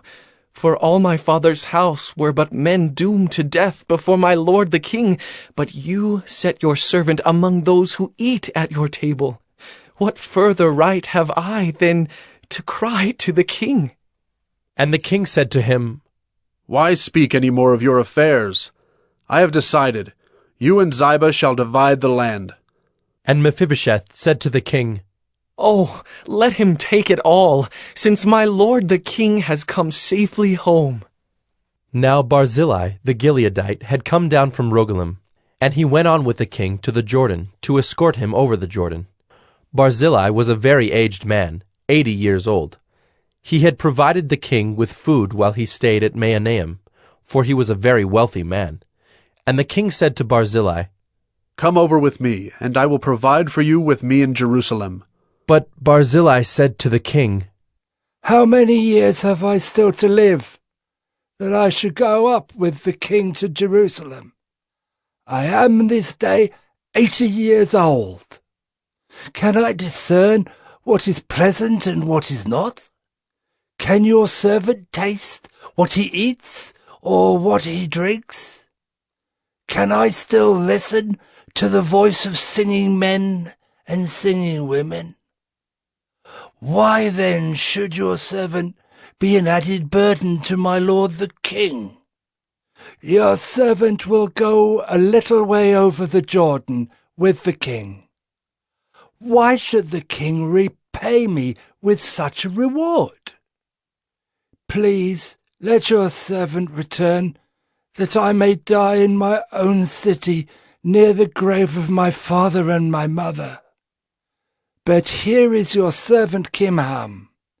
Let him go over with my lord the king, and do for him whatever seems good to you. And the king answered, Kimham shall go over with me, and I will do for him whatever seems good to you, and all that you desire of me I will do for you. Then all the people went over the Jordan, and the king went over. And the king kissed Barzillai and blessed him, and he returned to his own home. The king went on to Gilgal, and Kimham went on with him.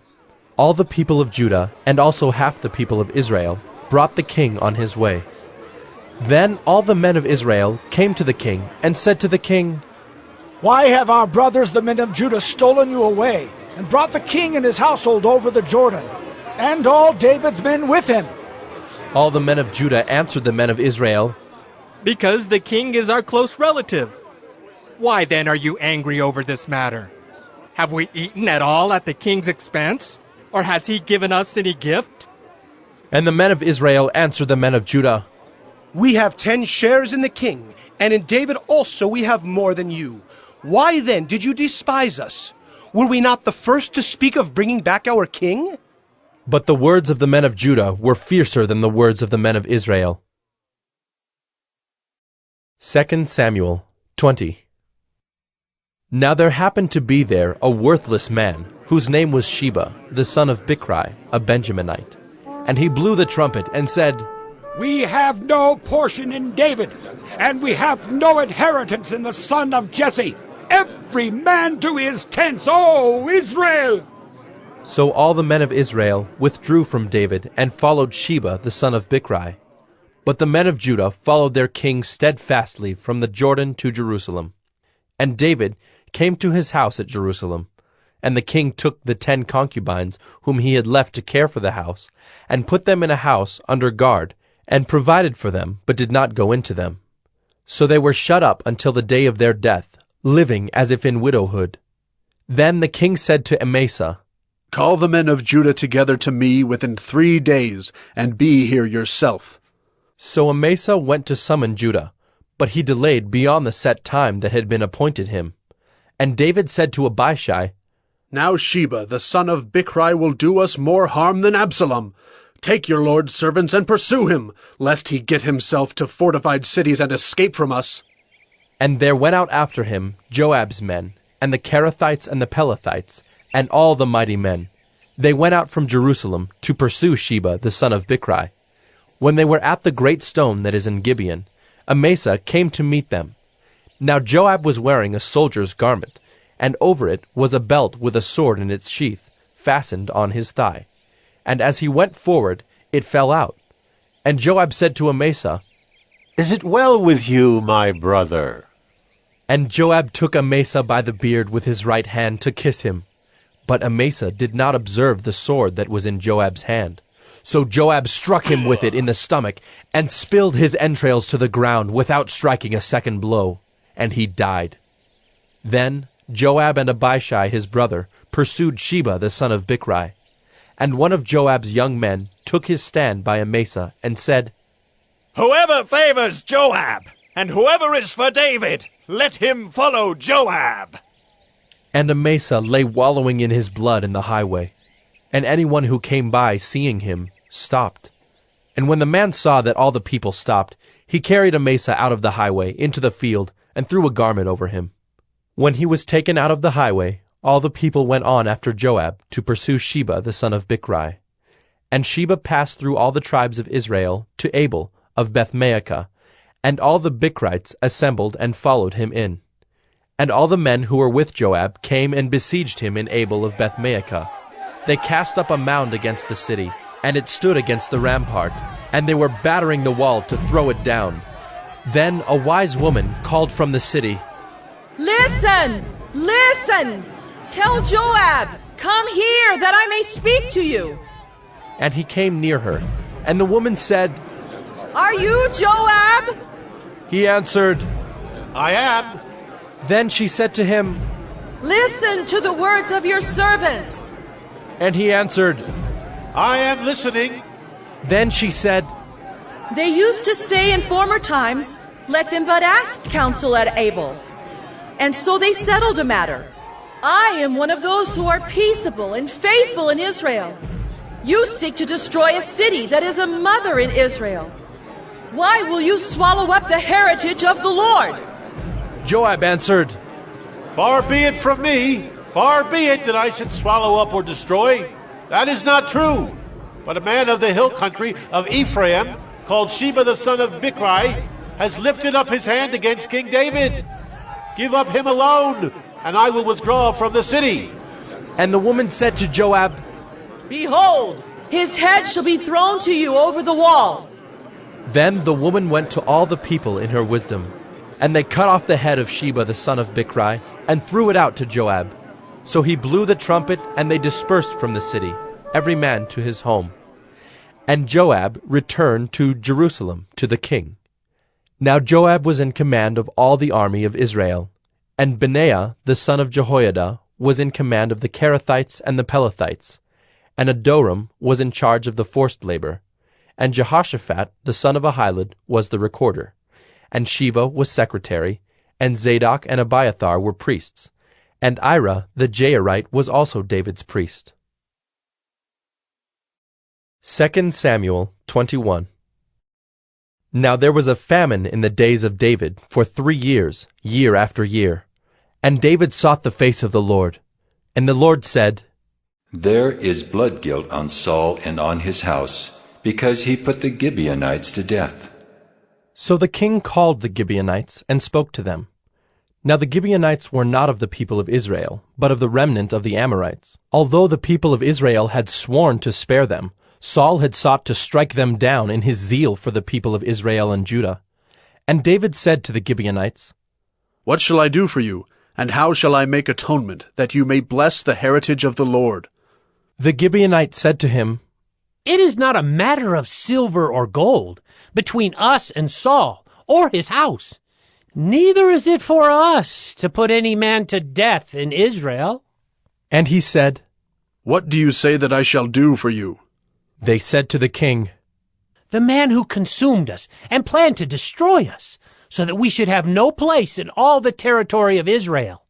Let 7 of his sons be given to us, so that we may hang them before the Lord at Gibeah of Saul, the chosen of the Lord. And the king said, I will give them. But the king spared Mephibosheth, the son of Saul's son, Jonathan, because of the oath of the Lord that was between them, between David and Jonathan, the son of Saul. The king took the 2 sons of Rizpah, the daughter of Aiah, whom she bore to Saul, Armoni and Mephibosheth, and the 5 sons of Merab, the daughter of Saul, whom she bore to Adriel, the son of Barzillai the Maholathite. And he gave them into the hands of the Gibeonites, and they hanged them on the mountain before the Lord, and the 7 of them perished together. They were put to death in the first days of harvest, at the beginning of barley harvest. Then Rizpah, the daughter of Aiah, took sackcloth and spread it for herself on the rock, from the beginning of harvest until rain fell upon them from the heavens. And she did not allow the birds of the air to come upon them by day, or the beasts of the field by night. When David was told what Rizpah, the daughter of Aiah, the concubine of Saul, had done, David went and took the bones of Saul and the bones of his son Jonathan from the men of Jabesh-Gilead, who had stolen them from the public square of Bethshan, where the Philistines had hanged them, on the day the Philistines killed Saul on Gilboa. And he brought up from there the bones of Saul and the bones of his son Jonathan, and they gathered the bones of those who were hanged. And they buried the bones of Saul and his son Jonathan in the land of Benjamin in Zelah, in the tomb of Kish his father. And they did all that the king commanded. And after that, God responded to the plea for the land. There was war again between the Philistines and Israel, and David went down together with his servants, and they fought against the Philistines. And David grew weary. And Ishbi-Benob, one of the descendants of the giants, whose spear weighed 300 shekels of bronze, and who was armed with a new sword, thought to kill David. But Abishai, the son of Zeruiah, came to his aid, and attacked the Philistine, and killed him.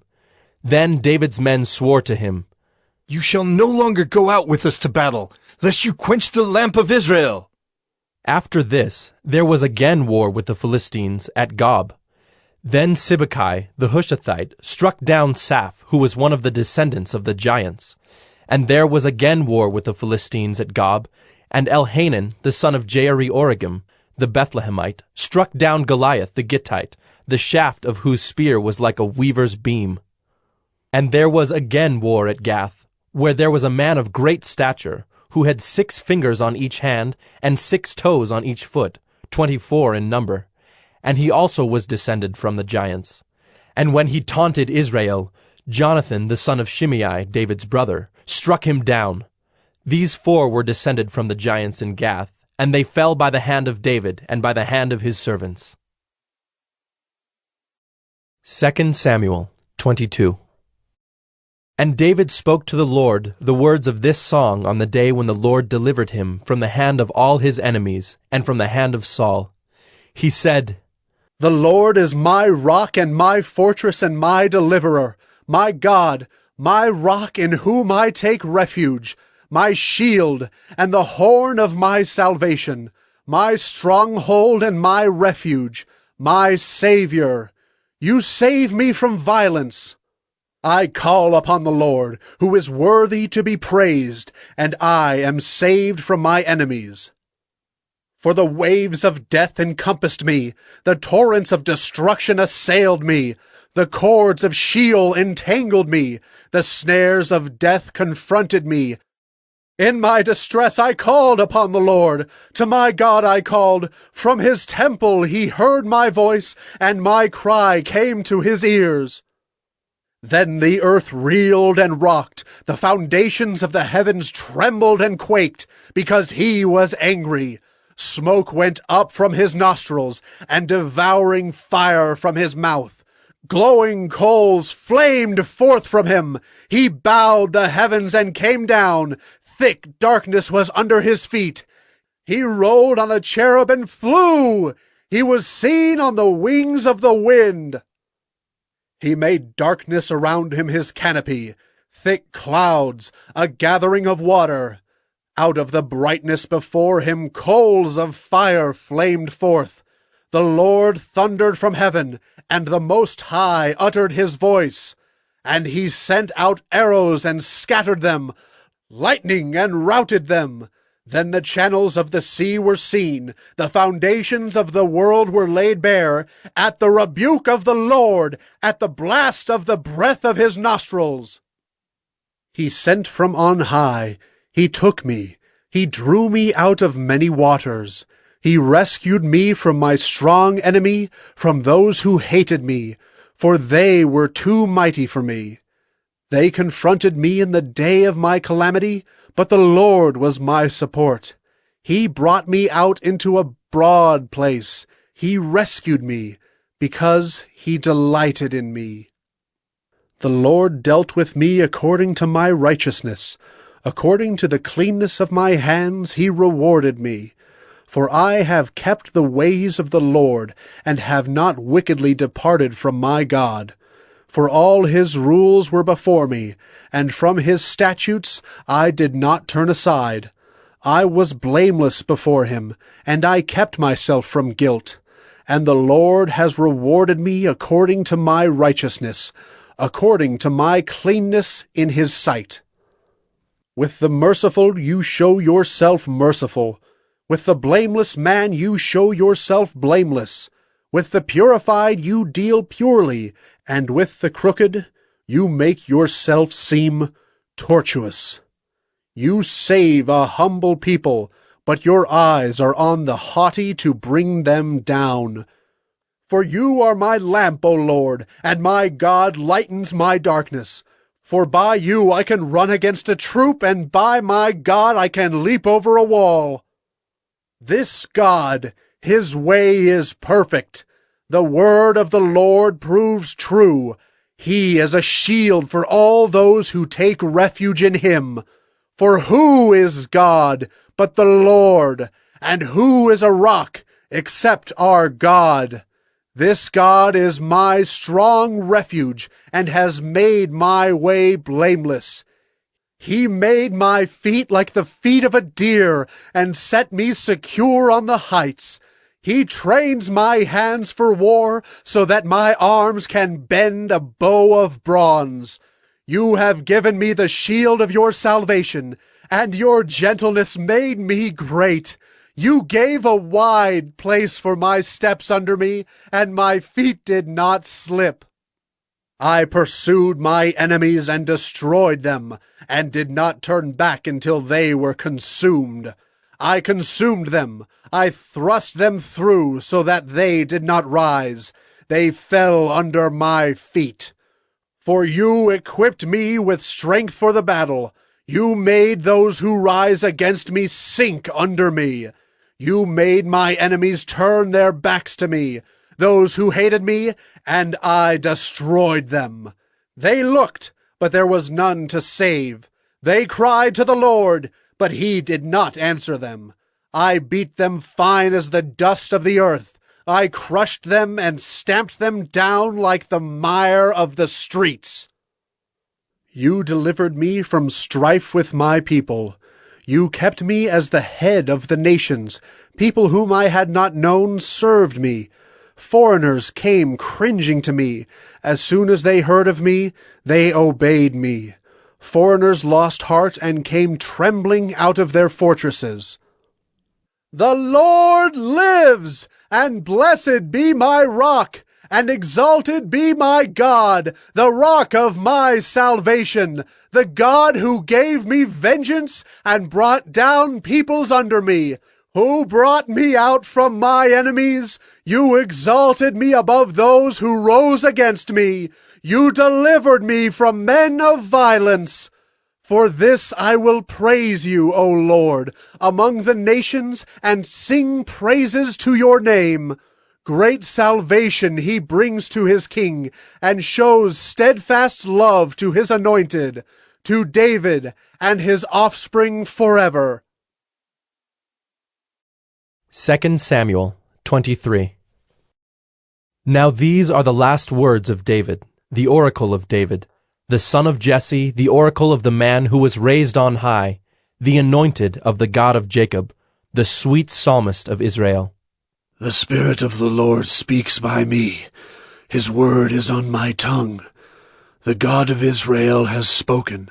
The Rock of Israel has said to me, when one rules justly over men, ruling in the fear of God, he dawns on them like the morning light, like the sun shining forth on a cloudless morning, like rain that makes grass to sprout from the earth.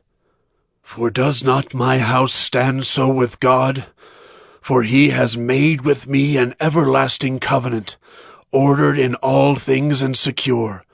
For will he not cause to prosper all my help and my desire? But worthless men are all like thorns that are thrown away, for they cannot be taken with the hand. But the man who touches them arms himself with iron and the shaft of a spear, and they are utterly consumed with fire. These are the names of the mighty men whom David had. Josheb-Basshebeth, a Tekemonite. He was chief of the three. He wielded his spear against 800 whom he killed at one time. And next to him, among the three mighty men, was Eleazar the son of Dodo, son of Ahohi. He was with David when they defied the Philistines who were gathered there for battle, and the men of Israel withdrew. He rose and struck down the Philistines until his hand was weary, and his hand clung to the sword. And the Lord brought about a great victory that day, and the men returned after him, only to strip the slain. And next to him was Shammah the son of Agi the Hararite. The Philistines gathered together at Lehi, where there was a plot of ground full of lentils, and the men fled from the Philistines. But he took his stand in the midst of the plot, and defended it, and struck down the Philistines, and the Lord worked a great victory. And 3 of the 30 chief men went down and came about harvest time to David at the cave of Adullam, when a band of Philistines was encamped in the valley of Rephaim. David was then in the stronghold, and the garrison of the Philistines was then at Bethlehem. And David said longingly, Oh, that someone would give me water to drink from the well of Bethlehem that is by the gate. Then the 3 mighty men broke through the camp of the Philistines, and drew water out of the well of Bethlehem that was by the gate, and carried and brought it to David. But he would not drink of it. He poured it out to the Lord, and said, Far be it from me, O Lord, that I should do this. Shall I drink the blood of the men who went at the risk of their lives? Therefore he would not drink it. These things the 3 mighty men did. Now Abishai, the brother of Joab, the son of Zeruiah, was chief of the 30. And he wielded his spear against 300 men, and killed them, and won a name beside the 3. He was the most renowned of the 30, and became their commander, but he did not attain to the 3. And Benaiah, the son of Jehoiada, was a valiant man of Kabzeel, a doer of great deeds. He struck down 2 Ariels of Moab. He also went down and struck down a lion in a pit on a day when snow had fallen. And he struck down an Egyptian, a handsome man. The Egyptian had a spear in his hand, but Benaiah went down to him with a staff, and snatched the spear out of the Egyptian's hand, and killed him with his own spear. These things did Benaiah, the son of Jehoiada, and won a name beside the 3 mighty men. He was renowned among the 30, but he did not attain to the 3. And David set him over his bodyguard. Asahel, the brother of Joab, was one of the 30. Elhanan, the son of Dodo of Bethlehem, Shammah of Harod, Elika of Harod, Helez the Paltite, Ira, the son of Ikish of Tekoa, Abiezer of Anathoth, Mabunai the Hushathite, Zalmon the Ahohite, Maharai of Netophah, Heleb the son of Baanah of Netophah, Ittai the son of Ribai of Gibeah of the people of Benjamin, Benaiah of Pirathon, Hiddai of the brooks of Gaash, Abi Albon the Arbathite, Asmaveth of Bahurim, Eliabah the Shaalbonite, the sons of Jashen, Jonathan, Shammah the Hararite, Ahiam the son of Sherar the Hararite, Eliphalet the son of Ahashbai of Maacah, Eliam the son of Ahithophel of Gilo, Hezro of Carmel, Pearai the Arbite, Igal the son of Nathan of Zobah, Bani the Gadite, Zelek the Ammonite, Naharai of Beeroth, the armor-bearer of Joab the son of Zeruiah, Ira the Ithrite, Gareb the Ithrite, Uriah the Hittite, 37 in all. 2 Samuel 24. Again the anger of the Lord was kindled against Israel, and he incited David against them, saying, Go, number Israel and Judah. So the king said to Joab, the commander of the army who was with him, Go through all the tribes of Israel, from Dan to Beersheba, and number the people, that I may know the number of the people. But Joab said to the king, May the Lord your God add to the people 100 times as many as they are, while the eyes of my lord the king still see it. But why does my lord the king delight in this thing? But the king's word prevailed against Joab and the commanders of the army.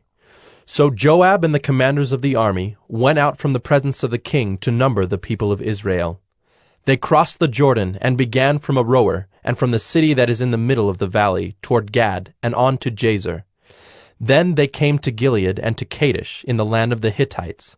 And they came to Dan, and from Dan they went around to Sidon, and came to the fortress of Tyre, and to all the cities of the Hivites and Canaanites. And they went out to the Negeb of Judah at Beersheba. So when they had gone through all the land, they came to Jerusalem at the end of 9 months and 20 days. And Joab gave the sum of the numbering of the people to the king. In Israel there were 800,000 valiant men who drew the sword, and the men of Judah were 500,000. But David's heart struck him after he had numbered the people. And David said to the Lord, I have sinned greatly in what I have done. But now, O Lord, please take away the iniquity of your servant, for I have done very foolishly. And when David arose in the morning, the word of the Lord came to the prophet Gad, David's seer, saying, Go and say to David, Thus says the Lord, 3 things I offer you. Choose one of them that I may do it to you. So Gad came to David and told him, and said to him, Shall 3 years of famine come to you in your land? Or will you flee 3 months before your foes while they pursue you? Or shall there be 3 days' pestilence in your land? Now consider and decide what answer I shall return to him who sent me. Then David said to Gad, I am in great distress. Let us fall into the hand of the Lord, for his mercy is great. But let me not fall into the hand of man. So the Lord sent a pestilence on Israel from the morning until the appointed time. And there died of the people from Dan to Beersheba 70,000 men. And when the angel stretched out his hand toward Jerusalem to destroy it, the Lord relented from the calamity and said to the angel who was working destruction among the people, It is enough. Now stay your hand. And the angel of the Lord was by the threshing floor of Araunah the Jebusite. Then David spoke to the Lord when he saw the angel who was striking the people, and said, Behold, I have sinned, and I have done wickedly. But these sheep, what have they done? Please, let your hand be against me and against my father's house. And Gad came that day to David, and said to him, Go up, raise an altar to the Lord on the threshing floor of Araunah the Jebusite. So David went up at Gad's word, as the Lord commanded. And when Araunah looked down, he saw the king and his servants coming on toward him. And Araunah went out and paid homage to the king with his face to the ground. And Araunah said, Why has my lord the king come to his servant? David said, To buy the threshing floor from you, in order to build an altar to the Lord, that the plague may be averted from the people. Then Araunah said to David, Let my lord the king take and offer up what seems good to him. Here are the oxen for the burnt offering and the threshing sledges, and the yokes of the oxen for the wood. All this, O King Araunah, gives to the king. And Araunah said to the king, May the Lord your God accept you. But the king said to Araunah, No, but I will buy it from you for a price. I will not offer burnt offerings to the Lord my God that cost me nothing. So David bought the threshing floor and the oxen for 50 shekels of silver. And David built there an altar to the Lord, and offered burnt offerings and peace offerings. So the Lord responded to the plea for the land, and the plague was averted from Israel.